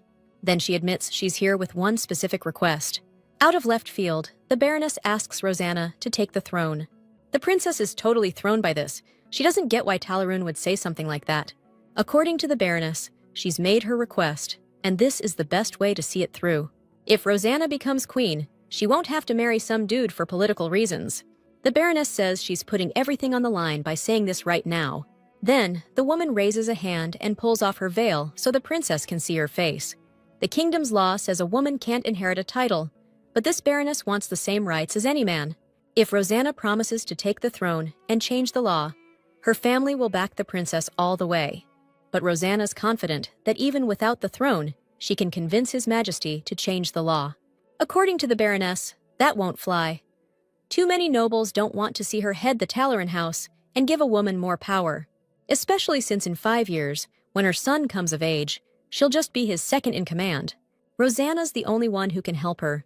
If the queen takes her side, the nobles won't dare criticize her. Rosanna doesn't get how she's supposed to take the throne when she has a brother. The Baroness says there's already been a queen in Moselberg's history, but the princess thinks the situation's totally different now, and she can't just snatch her brother's spot. Lady Talaron says if the crown prince takes the throne, the nobles will seize power, and Rosanna's family will never get it back. She said it's gonna happen no matter what, before the ruler changes. Rosanna freezes, staring at the woman in disbelief, demanding she repeat herself. The Baroness insists that only Her Highness can change Moselberg. This country, these people, it all belongs to Rosanna, so she needs to think about it and decide. The princess is floored. She can't wrap her head around how she could end up on the throne.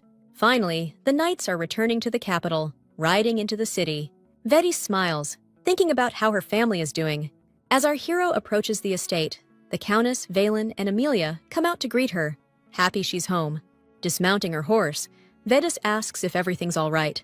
According to Valen, everything's normal, except for her being gone. Hey, Countess, how's my dad doing with Leos? Are they still at the palace? Ever since I found out about the Emperor's plan to snatch up Moselberg, I can't exactly keep things on the down low anymore. If I keep playing it coy, this whole rebellion could blow up into a full-on war. I gotta tell the head of the royal guard, my dad, everything and beg him for help. The Empire's way too strong. It's scary to think what could happen if we're not careful.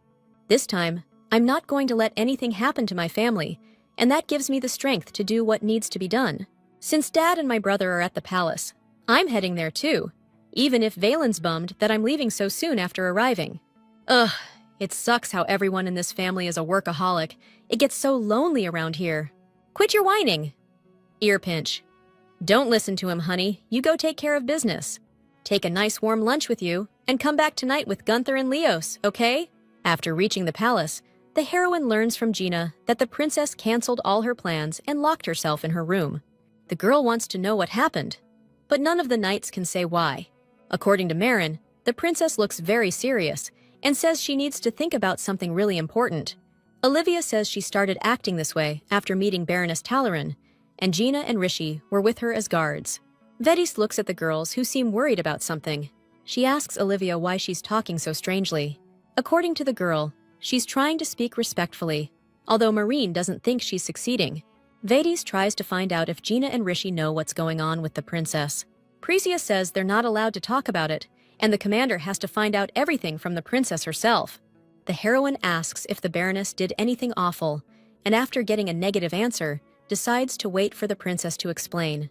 Vedish wraps up talking to the knights and heads into Roseanne's room. She's sitting on the floor, surrounded by chests, bottles, and books scattered everywhere. Looking around at the crazy number of flasks lying around, Vedish asks the princess how long she's been in here.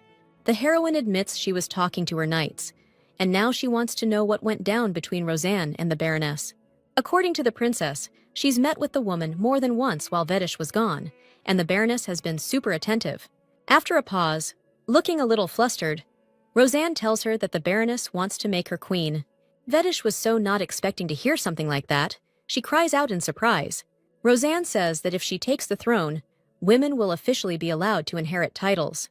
Talaran wants to make it so women can hold power too, and Vedish realizes this situation is complicated. Roseanne was at the meeting with Rish and Gina, which is obviously why she's so lost in thought, since she's worried about her younger sister. If Rosanna takes the throne, even her bodyguard could snag a hereditary knighthood, easy. The princess admits she doesn't want to be queen. She and Vedis already lost their families once, and she ain't fighting her brother for the crown. Plus, Rosanna's never cared about running the country, and if she suddenly takes the throne, everyone will think she's just Baroness Talaran's puppet. Vedis doesn't get why Rosanna can't just turn down the offer. She doesn't have to say yes. At first, the princess thought so too, but then she realized that's not the only issue. The uprising that happened before she even got back left some deep scars on her soul. Even if she decides to defend the country, the conflict won't just disappear after the rebellion's crushed. It'll take a long time to fix this country that's gone to hell, and if Moselberg survives, Rosanna's still going to be part of the royal family. But when she left the country to meet Eventine, the princess totally forgot about all that, and now she feels awful. Vedis puts his arm around her shoulders, trying to calm her down. Roseanne's bummed that all this crap landed on her the second she got back from a mission, especially since she's probably dead tired. The princess says she needs more time to think. Her head's a total mess right now. Roseanne wants a full report on the Khalid and Marquis Bennett situation by tomorrow. They agree to meet tomorrow. The princess tells her to get some rest, and she heads out. Now, all this talk about seizing Moselberg is really starting to freak her out. Upset, Vedis runs into the court alchemist, Frendel, in the hallway.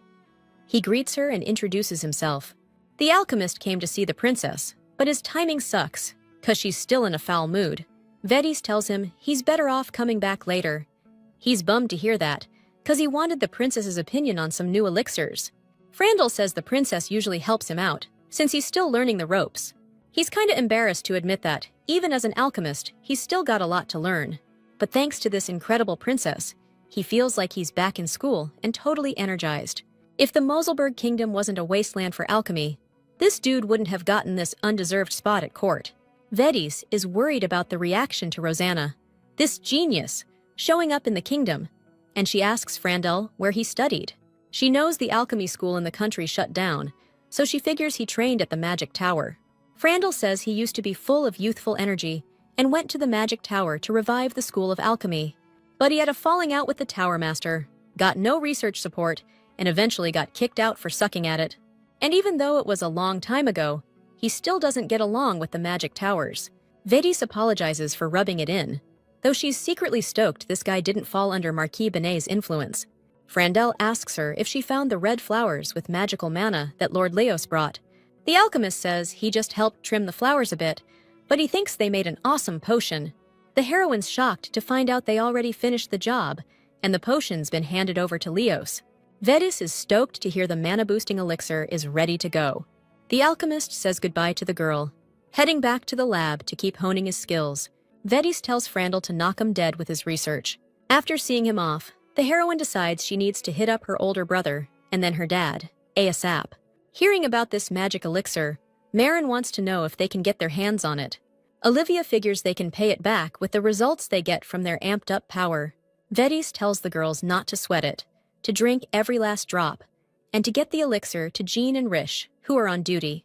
Hunting for Leos and Enoch, the heroine heads into the hall where the royal guard usually hangs out. But she walks in on the knights having a major beef. Vedis is trying to figure out what's going on, while Marine's pumped for a fight to break out. One of the guys arguing is pissed, saying, "When did the guard start taking in lowlifes who only know how to cheat?" It's an insult to the art of swordsmanship. His opponent yells that their commander doesn't allow injustice, and calls the guys across from him shameless aristocratic dogs. According to them, it would be suspicious if they were in their position. They grew up hiding behind their families, and as soon as they got knighted, they went on a mission without any training. These guys think they used mana blades, and the monsters escaping the training grounds was just a setup. Vedis thinks these knights are talking about her.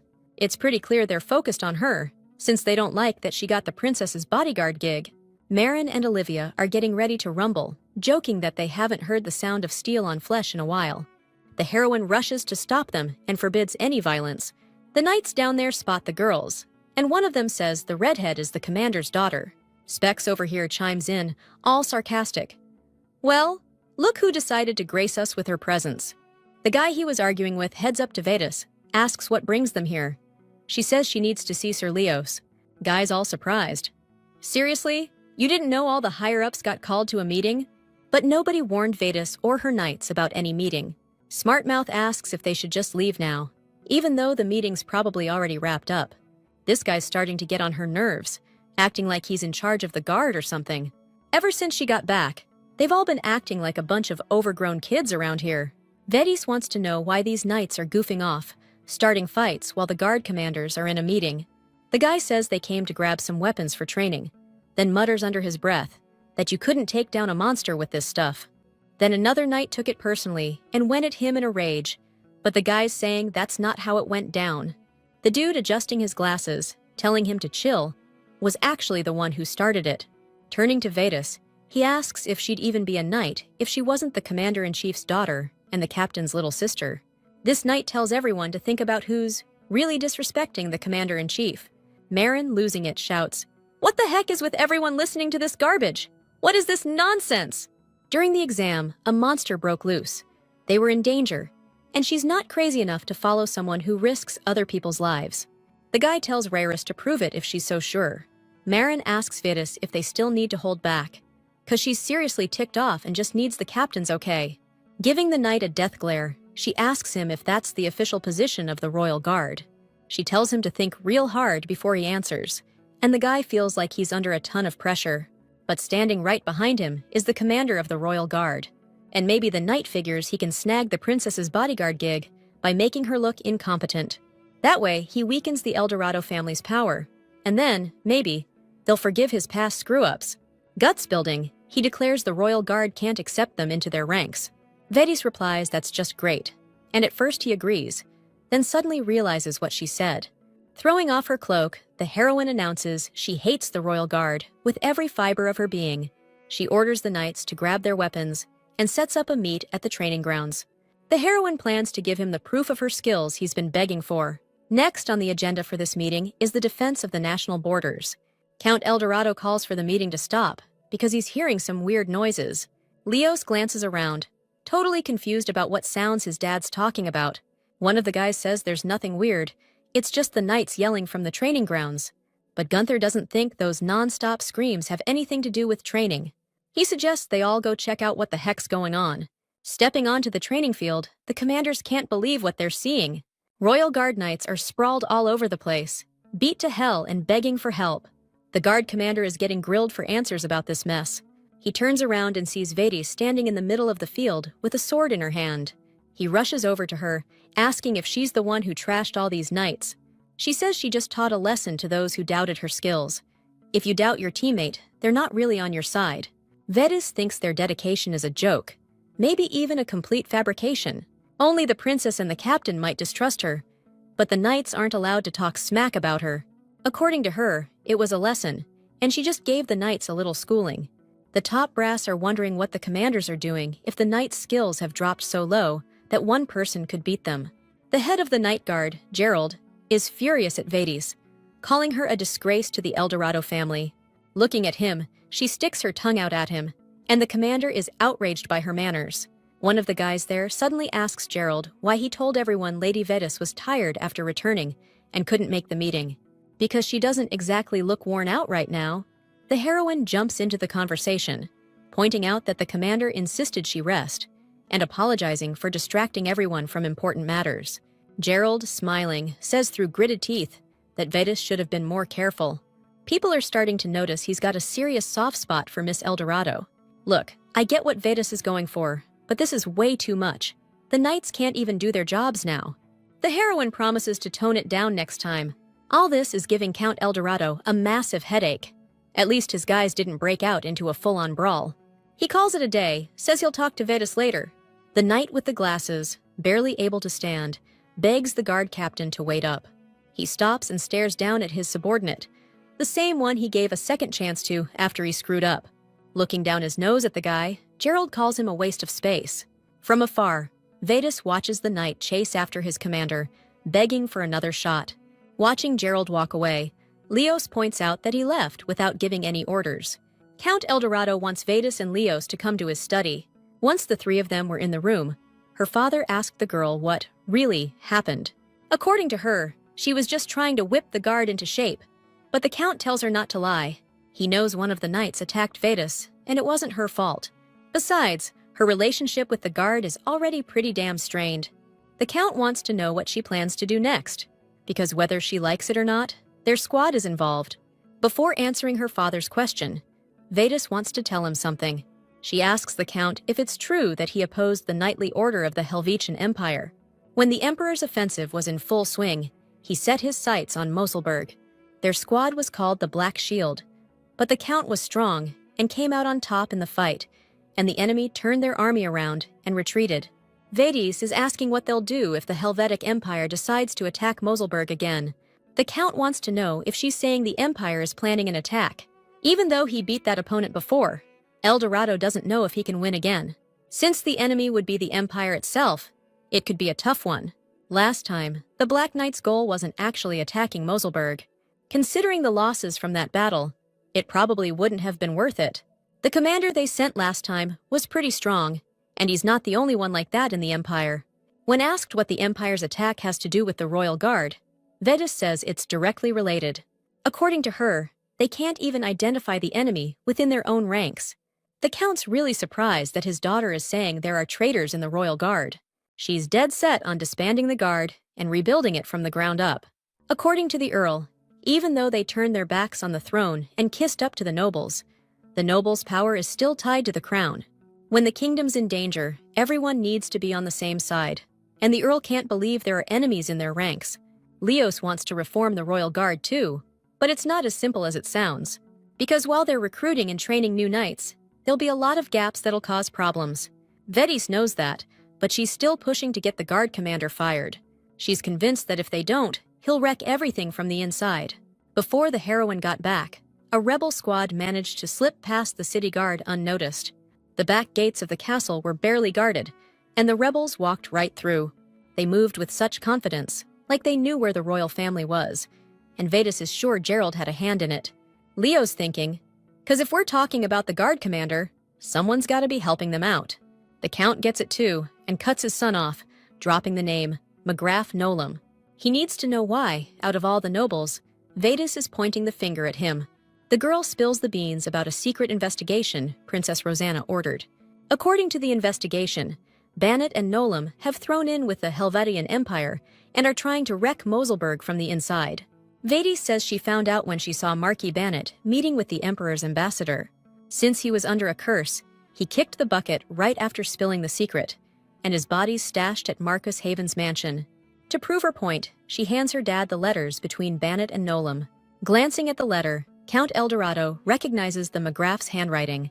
And even though the main evidence is the Emperor's letter to Bannet, Vetus can't show it right now. There's no way the heroine can explain how she knows the Emperor's handwriting.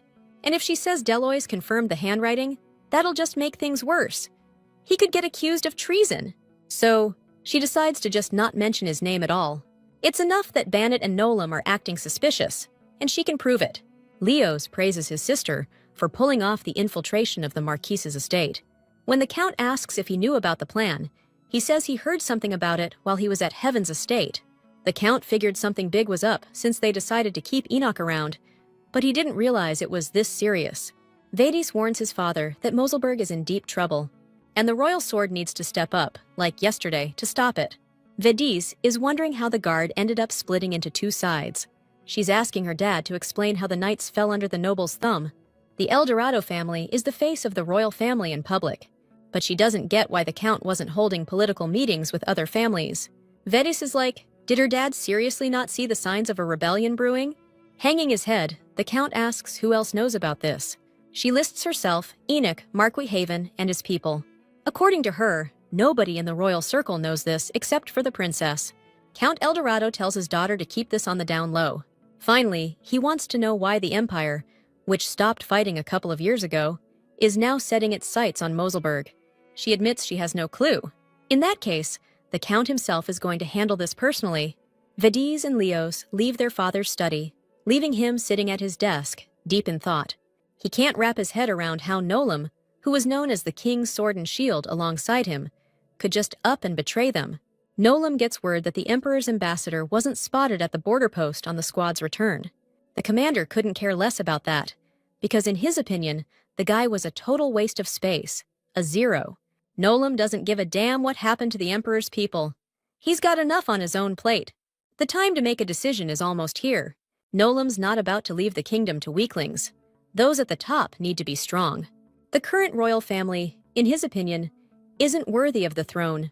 Nolam plans to get rid of both Eldorado, who refuses to see the truth, and the king, who's only surviving because of the Count's reputation. The commander's planning to turn the Emperor himself into his own personal puppet for this. Veronica, the maid, brings tea into Marquis Heaven's office. Without looking up from his work, Khalid thanks her and asks her to pour Sirion a cup first. The assistant's just slumped in his chair, totally wiped out. Veronica pours Sirion a strong cup of tea to help him get back on his feet. The maid leaves the room and tells them to call her if they need anything else. Khalid orders his assistant to snap out of it and get back to work. Sirion complains that they've been working around the clock, and it'd be easier if they had more manpower. Heaven tells him to hang in there a little longer, and promises they'll rest after Jeff gets back. Sirion's stunned by the news of the Viscount's return, and asks when that'll be. Khalid says Jeff will be back after they deal with Bannet, and until then, he's staying undercover. Sirion knows the faster they wrap this up, the sooner Jeff gets back. Khalid tells him to start by sorting the paperwork, because everything needs to be handed over to Joel today. The assistant immediately gets to work. Heaven's looking over the file on Marquis Bannet, the guy who killed his parents. Crushing the papers, he thinks about how that scumbag's gonna pay for what he did, real soon. But what's really messed up is that the attack on the Heavens wasn't about a power struggle. It was just one piece of a bigger plan to take over Moselberg. Anyway, for now, the Empire stuff is something for the Eldorado family and Rosanna to handle. Khalid himself needs to take out the Imperial spy Bannet and expose his buddy Nolam. Right now, the Heaven family's lost its clout and can't count on any backup. But Khalid's gonna right this wrong and drag the Haven family back from the brink. Sirion thinks the boss is way too hung up on his brother Jeff and Lady Vetus. After grinding away, Khalid steps out of the office for a little stroll around the estate. Face planting on the desk, Sirion begged him for just 2 hours of sleep to recharge. They told the Marquis himself to chill out too, before he runs himself into the ground.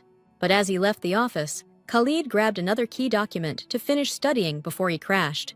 Lost in the document, he opens one of the doors. Khalid's surprised he accidentally ended up in Northern Deer's room. Realizing he messed up, he smacks himself on the forehead. He was going to head to his room, but then decided to just crash right there. Taking off his shirt, Khalid thinks about how long it's been since he was last here. This room used to belong to the Marquis's mother, even though he told the servants to look after it. Since no one's lived here in so long, it's always been empty and cold. But everything changed after Vedis moved in. Looking at the bed, Khalid thinks he might take a nap here today. Immediately, he pictures Vedis lying on that bed, and Heaven, clutching his head, curses himself for having such thoughts. To distract himself, Khalid decides to finish reviewing the report and sits down in the armchair. But no matter how hard the Marquis tries, he just can't seem to focus. He blames himself for giving this room to Vedis, because it's basically like confessing his feelings. Jumping up from the chair and pacing back and forth, Khalid thinks that it doesn't matter. because he's actually in love with her. Still, he's terrified to imagine what'll happen if Vedis finds out what this room is. He pictures her reaction to this info and decides to keep it under wraps. Khalid puts down the documents, doubting he'll be able to focus here. He sits by the bed, pulls out the artifact the girl gave him, and smiles, thinking about how much he misses her. The Marquis contacts Joel through the magic orb and asks how the investigation into the magic tower's owner is going. Just like he figured, he secretly started an illegal operation under a fake name, behind Marquis Bannett's back. They were stashing mana stones bought with the tower's budget, then reselling them. According to Joel, they were selling them alongside stones of unknown origin, without a manufacturer's seal. Khalid is seriously taken aback by this information. There are two main categories of magical tools, and the first can only be wielded by mana users, charging the tool with mana, like, say, putting a seal on a scroll. The second one's like a magic communicator. You gotta charge it up with enough mana to get it going, then anyone can use the thing. The last one's a self-starting process, but it takes some serious alchemy skills, like recombining scattered mana with different properties. But hold on, there's more. Any mage can use a special stone to concentrate magical energy by setting up a magic circle. To stop people from abusing the stones, they're stamped with the manufacturer's seal, and both the sources and users are closely watched. According to Joel, most of the buyers are either mercenaries or shadowy organizations. And get this! They also uncovered proof of anonymous deals with the fancy pants aristocrats. Khalid thought he'd cracked all the secrets in 5 years, but clearly there's still a ton of work to do. As he's racking his brain about these magic stones, he suddenly remembers Vedis's offer. If he goes for it, he could wipe out all his troubles in one shot. The Marquis tells Joel to keep digging, find out who's involved, and track where those enchanted stones are being sold. He's about to wrap up the call, but the assistant's got something else to tell Khalid. Says it's not a huge deal, but it involves Lady Eldorado. Khalid's surprised, wondering what Joel's about to spill about Vedis. Olivia and Marin are going at it in the training grounds, sparring hard. Vedis is watching Rarus, who's still not great, but moving a hell of a lot better. Thanks to that elixir they chugged, the knight's mana's seriously boosted, making the girls way tougher. Plus, she's noticing how much closer the girls have gotten lately. Walking over, Vedis gives the knights 5 for a breather, then tells them to switch to ranged attacks. She tells Olivia to get a little more aggressive with her attacks, and Olivia agrees with the feedback. Marin says when it comes to training, the commander's a real hard ass. Jenna's convinced it's good for them, says she's gotten way tougher for one. Marin chimes in, saying she feels lighter and way better since chugging that elixir. Vedis points out that even with the elixir, adjusting to that sudden mana boost ain't a walk in the park. Still, thanks to their hard work, the girls managed to get the hang of it in just a few weeks. At this rate, they'll be ready to escort the princess to the summer hunting tournament. Jenna asks if it's true that the tournament isn't just for court knights, but also for nobles. The competition gets bigger every year, and she's stoked to see it in person. Vedis wishes she could let all the girls show what they've got at the tourney. But sadly, only one person can compete from each squad. Raishi and Olivia think it's cool, and that Vedis is the one who should represent their squad. Marin, all fired up, says Lady Eldorado better win, because she almost lost it when those guard knights were trash-talking her commander. The knight wants Vedis to make sure their enemies are spitting blood when she takes them down. But according to our girl, that's already been handled. As for winning, she promises to pull it off, and Marine suggests they all head to the bar in the square that sells those fruity wines. Giving her a sideways glance, Olivia accuses the girl of liking to party a little too much. She and Rishi are on night duty tonight, so there's no way they can join them. When Maran asks if Gina will come along, the girl replies that she's been trying to avoid crowds lately. Rarus asks her, surprised, what's going on. Gina says she might be imagining things, but it feels like people are staring at her when she walks down the street. Olivia and Raishi look at her, surprised, because they've been getting the same treatment. The girls ask Lady Eldorado if she's ever experienced anything like that, and Vedis thinks about it. Marin asks the same question, and she also tries to remember, rubbing her chin. Vedis says that after she came back, she always took a carriage straight from home to the castle, and she usually didn't get out along the way, so she can't say for sure. Up until now, Rishi thought she was imagining things, like only women were staring and whispering about her. But clearly that's not the case. You can't convince Vedis with just words, But if 3 girls are experiencing this, something's definitely up. So, the heroine suggests that Marin and her take a walk today and check things out. Riding in the carriage, it seems like nothing special is happening and everything's normal. The girls decide to get out on the street and see how people react.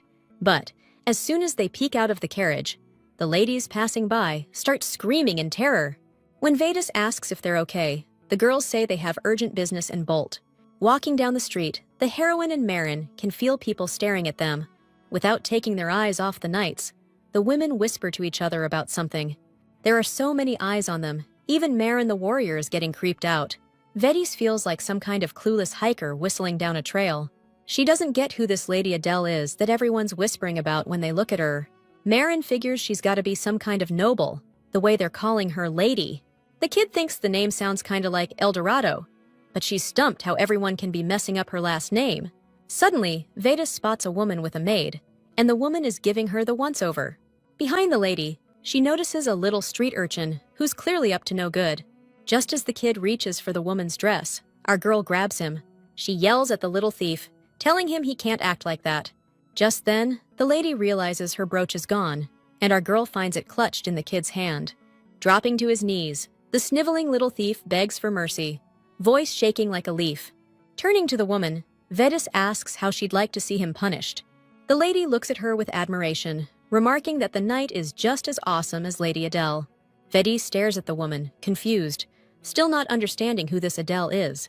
The lady tells her maid to quickly bring her the book, and the maid hands it over right away. Holding out the book to Vedas, the girl asks her to sign it. The heroine suggests dealing with the thief instead.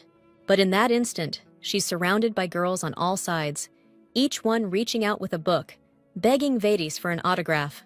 Marin, hoisting the kid onto his shoulders, tells the commander to make a run for it. Without a second thought, they bolt from the crowd, who are yelling for Lady Adele to stop and sign. They're handing over the little thief. Turns out he's the head of the local gang, to the cops. The knight promises to deal with him, and the girls beg him not to hurt the kid, 'cause he's still just a boy. The cop, looking at the disheveled and out-of-breath girls, is like, "What the heck happened to you two?"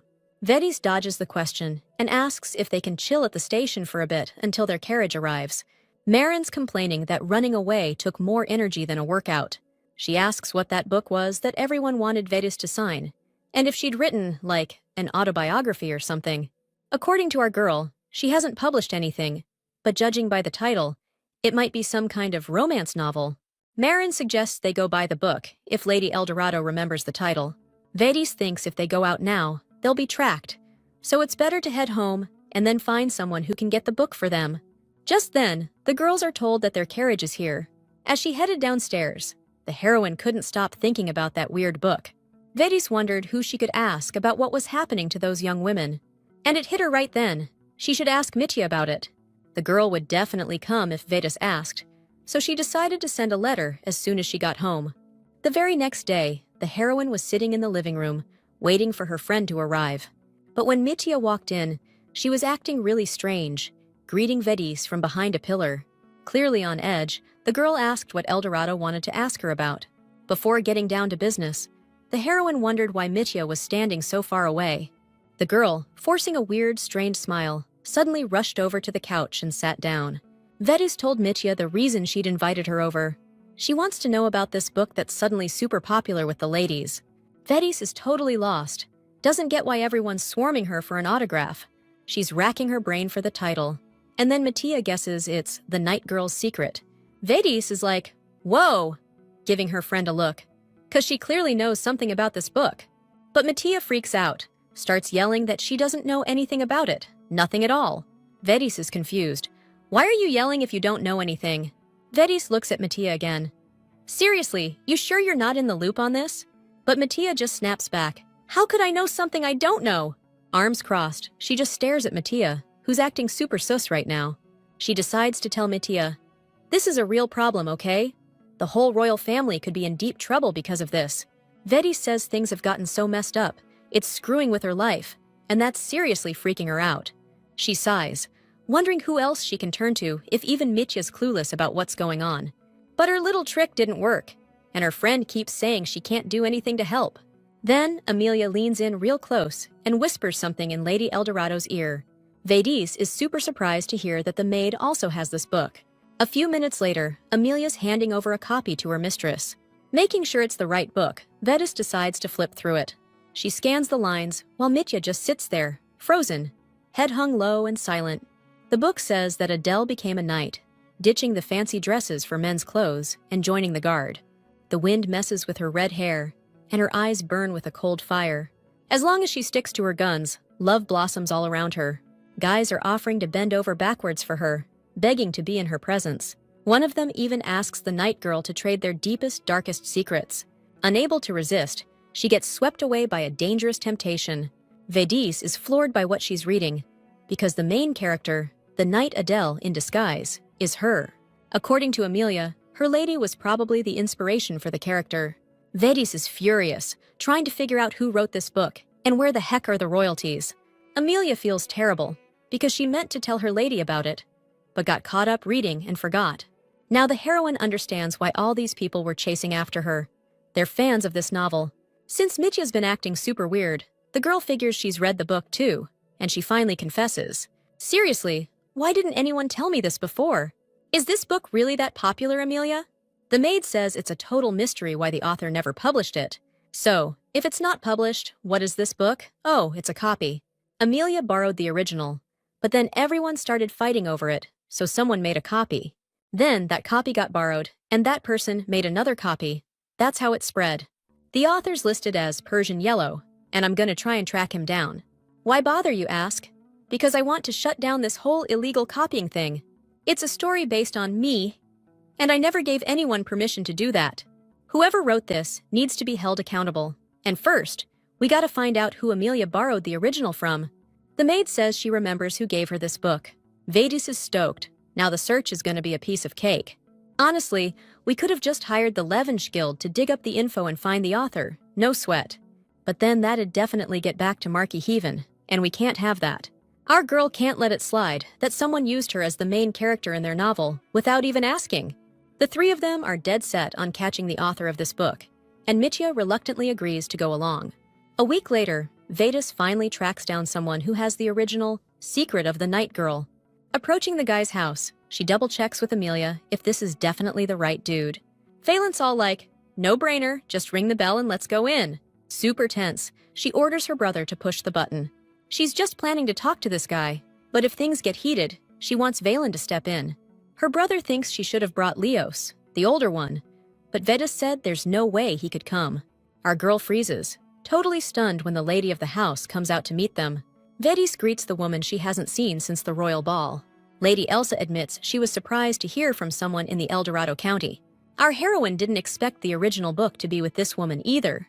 Lady Elsa suggests they drop the formalities, since nobody's around. She invites Vedis and her brother inside, and they thank her for her hospitality.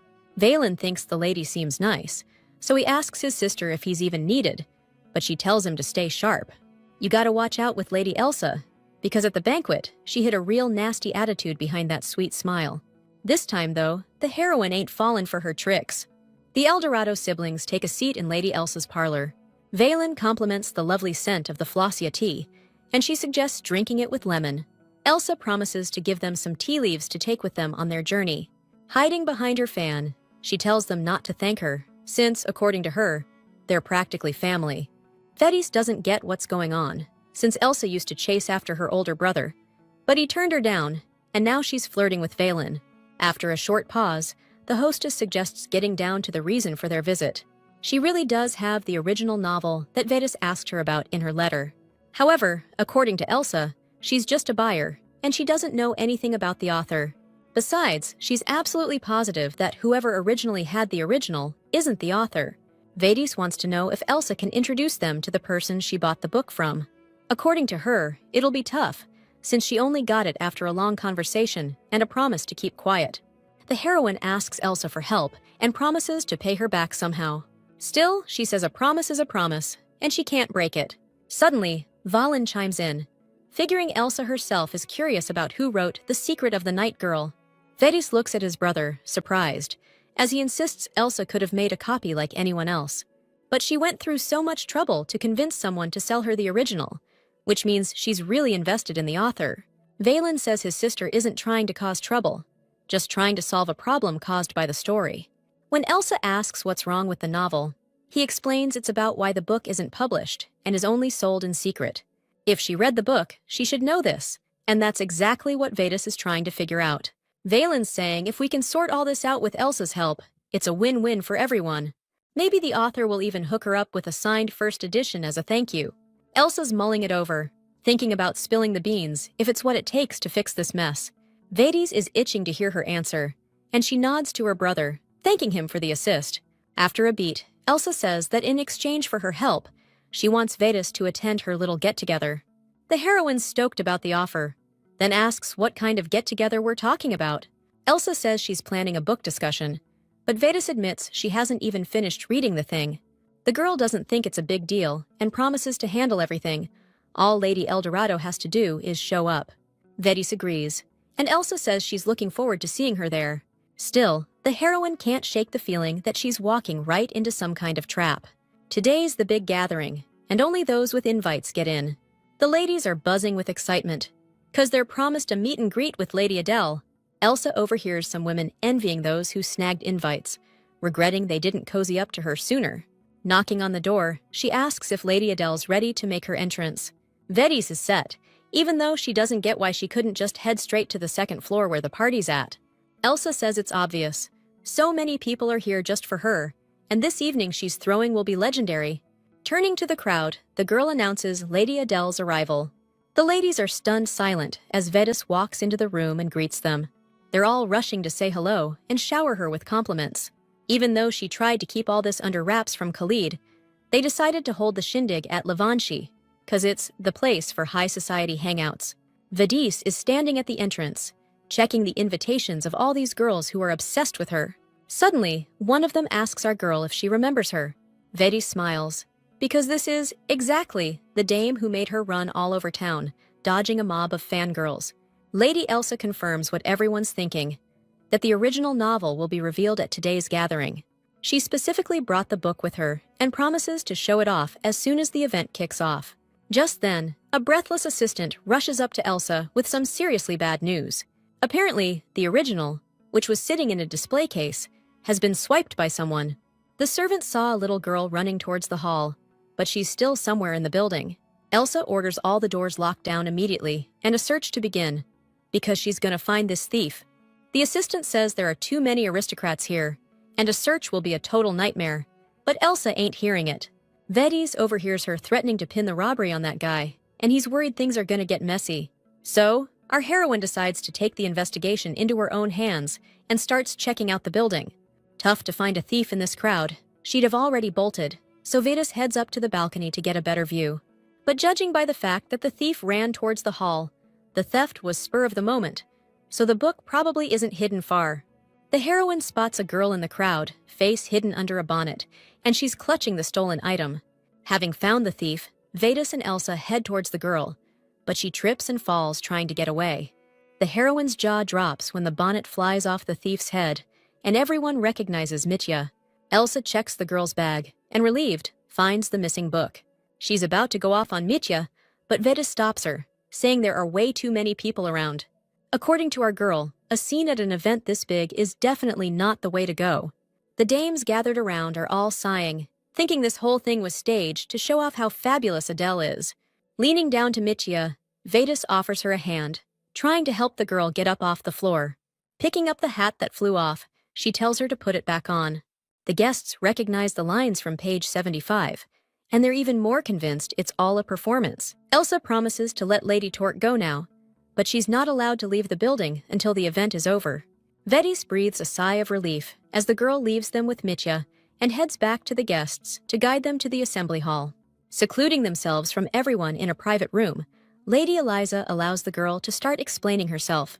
She wants to know why Lady Torque needed the original secret of the girl night. Vedas wants to know the reason too and asks Mitya to tell them. Suddenly, the girl jumps up and, pointing at Elsa, yells that this book must never be in the hands of that schemer. The girl's fighting back, yelling that she's the only one who paid a fair price for the novel, and they start going at it. Mitya's saying that's exactly why Elsa can't keep the book. But Elsa's all, "Why should I care? Lady Torque, cracking under the pressure, suddenly bursts out through tears that she wrote the damn novel. Vedis and Elsa exchange a look, and the room just goes dead silent. Mitya was curious if the book would grab people, so she showed it to some friends. She told them to keep it quiet, but they started lending it out and even making copies. Mitya's crying because she never gave them permission, and her friends totally stabbed her in the back. Vedis walks over to her, trying to calm her down, saying she gets why she's so pissed. Still, she can't wrap her head around the fact that Torque is the actual author of The Night Maiden's Secret. Pushing Vedis aside, Lady Elsa hands Mitya a handkerchief and tells her to dry her eyes. She said the girl should have told her about it from the start, and then she would have given the book back. Elsa rings the bell and asks the servant to bring the writer a refreshing drink. Mitya rushes to Vedis and, sobbing uncontrollably, begs for her forgiveness. She says she tried to fix everything before things got out of hand, ran around to friends, looked for the original. But this lady ended up buying the book, and Vedis asks Mitya why she dislikes Lady Elsa so much. The girl is surprised by her question, because it was Elsa who spread rumors about Vedis at the royal ball. At first, the heroine is surprised, and then she starts to recall something she'd completely forgotten. Amelia told her about the rumors, like Vedis playing at being a knight had ruined her chances of getting married. The maid was really ticked off because of the gossip in society circles that someone like her mistress would never find a husband. Then everyone started talking about Rosanna, and the rumors about Vedis disappeared, and she was so busy with Khalid that she forgot all about it. Mitya said that after Elsa bought the book, she felt like she'd tricked Vedis into coming to the event. Hugging her friend, the main character asks Elsa if she's going to apologize. Moving closer, the girl says she's sorry for what happened and admits she was wrong. But she asks them not to get the wrong idea. She just bought a book she liked that day. Besides, according to Elsa, thanks to all this, everyone now adores Vedis. The main character admits it was actually pretty nice, and she felt right at home at the gathering. So Vedis suggests they all just let bygones be bygones. Lady Torque, trembling, asks the main character if she's mad at her for writing the novel. Vedis smiles, saying since Mitya wrote it, fine, whatever, since her friend really didn't want it spreading around. The main character's goal is complete. The novel's author is found, and she's glad she didn't have to punish the girl for stealing. Mitya's totally touched. She's bawling again, and Vedis, laughing, pats her friend on the head. After thinking for a sec, she says she's figured something out today. Judging by how that meeting went, they're taking the book seriously, not just laughing it off. Vedis isn't offended at all, and that gives her an idea. She suggests Mitya should get The Night Girl's Secret officially published. Mitya's stoked to hear that, and agrees to Vedis's request to cut out the stuff in the novel that's too much like her. 'Cause if they start publishing it officially, El Dorado Estate's gonna get flooded with fan mail. And all this popularity is thanks to Mitya, so Vedis hands her the book. Clutching the book to her chest, Mitya agrees to Vedis's offer. Vedis grins, 'cause she's just had a killer idea. So, this is how they can spin the secret night girl craze in a different direction. Marin's blown away by the crowd that's shown up for this summer hunting competition. According to Riche, every noble family is represented, but Olivia's not so sure about their noble intentions. Gina asks the princess if her walk went well. Rosanna says the walk did her good, and she was able to clear her head. Gina notices the princess is reading Secret Night Girl. Rosanna says it's a total bestseller right now, and wonders if Prisha's read it. Gina says Vedis handed out copies to everyone, and she finished it before coming here. She mentions how recently they had to deal with a real headache because of a bootleg version of the novel. But it all worked out in the end, and the book's not causing them any more trouble. The princess wants to know what the original novel was even about, if it caused so much trouble. Jenna admits she hasn't read it either, so she doesn't know either. She's embarrassed and can't quite bring herself to say out loud what the problem was. Olivia answers instead, explaining that readers started obsessing over them after reading that novel. Priscilla is super flustered that she's become the object of someone's affection. According to Risha, even though they're the first female knights in the kingdom's history, it still hasn't fully sunk in for her. Rosanna is happy to hear that her knights have become pretty popular since the book came out. She notices the decorations on Jenna's sword, which apparently were gifts from fans. There's a custom where these ribbons are given to the knight or competitor they're rooting for. The one who receives the ribbon hangs it on their clothing, declaring their intention to win. Marin, who didn't get one of those ribbons, is wondering if they gave them out to everyone Sakiki except her.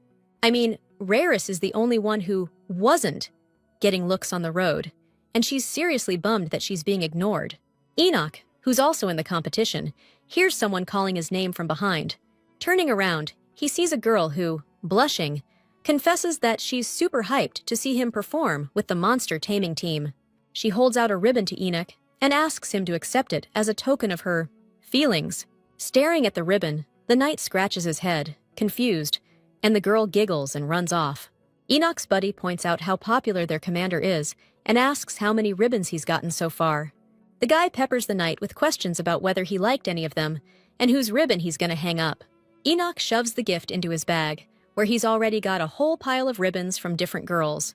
When his buddy starts pawing through the garters, the commander gets pissed and snatches one out of his hand. The knight's betting that ribbon was probably a gift to Enoch from his girl. Commander's warning, he'll have to shut this conversation down if he keeps running his mouth.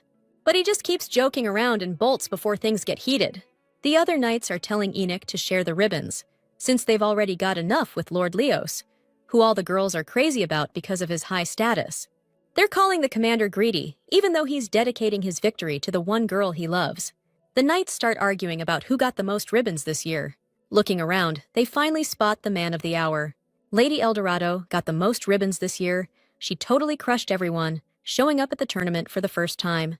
Enoch sadly looks down at his ribbon and clenches it in his fist. Everyone gathered here welcomes His Majesty King Moselberg. The king's stoked to see so much fresh talent throwing their hat in the ring this year. Even his own son, the Crown Prince, is going to be battling it out for the win with everyone else. The king hopes everyone has a blast competing and reminds them not to push themselves too hard. Raising his right hand, His Majesty declares the competition officially open. Marin's all fired up, wishing Commander Vetus the best of luck. Noticing the princess scanning the crowd, Gina asks Rosanna if she's looking for someone. The girl says there's someone in the competition worth keeping an eye on. She's been searching for him, but no luck so far. The princess's attention is drawn to someone she thinks is better observed from a distance. Knife in hand, strolling through the woods, the guy's just soaking in the peace and quiet of the breeze. He only entered the competition to get permission to enter the capital, on orders from the head of the family. But all that was a complete waste of time compared to what he just saw here. This dude's dying to know what the princess and Lady Eldorado are cooking up with Khalid. Sitting up in that tree, she's wondering what the heck Marcus Haven is doing here. Right before the competition started, Vetus went into the tent where the princess was chilling. Rosanna was stoked to see her and get a chance to chat. She told her knights to keep watch outside and closed up the tent. Then she let Khalid in, and he was super happy to see Rosanna. The princess jumped up, so happy to see her cousin. It had been way too long. She was surprised when he told her 2 days ago they'd meet at the hunting competition. Rosanna pulled some strings to get Haven's fake info onto the participant list. Khalid apologized for the trouble, but they needed to talk about something, and they had to move fast. This time, the ID check was tighter than usual, and Vetus wouldn't have gotten in here without Heaven. When he asked if anything was going on at the palace, she said she told her dad everything, and now he's on guard. The princess asked her cousin what he wanted to talk to her about. Khalid wanted to discuss the crystal mine Vetus had mentioned before. She remembered their first trip to Levanche, when she'd squeezed info about the Marquis out of him while he was undercover. Heaven asked if they had any plans for the mine, but Vetus thought those crystals would be tough to process. Rosanna had no idea how to announce this to get the biggest advantage. Then, Khalid suggested the girls use the mine to take down Marquis Bannet. After listening closely to his plan, Rosanna figured it was totally doable. Vetus thought it was a good idea too, but the risk is way too high, especially since only a third party stands to gain. Rosanna countered by suggesting they try to rope that third party into the plan first. Vetus was super surprised that the princess actually wanted to get this person involved. But Rosanna was convinced that if they reached out to Baroness Talleyrand, she could guarantee their plan would succeed. Now, sitting in a tree, Vetus is wondering why the princess suddenly decided to get in touch with a baroness who wants to make her queen. She's wondering what Deloise and Eventine are up to, and if she did the right thing telling them about the Emperor's actions. Suddenly, a monster pops out of the bushes, looks like a fox, with horns and a magic stone in its forehead. The fox is startled because there's another, bigger monster lying right in front of it, looks like a bear. Turns out Vetus killed it, and knowing she won't find anything bigger, the girl jumps down from the tree. She was hoping to catch bigger game, but only some small fry shows up, and our girl doesn't know what else she can do but wait. While Vedas was kicking herself for not asking Leos to teach her how to hunt monsters, someone was watching her from behind a tree. She whips out her sword, ready to see who's there, but then Enoch pops out of the bushes behind her. Happy to run into her, he smiles and calls out her name. For a split second, Vedas felt someone's creepy vibe. It seemed to her like he was waiting on purpose, then showed himself, trying to see if she'd notice him. The guy's surprised that Lady Eldorado could sense him even from that far away, though he should have expected it from a girl who causes so much trouble, and he's thinking about moving on to the next phase. Enoch's impressed by her big score, taking down a monster that huge. Still, Vedas is sure he's got even bigger game. Enoch gets flustered when she says she can't top a monster taming expert. Looking at Vedas, the knight notices she isn't wearing her ribbons. Clutching his own ribbon behind his back, he gets ready to give it to her. But just as Enoch holds out the ribbon, she turns away, noticing something flash in the distance. They see a wounded raven bear in front of them. Someone must have heard it and then bailed. Vedas is getting a seriously strong whiff of blood from that wounded monster. Suddenly, the bear lunges, attacking the girl from the right. Enoch throws himself forward, protecting her, drawing his sword from its sheath in a flash. Without looking back, the knight asks if Vedas is okay, and she reassures him. The heroine feels it again. Someone's waiting for her to lose her balance, then knocks her off, unleashing this seriously bad vibe. She can't figure out who would want to do this. But meanwhile, the person she's thinking about is up in a nearby tree, hidden by the branches. Enoch's going hard on this monster, protecting Vedas from it. When the bear rears up, the knight sees just how deep its wounds are. He figures, if something could wound it this bad but not finish it off, that something's probably hurting pretty bad too. Even though no alarm's gone off, Enoch wants to take care of this beast quick and find that person. Vedas stops the knight and asks if he senses anything evil. The second she moves, she feels a pressure, but Enoch doesn't sense anyone around. She realizes if it's not affecting him, the attack must be meant for her. An enemy with serious stealth and self-control. You can't get much worse than that in the woods. Vedas agrees they need to deal with the monster first and asks if she can count on him. Telling her to stick close, the knight charges back into the fight with the beast. He's going for the one-hit KO, channeling mana into his strike. He nails the monster, but Enoch's stunned to find a magic stone inside its body. Next thing you know, boom! Vedas throws her arm up to shield her face from the blast. She opens her eyes and screams, seeing Enoch lying motionless on the ground. She rushes to him, and hearing her voice, the knight starts to stir. Coughing, Enoch tells Vedas to chill. He managed to protect himself with mana. The girl pulls a potion from her bag and tells the knight to drink up. Enoch says there was a magic stone inside the monster, but then some dagger came out of nowhere, shattered it, and caused the explosion. Hearing that, Vedas wonders if it's just a coincidence, because she recently learned that Halid was investigating Marquis Bannett's shady dealings in magic stones. Now this guy's going after the girl, and he's using stones like that? Look, just because he's using a stone like this doesn't prove Bannett's involved, but we can't just ignore it. Enoch's scanning the area, making sure the enemy isn't coming back for another round. Vedas checks out the blast site and finds a dagger someone ditched. The girl figures they should leave the investigation to the Royal Guard. They'll be here soon enough because of the explosion, and head back to base. Since Enoch chugged that potion, and he's good to go, he suggests sticking around so the enemy can't clean up the mess as soon as they leave. Vedas thinks it over and agrees. The knight probably wants to settle the score with whoever got him.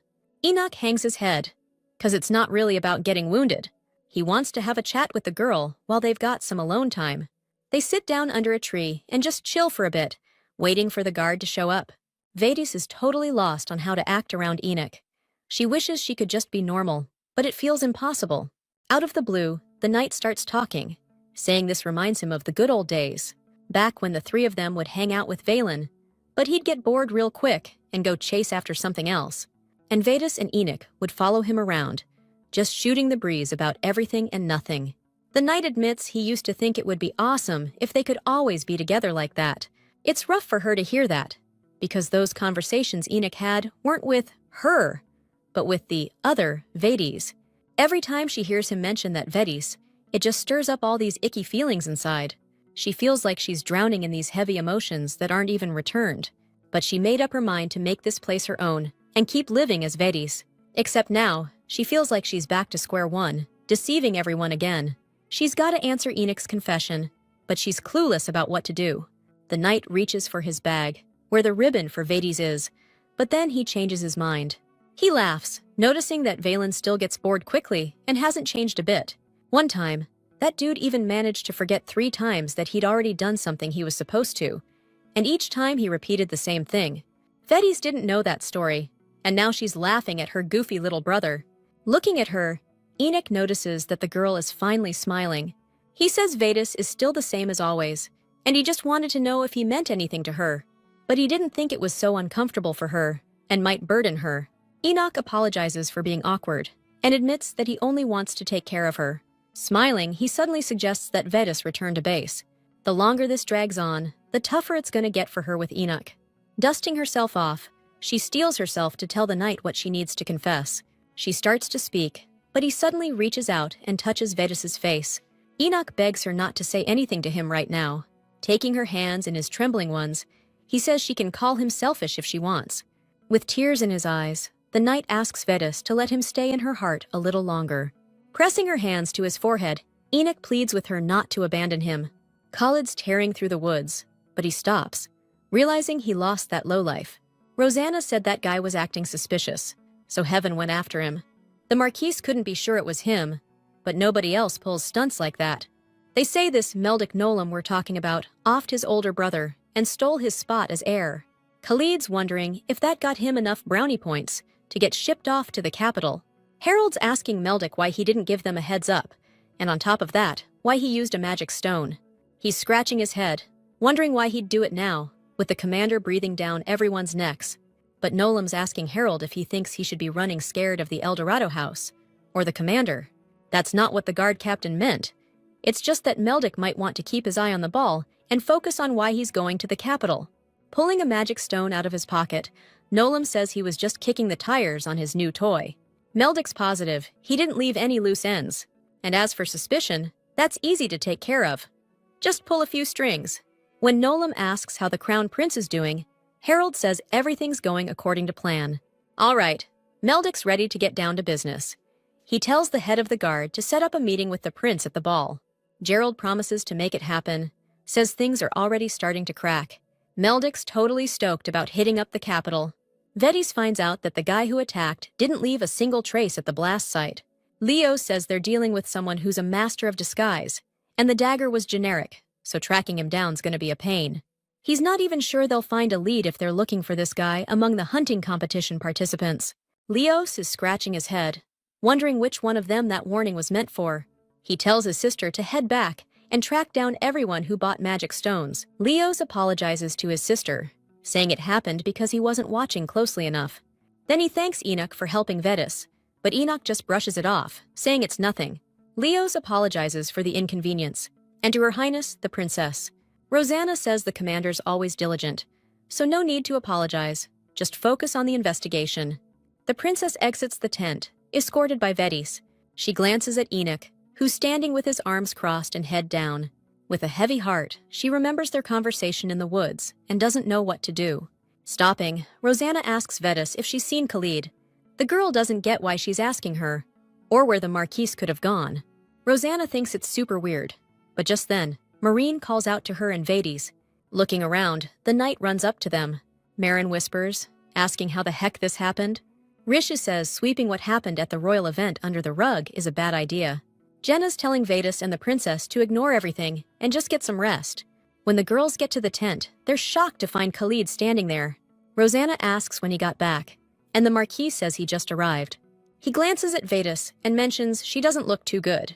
She says she was attacked in the woods, and it's obviously taken a toll, but they're already investigating. Turns out, Khalid already knows about the incident. At first, she's surprised he knows, then figures he must have overheard the knights talking. Rosanna crosses her arms and watches them silently. Suddenly, Khalid admits he was watching Vedas from afar in the woods and apologizes for it. He even says he did it with the best intentions, using a disguise spell to avoid raising any red flags. Rosanna jumps to the Marquis's defense, claiming she was the one who sent him. The princess worried Duke Nolam might pull something, and Khalid knows him well. But Vedas is still reeling from everything and wants to know how long the Marquis has been watching her. Heaven says once he saw she wasn't alone, and Royfield was with her, he went looking for the attacker. Vedis grabs her head and breathes a sigh of relief. Because if Khalid went to find the culprit, that means he didn't hear her conversation with Enoch. This whole ordeal is really messing with her head. Noticing this, Khalid asks if something's wrong, but Vedis says no. In the forest, Heaven figured he and Enoch could handle things together, so he chased after the attacker. Looking at Vedis now, though, he was starting to second-guess his decision. The heroine quickly reassures Khalid that he did the right thing, and now she understands why the attacker stopped after the assault. He was obviously running from the Marquise, but if he'd attacked right after the explosion, they would have been in trouble, since Enoch was hurt protecting Vedis. Rosanna decides to leave the girl and Heaven alone and exits the tent. The Marquis is bummed he didn't catch the perp, and Vedis, in turn, is beating herself up for being useless. Khalid's confused how she can say that, considering she's the victim here. Even so, Vedis is a knight, and she put Enoch in danger, among other things. Khalid's pissed at what she's saying, because as a knight she shouldn't have to suffer, and Royfield covered for her of his own accord. According to Heaven, Enoch doesn't blame Vedis for it, and if he did, the Marquis would have already offed him himself. After a moment of silence, he walks up to her and gently touches her cheek, brushing the hair from her face. Khalid moves closer, and Vedis, blushing, pulls away from him. The Marquis's lips are getting closer to hers. Her heart's pounding, and she's totally lost in the moment. But then, Haven suddenly takes a strand of Vedis's hair and asks her to look at it. He says she's so worn out that she didn't even notice how much dirt she's gotten on herself. Khalid shows her his fingers, covered in soot, which apparently landed in her hair after the explosion. Vedis stares intently at the Marquis's hand, trying to recover after misinterpreting his touch. She's pissed that he keeps getting so close without warning. And on top of that, he almost always hides his face behind a mask. An awkward silence hangs between them, and Khalid stands there, rubbing the back of his neck. Vedis decides to step away, but as she turns, her cloak smacks the Marquis in the eye, and he yelps, grabbing his face. She apologizes to Khalid and suddenly notices the soot smeared around his eye. The girl couldn't stop laughing, still giggling even as she handed the Marquis a bucket of water to wash with. After washing, Haven glanced sideways at Vedis, puzzled, wondering if it was really that funny. The heroine apologized to the Marquis, but pointed out that the laughter had really lightened the mood. Khalid smiled and suddenly told the girl that she was the best. He said that Lady Eldorado still takes responsibility for everything. After all, she helps a lot of people, including him and Roseanne. Khalid knows the kind of pressure she's under, since she's taken so much on her shoulders. But Haven thinks she shouldn't be so hard on herself, because Vedis is always so bold and optimistic. It almost scares him. The heroine asked if he was really that worried about her. Khalid said that he thinks she's trying to hide how tough things really are for her. The Marquis ain't exactly Mr. Feelings, but even he thinks Vedis is shutting everyone out, even the people closest to her. She's taking on way too much, and she's clearly struggling. Khalid just doesn't get why she's doing this when she's got so many people who care about her. Plus, Vedis is always surprised when he knows stuff, and she gets way too suspicious sometimes. Still, Khalid's worried about her, so he's offering to listen if she wants to talk about what's going on. The Marquise just wants to make sure Vedis is actually doing okay. She freezes, totally unsure. The truth is, she's getting crushed by the situation and all the pressure. She feels responsible for saving the whole damn world and its future. Even after talking to Rosanna, she can't shake the feeling that she's got to handle everything herself. She's not the real Vedis, just someone who got dropped into her body, and she's been doing a decent job pretending. Real or fake, this is her life now. But either way, she's been playing everyone, and that's still eating away at her. She knows she's deceiving everyone, but the real her has never known what happiness is. She doesn't want to lose what she's gained being in Vedis's body. She's been quiet for so long that Khalid touches her shoulder to snap her out of it. He asks if something's bothering her, and if he said too much. Looking at Khalid, Vedis wonders why she feels something special when he says her name. Plus, for some reason, she feels like he's looking at Vedis, but seeing right through to the real her. She admits that she's not okay and rests her head against his chest. Without hesitating, Khalid embraces Vedis and pulls her close. She blushes, and the Marquis observes that she's been strong for way too long. She admits she's not sure if she can handle everything alone, and Haven replies that she's already done enough because he's seen it himself. Vedis is cracking up that he's talking like he's seen some crazy stuff. Even though Khalid didn't catch her excitement, she still felt super comfortable around him.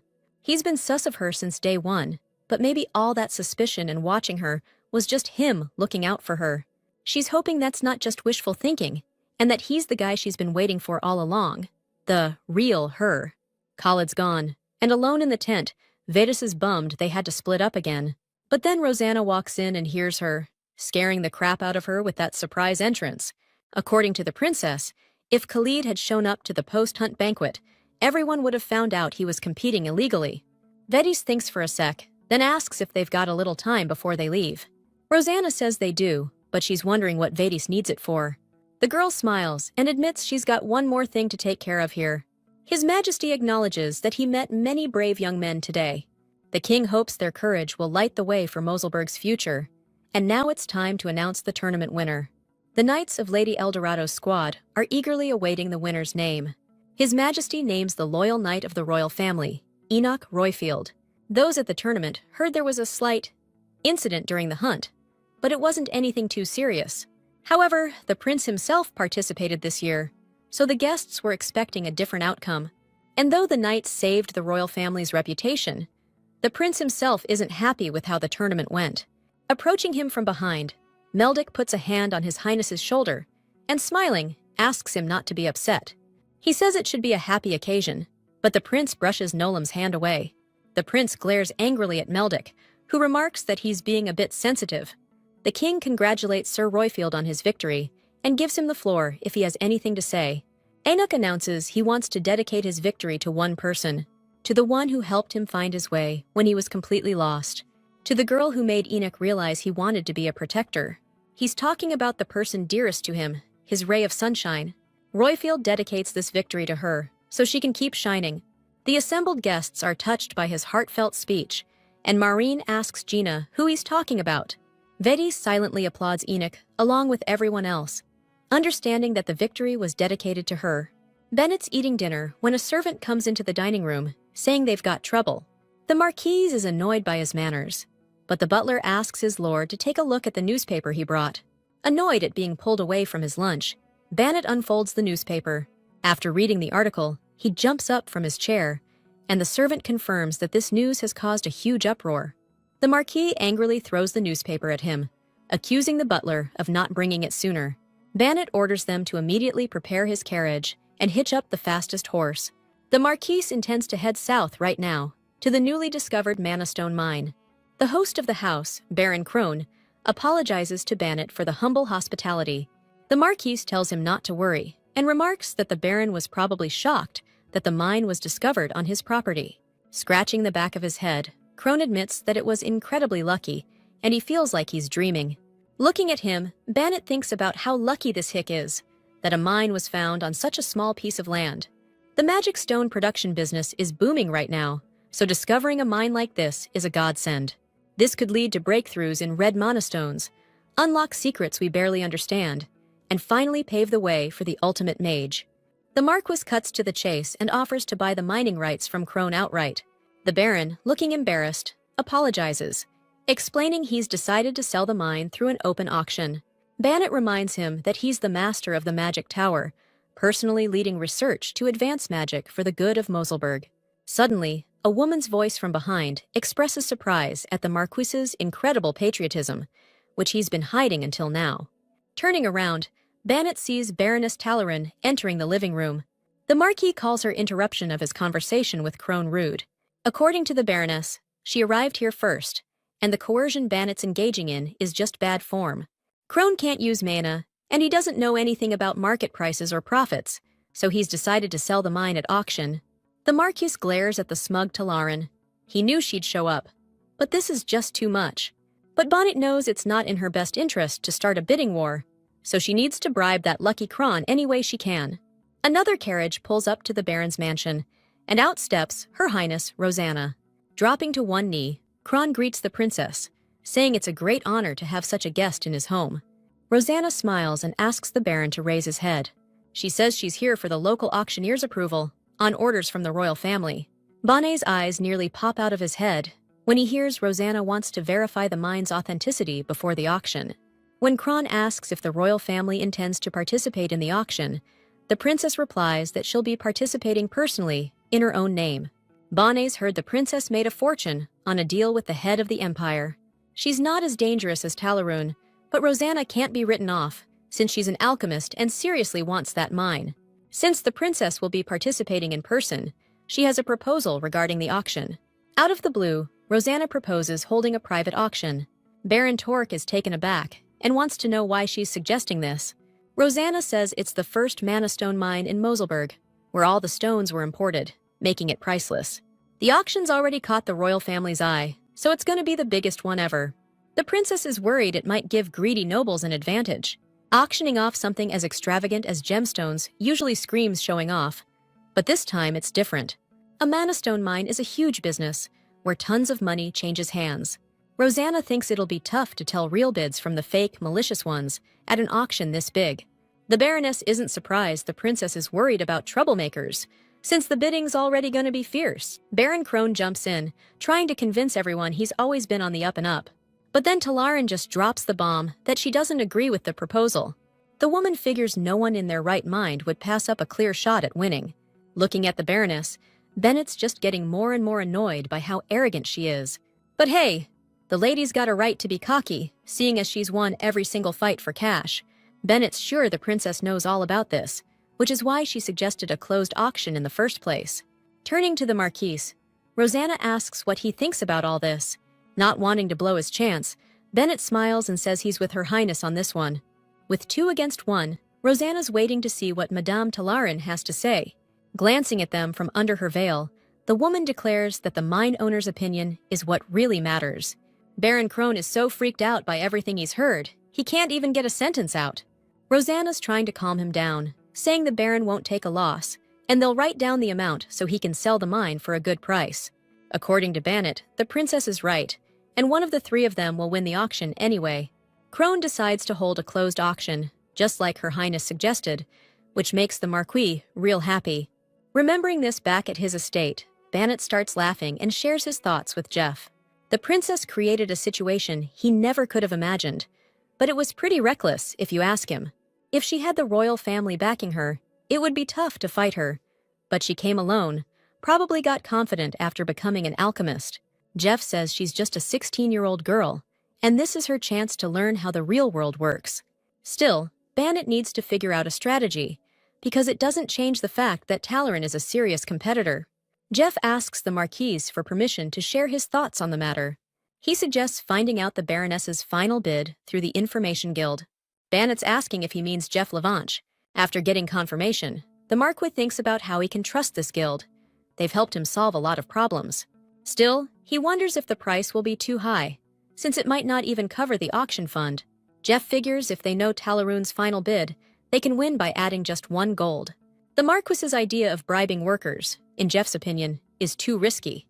They could get caught. Plus, Talaran's people might feed them false intel on purpose. Jeff says, by going to the Information Guild, the Marquis can be sure not only about the truth of the info, but also his own safety. If Bennett wins the auction, people in the magic world will be lining up to get in touch with him. Jeff points out the Marquis probably already thought of that before even heading to the Empire. After a moment's thought, Bennett orders a servant to put in a request with the Information Guild. It's auction day, and carriages are pulling up to the hall. The Marquis is so freaked out that Jeff suggests they ask for a private room. Bennett refuses. He wants to see the Baroness's face when she loses. Matching the Baroness's bid is killing the Marquis. He had to swallow his pride and hit up the magic tower and his relatives for cash. Jeff hands Bennett a specially prepared elixir to help him chill out. The guy's loving watching the Marquis down every last drop. Watching the man from behind the curtain, Rosanna tells Vedas that it's payback time for Bennett's sins. The auctioneer announces the start and thanks everyone for coming. He says they have some very special items lined up for discerning ladies and gentlemen. They've decided to kick things off with the main attraction this time. The host whips the cover off the lot, announcing the hottest deal. A mana stone mine discovered down south. He says the incredibly vibrant stone on display today was pulled from the weakest part of the mine. The highest quality stones are practically right at the entrance, so imagine what's deeper inside. The host is ready to announce and congratulate the auction winner and new mine owner. Bringing down the hammer, he declares that Marquis Bennett made the highest bid. Hearing he's won, the guy turns to look at Lady Talaroon, who turns away, head bowed. The Marquis thanks Jeff, who's applauding him for his help, never taking his eyes off the Baroness as she leaves the auction. Watching her go, Bannet's sure that nothing can stop him now. Outside the hall, Talaroon removes her veil and asks Her Highness if she's satisfied. The princess smiles, because just as planned, Marquis Benet walked right into their trap. In 2 months, that guy basking in the glow of his fake success is gonna crash and burn. Bannet's butler is swamped with people demanding to see the Marquis, but the servants telling them to get lost, saying the boss isn't home. Bannet's holed up in his room, shaking like a leaf, clutching his head, totally lost on how things went south. A knock on the door makes the Marquis jump out of his skin. Jeff walks in, and Bannet, rushing over, asks if he found that con artist. The assistant, head down, says no dice. The Marquis needs to know what the Info Guild said. According to Jeff, they turned them down because they couldn't pay the fee. Bannet grabs his head and starts cursing out Baron Crone like there's no tomorrow. After the auction, the Marquis went down into the mine and found out he bought a tin mine. Grabbing one of the workers, he demanded to know how there wasn't a single mana stone to be found. Barnett couldn't believe it. He was told he was brought to the mine's center, the place with the highest mana concentration. Turning to another worker, the Marquis asked him how much they'd mined so far. According to the guy, they'd managed to get less than a fifth of what they expected. Leaving the mine, Barnett threatened them with their lives if they breathed a word of this to anyone. He ordered them to keep digging until they found at least something. The Marquis tasked Jeff with gathering up all the mana stones they had managed to get. Barnett decided to invest them in the magic stone business and sell them to anyone, just to recoup the money he'd sunk into the mine. That should cover the interest he owes the mining industry investors. In response to Jeff's worry that they can't keep this up for long, the Marquis declared that Moselberg will fall soon, and if they can just hold out until then, the Emperor will bail them out. So now Bannet's holed up in his mansion, jumping at every sound outside. Suddenly, he gets a call on his comm orb. They're telling the Marquis to bolt ASAP. Soldiers are closing in. The butler and the people demanding to see Bannet are freaked out, watching the knights order everyone to freeze. Count Eldorado, leading the squad, announces the order to exile the Marquis and his family for illegally producing mana stones. The knights ransack the place and drag Bannet out, since he didn't get away in time. The Marquis tries to defend himself, saying it's a bogus charge, just slander. Gunter, glaring at him, tells Bannet to give it up. The Marquis is accused of conspiring with the Magic Tower owner, imprisoning its exiles, and forcing them to work. Plus, they found proof he was illegally selling mana stones both here and abroad. With the accusations made, the Count orders the criminal to be taken away. Eldorado's blown away by how Vadis and Rosanna cooked up such a killer plan together. Looking up at the sky, the Count wonders how he can change this whole country. They douse Bannet with ice water to snap him out of it. Sitting on the cold floor, wiping his face, the Marquis asks who did this to him. Opening his eyes, he sees Jeff grinning down at him and figures he busted him out of the Royal Slammer. Looking around, Bannet asks where he is, because this place feels strangely familiar. Suddenly, he hears a voice approaching, telling him it's only natural since the Marquis has been here before. Bannet stares in horror as Khalid walks down the stairs, flanked by Sirion and Joel. Stepping into the light, the man announces that the Marquis is in the former royal residence of the Haven family. Bannet's shaking like a leaf, doesn't know why he's here, and turns on Jeff, calling him a traitor. He reminds the lackey how he used to be on his knees, begging for a place to stay. Jeff doesn't say a word, just stares at Bannet in silence. Sirion orders the Marquis to shut his yap now. Bannet doesn't know how Haven managed to drag him into the royal prison, but he's sure he's toast when the truth comes out. Khalid tells him to keep believing that, if it makes him feel any better. Bannet's waiting for Haven to get even closer, so he can blast him with some magic. But Khalid, like he's reading his mind, steps right up to the Marquis and says, "That ain't gonna fly." Bannet stares at Haven's face and can't figure out where his scar went. Khalid asks the Marquis how he thinks the knights managed to hit both the illegal gem operation and the mansion at the same time. The princess jumped into the mine battle, which played right into his hands. Khalid's asking if Baroness Talaron's bid actually fits within Bannet's budget. He's wondering if the Marquis really thinks it's just a coincidence that the mine turned out to be a complete bust. Bannet's shaking like a leaf. He can't believe the whole thing, from start to finish, was a carefully crafted scheme. According to Khalid, the Marquis was their pawn the entire time. After asking Bannet if he enjoyed his little fantasies, Heaven runs a hand across his face, and suddenly a scar appears. The Marquis decides to seize the moment and tries to blast him in the face with mana. But the power fizzles out in his hand, and Bannet can't figure out what's going on. Staring at his hand, he exclaims in confusion, "Why isn't the mana building up?" And then Khalid throws that very same vial at his feet, the one Jeff gave Bannet at the auction. Turns out, it was a mana chain-destroying potion, and Haven's betting the Marquis can't guess how many times he unknowingly drank it. Bannet would have sensed something fishy if he'd used magic, but because his skills sucked, he relied on magic tools and didn't catch on. Khalid said if he wanted to level up, he needed to train, not screw around looking for shortcuts. Focusing his mana on him, Haven tells Bannet to go to hell and watch him get crushed, just like he was in the past. After dealing with the Marquis, Khalid tells Jeff they'll tell everyone he died together with him. Even with a new identity, the guy's gonna have a hard time doing anything, even overseas. But he was ready for it. According to Haven, Syrian will help Jeff if he decides to do anything back home. Both assistants stare at Khalid, surprised. And then Syrian promises to do everything he can. Haven goes outside and looks at the starry sky, thinking there's just one step left. Walking down the path, he sees Vades standing by the wall in the lamplight.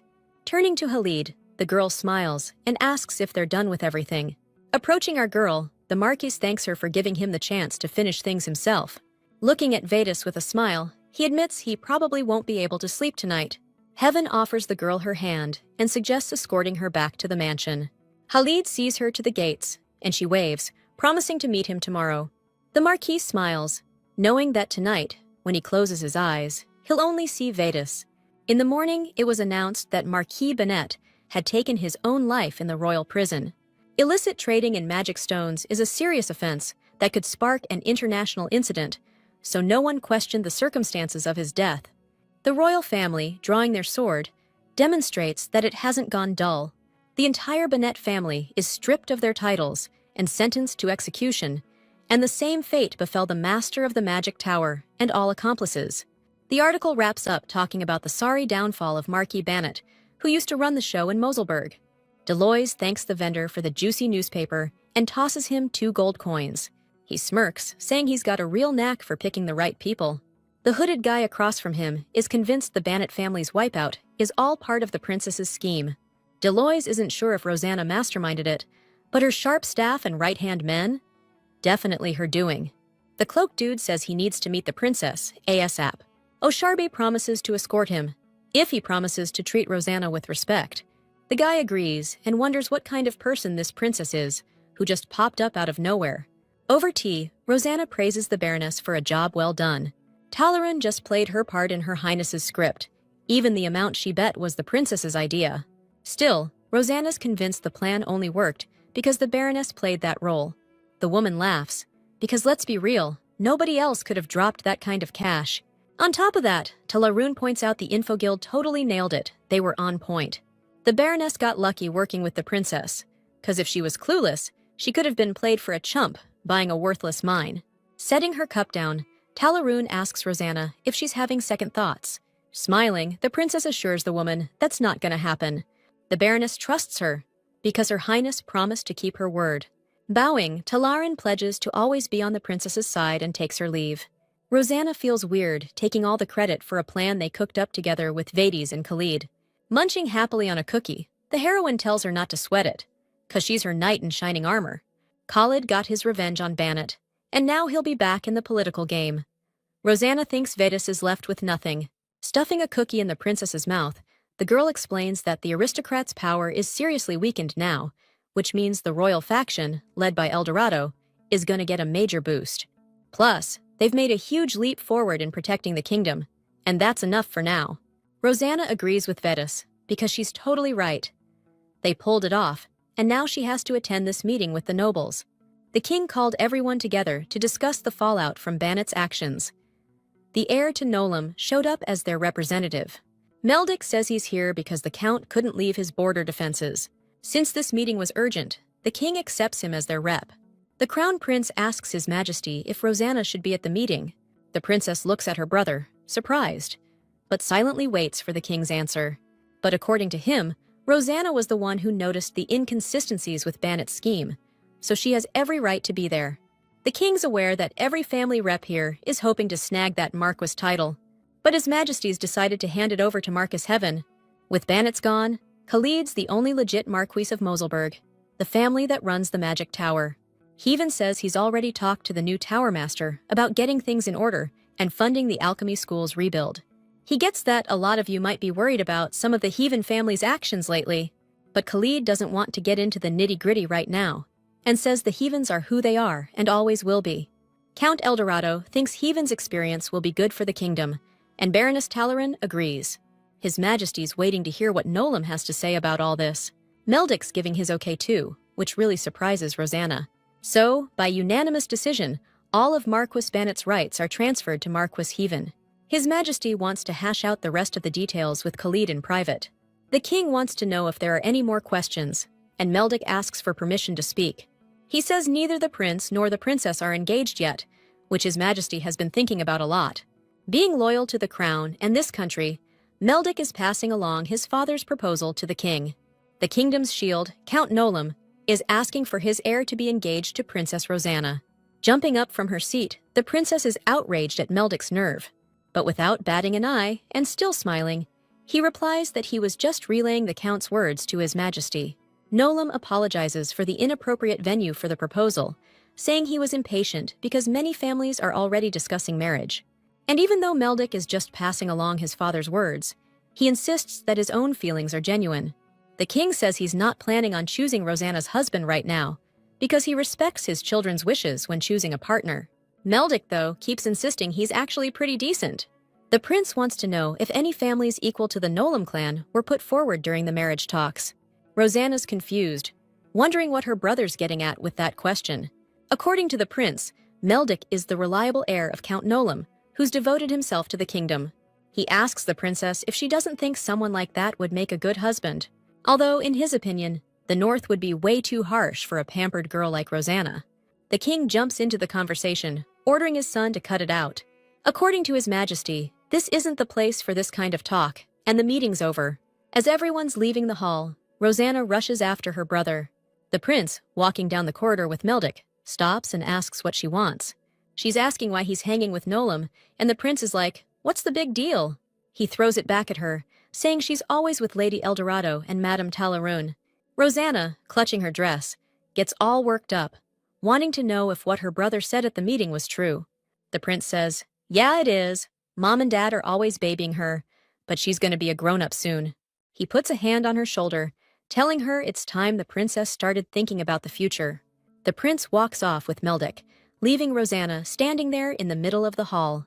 Vedis can't believe Nolam proposed to the princess, and she's sure he's up to no good. Khalid tells her the king's against the marriage too, so there's still time. But the prince giving his okay is a problem. He asks Rosanna what she thinks, like, when did the prince even get close to Nolam? The girl starts crying. She has no idea how her brother got mixed up with Meldic. He always mistrusted those aristocrats and hated them, especially since they were always scheming for power. Khalid's wondering what kind of sweet talk Meldic fed the prince to get so close to him. Vedis is asking Heaven what kind of guy this Lord Nolam is. According to Khalid, he's a real piece of garbage. Nolam's a key territory, bordering both the Monster Zone and a neighboring country, and his family profits from war. Meldic knocked off his older brother, the previous heir, and crushed the younger ones to get rid of the competition. The Royal Monster Extermination Squad visits the northern border every year, so Leos probably knows him too. Vedis remembers that her father was also somehow involved with Count Nolam. Either way, Khalid's advising her to try and avoid talking to that scumbag. The prince is standing in the middle of the room, replaying his conversation with Rosanna in his head. Out of nowhere, Meldic pops up and asks what His Highness is brooding about. The prince jumps. He hates it when Nolam sneaks up on him like that. Meldic laughs and admits it's a bad habit of his. The prince says he was thinking about Rosanne, who he sees as the family's weak spot. He says she's still young and vulnerable, and she's been through a lot. But today, he saw that kid sitting tall at the meeting, even speaking her mind. Meldic tries to reassure the prince, saying she's changed. The guy agrees. Rosanne never used to distance herself from the family, but now she's suddenly showing talent in alchemy. Sis is acting different, hanging around with aristocrats like Talaran. Plus, Haven, who's got a real bone to pick with the royal family, and who Rosanne used to chase after, is back in the picture. So, The prince is asking Meldick if he honestly believes his sister has her eyes on the throne. Nolam says that people's relationships impact how they act, and changes in behavior lead to changes in thinking. He suggests the prince draw his own conclusions, saying he's just pointing out the facts. The princess has changed since meeting Eldorado, who joined the royal guard. She went on an inspection ordered by the princess and stayed at the Haven estate. The prince is pissed that Khalid might be taking advantage of Rosanna's guilt towards him. In his opinion, that lowlife doesn't deserve an ounce of sympathy if he dares to manipulate the princess. When the prince asks if he can be sure Rosanna is safe with Meldick around, he reminds him that his family is the shield of Moselberg. Nolam promises to ensure her peace and safety. The prince, in turn, promises to banish Eldorado to the boonies and transfer Nolam to the heart of the kingdom when he takes power. So His Highness and Meldick are making a deal with each other. Delois is surprised to learn that the meetings were cancelled because the princess wasn't feeling well. He figures they're up to something again, but Vedis convinces him that's not the case, and Roseanne's actually under the weather. The heroine whispers a quick rundown of the situation to Delois. Roseanne's holed up in the palace and is on strike after getting a marriage proposal she didn't want. Turning to his companion, O'Sharby tells him they've arrived at the absolute worst possible time. Vedis asks Delois who the masked guy behind him is, and he introduces him as his new accountant. He says the man wears a mask because he's super shy. Approaching the stranger, Vedis introduces herself and asks him to tell her his name. Before the man can answer, Delois jumps between them and declares that his name is John. This whole thing, including the accountant's name, feels super off to our girl. After checking out his hair, Vedis decides to bring them to the castle anyway, as guests of the princess. A little later, she bumps into the masked stranger again in the courtyard.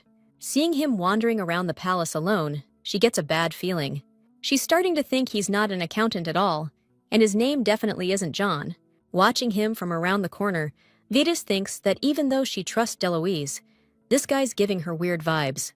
O'Sharby's assistant used to be a pretty level-headed dude, and now he's suddenly swapped him out for this? Given her history with Deloise, if he was just a regular accountant, he'd be gone already. But not only is he still here, every time Vedis asks him to take off the mask, O'Sharby butts in and stops it from happening. This blondie's hiding his face and muffling his voice, which is already setting off major alarm bells. Chasing after him, Vedis racks her brain, trying to figure out who that hair and well-built physique remind her of. Suddenly, the image of Prince Eventine pops into her head. A dead ringer for this guy. But she quickly dismisses the thought. The prince is way too busy with imperial affairs to be here. Just then, she spots the masked stranger heading for the garden gates. Vedis leaps out of the bushes and sprints after him. Rosanna's out in the garden right now. Stopping him, she declares that the garden is off-limits today. The stranger turns and looks at her, but still doesn't say a word. And Vedis can't tell if he even heard her. She asks him to nod if he heard her, and that's when she notices the color of his eyes through the mask's mesh. Suddenly, the guy asks if Princess Rosanna is in there right now. Vedis has no doubts anymore. She could never forget the voice of the main character in this story. Recognizing him as Eventine, the girl grabs his hand and drags him along. Rosanna, strolling through the garden, hears Vedis's voice coming from somewhere nearby. The princess asks Olivia to go see what's going on. Peeking out, Polona sees Vedis dragging some guy, and when offered help, Vedis tells her to keep her hands off him. No matter how hard our girl tries to hide Eventine, Rosanna herself comes out to see what all the commotion is about. Seeing her, the prince bows and greets the girl, and Vedis realizes this is a disaster, because if she recognized him, the princess definitely will. Rosanna freezes and clamps her hands over her mouth, trying to hold back her emotions. Unable to handle the pressure, the princess abruptly turns and runs away. Eventine's about to chase after her, but Vedis stops him and orders him to follow her. This girl needs some answers from Delois about hiding the prince's identity and helping him sneak into the palace. Looming over O'Sharbe like a storm cloud, Vedis demands answers. Hiding behind the couch where Eventine's sipping tea, Delois claims he's just a small-time merchant who couldn't stand up to the prince's pressure. Vedis is baffled how the son of the duke who founded the business can call himself a small-time merchant. Delois is shaking with fear, begging Eventine to help his friend out of this mess. But Eventine reminds him that he accused him of strong-arming people, and friends don't do that to each other. The heroine orders them to stop messing around, because this is super serious. The imperial prince snuck into the castle in secret, hiding his identity from everyone. Aventin's impressed how boldly this girl speaks to him, even knowing who he is. According to the girl, he's made things complicated himself, and how quickly she asks him to leave the kingdom depends on his answer. She asks why a prince, who should be focused on affairs of state, is here right now. Aventin says it's a long story, and he wanted to discuss everything with the princess face to face. Thing is, he really spooked Rosanna, so that meetup's off. Vadis is offering to be the go-between. Aventin's thinking back to the princess's face, and he saw something other than fear there. Something else entirely. He agrees to Vedis's offer and tells her to take a seat, 'cause this story's gonna be a long one. He says he was seriously thrown by the intel Delos gave him. He figured the emperor wasn't looking for fights and was playing it hush-hush to avoid getting side-eyed by the ministers and the prince himself. As the empire's crown prince, Aventin promises to do everything he can to make sure we don't have any pointless wars. Vadis digs his intentions, but she's not getting why he decided to come to Moselberg. The prince won't be able to stay under the radar for long, and that'll put the princess and the whole kingdom in a tight spot. Out of nowhere, Aventin drops the bomb that the emperor knows he's here. He's in charge of state affairs, and since the emperor's still calling the shots, there's no way he wouldn't know he was gone. The prince figures the emperor's got a major thing for the princess and her crew, gave him the green light, and probably even sent him here himself. Rosanna's watching everything that's going down in this room through a magic orb from another room. Hearing Aventin's last words, Vedis jumps up, totally shocked, and demands to know what the hell's going on. Delois says the emperor's a talent hoarder, and word about the princess's alchemy skills reached his ears. But, like the prince pointed out, it seems like it's more than just interest. Aventin doesn't know how this'll sound, but the emperor's a real piece of work, like he can see the future just chillin' on his couch. Vedis wonders if the prince is talking about some kind of special talent the emperor has. It was only hinted at in the history books, but the emperor's got the gift of foresight. According to Aventin, he started gathering intel on the whole damn continent a while back. Besides the information guild he set up in the palace, he's also got eyes and ears in 3 foreign countries. He wasn't even trying to hide his visits from the merchants and mercenaries, even though nobody really knew what the emperor was looking for. Actually, he's a fan of travel journals, so Aventin figured this hobby would cure his boredom, not start a war. The emperor recently announced he wouldn't be wandering anymore, and the council members figured he was just worn out. However, the prince knows what really happened. The emperor finally found what he'd been searching for all this time. Vedis is asking if Aventin means Princess Rosanna. The prince doesn't have any real reason to think so, but he somehow feels that the emperor really does want to invite Rosanna to the palace. Aventin, knowing he's being bold, wants to meet with her before that happens. Listening to all this, the princess is thinking the emperor wants to invite her over to test her. Now it all makes sense to her, and a shiver runs down her spine. Tears are streaming down her face.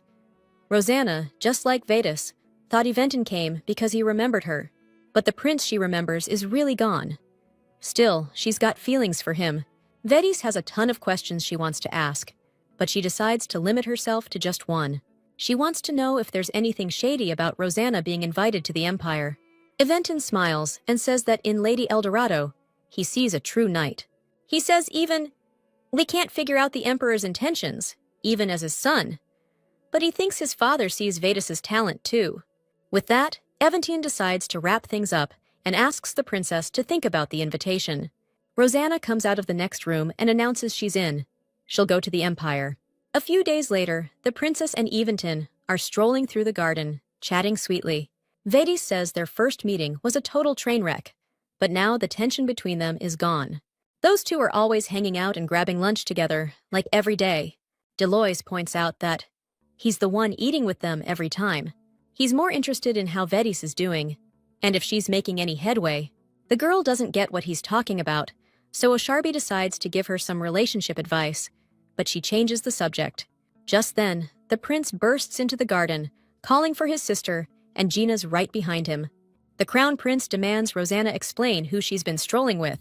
He accuses his sister of lying about feeling sick, while she's secretly hooking up with some dude. Vedis rushes towards the prince, who's yelling at Rosanna, while Delois watches it all go down with a smile. A delegation arrived in Moselberg from the Empire, and hearing about it, the prince brings Rosanna to talk to their father. He explains that the Helvetic Empire's ambassador just delivered a letter inviting the princess for an alchemical exchange between the two nations. Turns out the prince snuck into the palace before the official announcement and has been holed up with the princess this whole time. Aventin's groveling to his majesty, saying he just had to meet the princess in person, being so impressed with her alchemy skills. The king says Rosanna screwed up big time too, knowing who the prince was and not saying a damn thing. His Majesty's freaking out about the kind of crap the queen's gonna stir up over this. He asks Rosanna and Aventin if there's anything going on between them, but they both deny it. The crown prince is baffled how the king can just let them off the hook, especially with Rosanna's wedding coming up. He's pissed at his sister, saying rumors about another guy could start, and she needs to watch her step. Rosanna's reminding her brother, again, that she's not marrying Meldic Nolam. The prince starts yelling that he's doing this for her, but the king tells them to cut it out. His Majesty wants to talk about the invitation to the Empire and asks Rosanna what she thinks about it. The girl's saying she's heading there with the knights and Marquis Haven's people. Hearing that, her brother grabs her shoulders, saying Rosanna's lost her mind, dragging Khalid into everything. Trying to break free from his tight grip, the princess accuses him of taking things way too far. Marquis Haven's a top-tier mage. She trusts him completely and sees no problem bringing him along. According to Aventin, the Empire would be thrilled to have talent recognized by the princess. The prince is seriously ticked off at Khalid for sticking his nose in again. Rosanna finds his behavior weird and doesn't get why her brother's reacting like this to their cousin. Suddenly, it hits her, and she asks if Melchior said something to the prince. Clenching his teeth in anger, he snaps that she's the one who's acting strange, then turns and storms out of the hall. Rosanna doesn't understand what any of this means, especially since her brother won't even listen to the king trying to stop him. Leaving the hall, the prince thinks they're all wrong. His father, his sister, everyone. He figures Prince Khalid is behind the secret infiltration and the lockdown, trying to sabotage the engagement. A voice in his head says he's right, that he's the only one who sees the truth. The voice commands him not to trust anyone else, and the prince, convinced he's right, is determined to protect everyone. He's gonna shield his loved ones from these aristocrats, no matter what it takes. Bursting into the room, he calls out for Meldic, who should be there. Meldic turns to him, a familiar calm smile on his face, and asks if the prince was looking for him. Grabbing Nolam by the shoulders, the prince promises to pull out all the stops before the Rosanna delegation crosses the Empire's border. He demands that Meldic take care of Khalid permanently. Stepping onto the porch of his estate, Count Nolam greets his guests. Leading the delegation, Count Eldorado, wielder of the royal sword, rides up to the house on horseback. Nolam invites everyone inside, saying rooms have been prepared for them. Rosanna's in the carriage with Khalid, totally on edge. Heaven said they have to cross Nolam's territory to get to the Empire, and he's obligated to put them up for the night because of the crown prince. Rosanna tells Khalid to be careful. They don't know what the count's planning, but the Marquis is sure it's not just him in danger, but also Lady Vedas and Count Eldorado, because he found out something from Bannet. Before settling the princess into her room, she checked everything out and didn't find anything fishy. Now Rosanna knows Nolam was trying to take down Eldorado too, not just Heaven, which she never even considered, even though it was so obvious. Vedas knows Aventine is safe, but she's worried about Khalid, who's on a different floor. It'd be great if their floors were next to each other, but the prince is using the floor in between. She suggests Rosanne ask her dad to move them downstairs, but the princess says Khalid asked her not to. He's not planning on sleeping, so there's no need to sweat it, but Vedas is still worried, even though Rosanne reminds her that Heaven's got their back. The Marquis is chilling in an armchair by the window in the room set aside for him. Suddenly, Meldic pops up behind him, aiming mana right at him. Khalid senses him coming, and turning around, sees a sharp blade right by his face. He was expecting him, and he's glad Nolam didn't go after Vedas. Khalid's pissed when he realizes Meldic hid a magic circle in the room, one that messes with other magic. But when he tries to bury his blade in the Marquis' chest, he's thrown back with some crazy force. Meldic laughs. Obviously, Khalid was waiting for him with some kind of artifact, since he couldn't use his own awesome magic. Khalid's holding the artifact Vedas gave him, even though he never thought he'd have to use it. Meldic's done being on the losing end of this deal, so he's heading back to the window. The prince asks Nolam, who's just walked back into his room, what went down and where Khalid is. He's freaking out, like, did they actually let the Marquis slip through their fingers? And did Meldick even use the damn rupture circle, right? Nolam says he did everything by the book, but Khalid had some unexpected protection, so he's got to switch to plan B. Before the prince can even get a word in, the room explodes. Haven hears Meldick's voice, accusing him of attacking the prince and making a run for it. Knights are charging out of their rooms, trying to figure out what the hell just happened. Count Eldorado orders his squad to find the prince and keep him safe, and tells the princess's knights to protect her. Rosanna bursts out of her room, totally in disbelief that her brother's been attacked. The girl screams that Khalid would never do something like this, and the knights try to hold her back, telling her it might still be dangerous. Vedis knew Nolam was bound to screw something up, but she can't figure out why the prince had to be the one to suffer. The heroine's looking down from the balcony and suddenly spots Khalid walking down the hallway. Count Nolam comes out to meet him, ordering everyone to stop the criminal, but Eldorado steps between them. Nolam's pissed that Gunther won't let him grab the guy who attacked the prince. According to Count Eldorado, Nolam has no right to touch the Marquise until they figure things out. And anyway, it's their guard's job. Besides, Khalid isn't even trying to run, which makes you wonder if he's really involved. Eldorado accuses Nolam of jumping the gun and points out that he's acting like this whole thing was a setup. Meanwhile, Vedis and Rosanna are rushing to the prince's room. Her Highness screams when she sees her brother lying on the floor. He's breathing, but he's in really bad shape. Bursting into tears, Rosanna orders Reich to bring a potion from her room. "Wake up, bro, please," she begged, her hands shaking as she poured the potion down his throat. Vedis scanned the room, spotting traces on the wall of the same magic that was used to attack her and Enoch at the hunting competition. Hearing this, Count Eldorado flew into a rage, pointing the finger at Nolam. Gunther didn't want to believe it, not after all this time, but now he stood before him, sword leveled at the Count. Nolam scoffed, telling him not to be ridiculous. Eldorado had only tried to maintain the balance, so he had no right to judge him. The Count served a weak king, unable to control his people, and Nolam was sick of these fear-ridden fools. He intended to transform the kingdom, rotting under the rule of an incompetent dynasty, into a nation of iron and blood, worthy of everyone's respect. Meanwhile, the prince writhed in agony in Rosanna's arms as she wept. Vedis found Meldick and threatened to make him pay, drawing her sword and aiming it at the guy. She accused him of hurting the prince, trying to cover his tracks, and organizing a rebellion. Suddenly, surrounded by knights, Meldick bursts into maniacal laughter. Stopping his laughter, Nolam declares they're too late, and now they're all screwed. The prince clutches his head, writhing in agony from the terrible pain. Meldick put a curse on him, and now he can off him with a snap of his fingers. Nolam's amused by the prince's naivete, tricked by a simple promise to protect his innocent sister. Approaching Rosanna, who's sobbing over her brother, he leans down and makes her an offer. If the princess wants to save her beloved brother, she must marry him and hand over control of the country.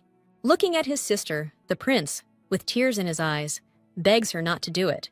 All the beautiful moments of her past life flash through the girl's mind, and she unexpectedly agrees.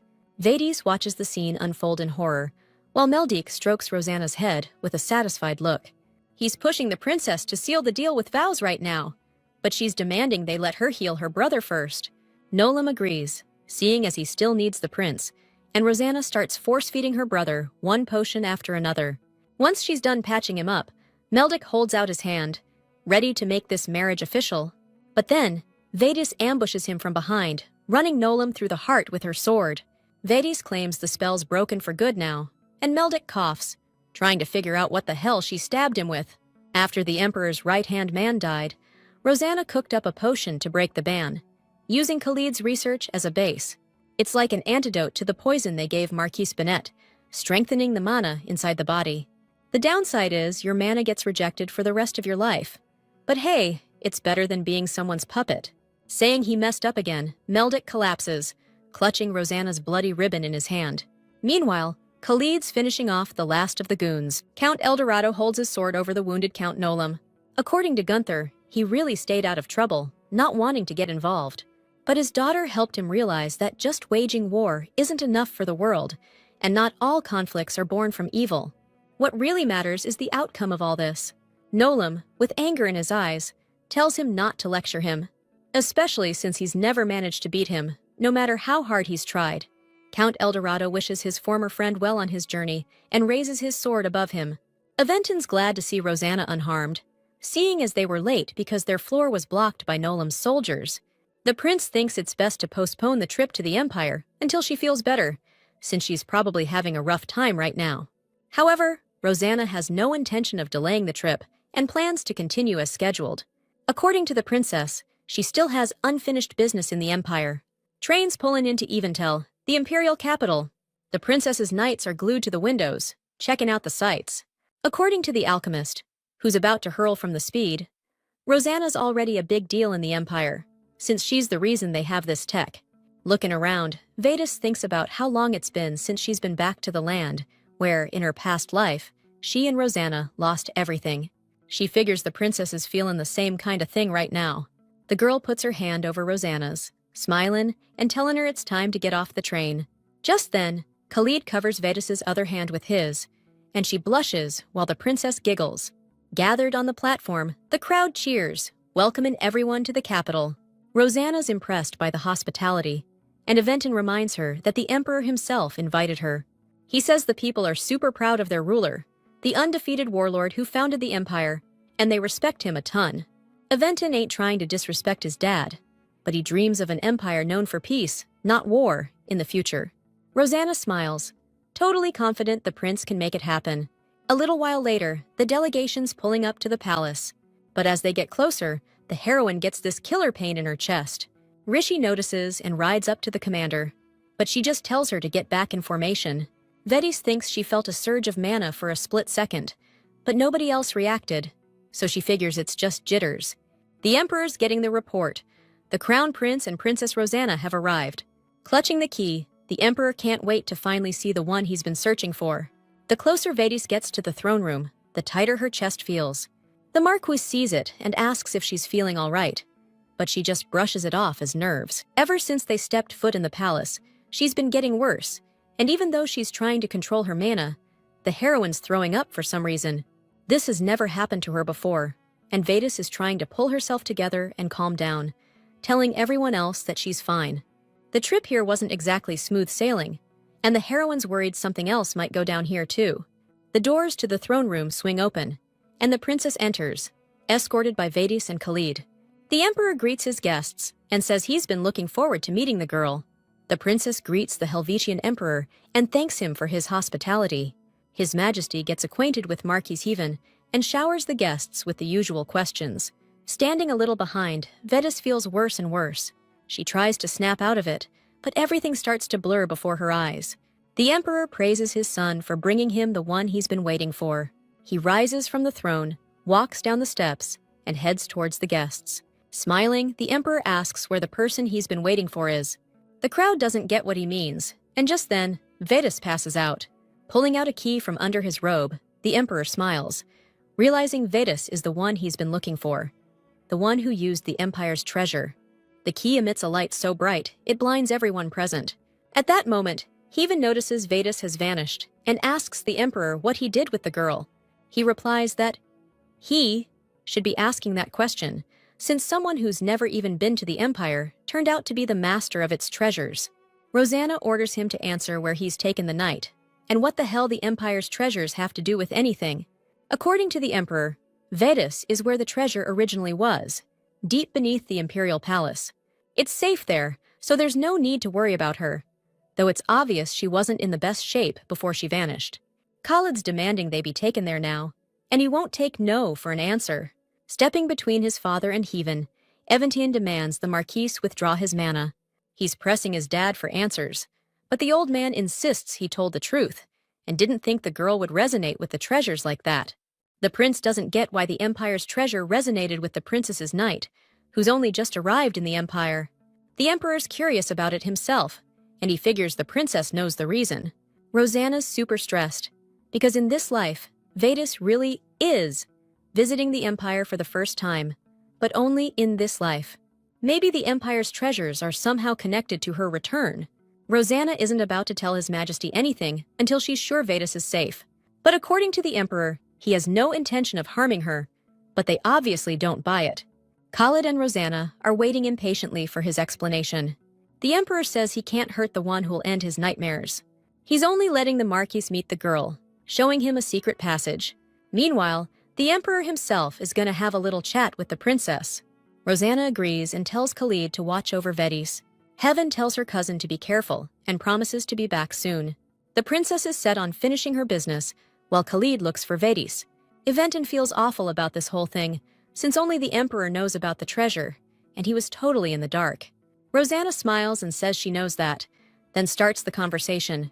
She asks if she was invited here to swap alchemy tips, or because of the Empire's treasures. The emperor says it's both, because he suspected Rosanna or her knight were the treasure's owner. That's still no excuse for him trying to invade Moselberg. Out of all the kingdoms, they're the most productive, and things move way faster there. The emperor's congratulating Rosanna, saying it's all thanks to her. Still, the princess can't quite believe it, and doesn't get why the emperor's so sure one of them is the treasure's master. After a moment, the emperor asks her how much she really knows about this world.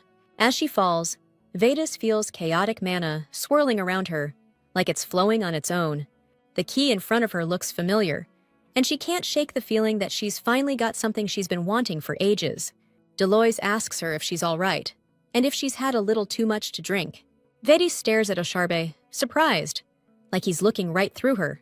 Looking around, she can't believe she's back at Rosanna's wedding reception, like she's jumped back in time. She notices the scars on her arms are gone. She always wore gloves before she came back. Just then, the other Vedis steps out onto the balcony. Trying to figure out how this happened, she follows her and sees a scene she knows all too well. She can't wrap her head around why she came back to this specific moment, and now she's watching her drunk self. Suddenly, it hits her. She came back right after this. Maybe she'll actually see the moment she traveled back. She watches Vedis lament, missing her brothers like crazy. Looking into those tear-filled eyes, she suddenly realizes that's not her. That's the real Vedis. She gets it now. She's watching a scene straight out of the novel. From here on out, the story's told from Rosanna and Eventine's point of view. Vedis apologizes to Rosanna, saying it's such a beautiful day, she should be smiling. Putting on that uniform one last time, she remembers the day she first wore it. Back then, she swore loyalty to the princess, and the whole family celebrated with her. Vendis was stoked to wear the same uniform as her dad and brother, but when they fled to the Empire, she had to burn it to hide who she was. Even if she remade the uniform, it'd just be an empty shell. She could never get back the joy, happiness, and pride she felt back then, because everything Vendis held dear was burned away, leaving nothing but black ash in her heart forever. Suddenly, she blurts out that it would be amazing if she could turn back time. If she could go back to when her family was safe, she'd give anything to save them. And with that, she decided to take on the whole damn world. World or God, didn't matter. With tears in her eyes, she begged for a chance and promised she'd never back down. A voice booms from above, accepting her challenge because she's a good person. The voice promises to set this world free if Vendis can change her fate. But if she gives up, she'll never escape this place. Vedis is jolted awake by Amelia banging on her bedroom door. A second later, the door bursts open, and Countess Eldorado storms into the room, furious that her daughter missed her morning training. Totally confused, Vedis leaps out of bed, startled by her mom's yelling. Looking down at her hands, the girl realizes she's back in time. Our girl watches everything unfold and realizes that the real Vedis must have gone back in time too. But she's confused. If that's the case, why is she a ghost? If the real Vedis is back and can change the future, what's going to happen to her? Then a terrifying thought hits her. She watches as the girl throws herself into her brother's arms, sobbing. Hugging her tight, the prince demands to know who dared to upset his sister. And then we see Rosanna and Vedis watching the castle engulfed in flames, hiding their faces under cloaks. The heroine suddenly realizes that the real Vedis never managed to change the future. She kept watching the girl's returns, repeating over and over again. Vedis couldn't stop the uprising, returned to the Empire, and Rosanna met Eventine and fell in love with him. Each time, the key told the girl she had failed, and she begged for another chance. The key agreed and let her keep trying until she wanted to give up. Vedis was crying her eyes out because no one believed her, and they suspected her of starting the rebellion. No matter what the girl did, her family died, and the palace burned down. But she still didn't give up. The girl didn't understand why she couldn't save her family, because she was doing everything she could. As much as she wanted to die with her family, she and Rosanna always escaped. The girl didn't understand why she couldn't change fate no matter what she did. And the key that kept appearing in the sky asked the girl over and over if she was giving up. And now, our hero watches as Vedas begs him for one more shot. She decided to summon someone who could do this instead of her, interfering with this world's development. The girl knew that in the gaps in space that appear during the return, there are many other spaces, times, and even an abyss leading beyond this world. The intense flow of time kept throwing her off balance, but she managed to get used to it. Even though the key demanded she stop, she was determined to find someone she could trust with her loved ones. She needed someone who would love her family as much as she did, someone who'd be willing to go all in to save them. Despite the key's attempts to fight her decision, Vedas broke through the white space. And there she saw the very heroine who happened to be in that space at just the right time. Gazing at this girl, Vedas realized with tears in her eyes that she'd found her. She couldn't pass on all her memories, but she knew for sure the girl would know about the future she herself had already lived through. Reaching out her hands to the girl stuck in space, Vedas apologized for the heavy burden. Hugging the heroine tightly, she begged her to find happiness, something she herself never achieved. Seeing all this, the girl looks around, confused about where the real Vedas went and why she's alone here. Suddenly, in the sky, she sees the novel's heroine's soul, which was hiding in the treasure, waiting for the girl to bring good news. According to the soul, she's now the one who has to become Vedas, inheriting everything that used to belong to her. Flying up to the girl, she thanks her for granting her wish, because the real Vedas has finally found peace. Now the soul, having lost its body, must depart, because when the heroine came to this world, the girl became connected to the treasure. She managed to change fate. This world is now free, and now people can build their own future. When she asked if Vedas would be reborn, the soul said it would happen, but in another world. It wished the new Vedas good luck and happiness in her newly found world.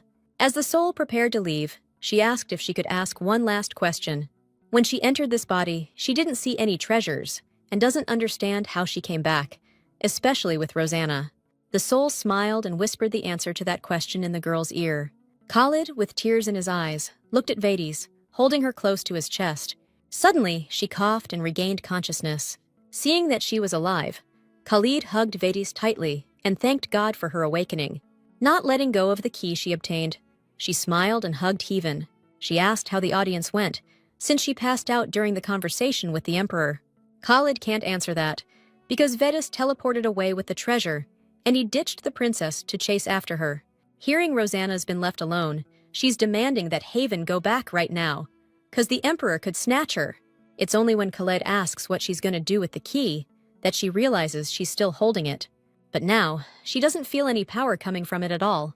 Maybe the power vanished because Vedas learned the secret, and only now does she finally realize that the real Vedas is gone from this world for good. Stepping outside, she's surprised at how late it's gotten. She's hoping Rosanna's okay, and just then, a servant approaches them. He offers Vedas a letter from the Emperor, carefully placed on a velvet cushion. His Majesty is on the balcony, taking in the breathtaking view of his lands. He feels Vedas approaching from behind, and turning, greets the girl. Jaron bows in response, but the Emperor tells her to skip the formalities. He's sure she has a ton of questions for him, but first, he wants to thank her. The Emperor expresses his gratitude for Vedas ridding him of his nightmares. He's talking about that key that's hanging on her belt right now. That divine object from the distant past has been passed down in their family for generations. It showed the Emperor many versions of the future and past of this world, and helped the Empire stay strong. However, now it seems it's no longer a treasure, just a piece of metal. The Emperor laughs and tells her not to worry about it, because even though he doesn't know what that key showed her, he wasn't exactly thrilled with what he saw. Vedas asks if the Emperor heard a voice from the key, but gets a negative answer. All he got were visions, and when he fell asleep, he saw snippets of past and future events. Most of them were hazy and didn't actually happen, but he still had to live through them all. Of course, sometimes the Emperor saw something useful, like the reasons behind strained relations between kingdoms and the coming famine. On top of that, he also saw the mine with the Mauselberg magic stones. This skill made the Emperor a lot of money, but looking into the future and the past is super draining, especially when it's connected to the flow of a world you're not even in. According to the Emperor, the term flow of the world was coined by scientists studying his visions, and according to the theory of parallel worlds, there are tons of copies of this world. Veda's soul went through 99 returns and was bound to the key. Probably, the memories of each of those lives were coming to the Emperor. If everything happened the way he said, then Vedas's returns would all be the same. The Emperor was really curious about the nature of these visions and the mystery of their world. To answer his question, he scoured the entire continent and found Vedas and Rosanna. The girls weren't acting at all like the visions had shown him. Now, the Emperor's asking the heroine if she can answer his question. According to Vedas, it was supposed to happen, but not in this go-round, the next one. The Emperor's intrigued that she calls the flow of the world a go-around. The heroine smiles, because now she's absolutely certain it won't happen again. The Emperor smiles, looking at the girl bathed in bright sunlight. He says he recently saw a future where Vedas was invited to a meeting early in the morning, and it wasn't just a casual thing. The heroine's curious to know what he saw, but His Majesty laughs and says there was nothing there. Nothing in the future or the past. He tried to fall back asleep, but he just slept soundly, and that's why the Emperor feels much better now. Now he can live life on his own terms, because the ruler isn't as free as everyone thinks. He admits he tried to get the princess to come to his empire, but it didn't pan out. The Emperor offered her the prince's hand in marriage, and if she'd said yes, he would have made her empress in 3 years.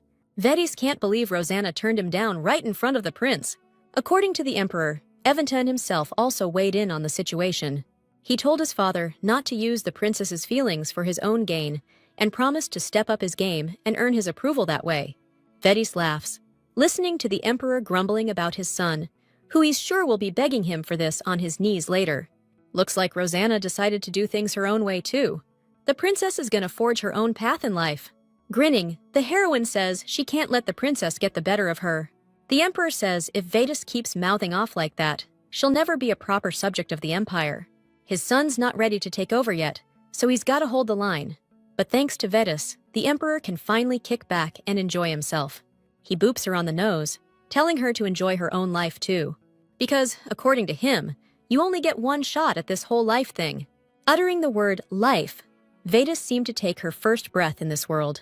Now she's Vedas Adel Eldorado, and this world is her second go-around, but also her last. Haven's asleep in his room when someone starts tapping on his window. He wakes up and is about to get out of bed when Vedas jumps over to him through the balcony. She takes a running leap at Khalid and pins him to the bed. The girl happily tells Haven that she missed him. Hiding his unshaven face from the girl, he asks why she came to him through the window. According to her, she was just in a huge rush. Grabbing the girl by the waist, the Marquise tells her to get off him. Getting out of bed, he asks her to answer why she was in such a hurry. And Vedas, shifting from foot to foot, says she thought of him as soon as she woke up.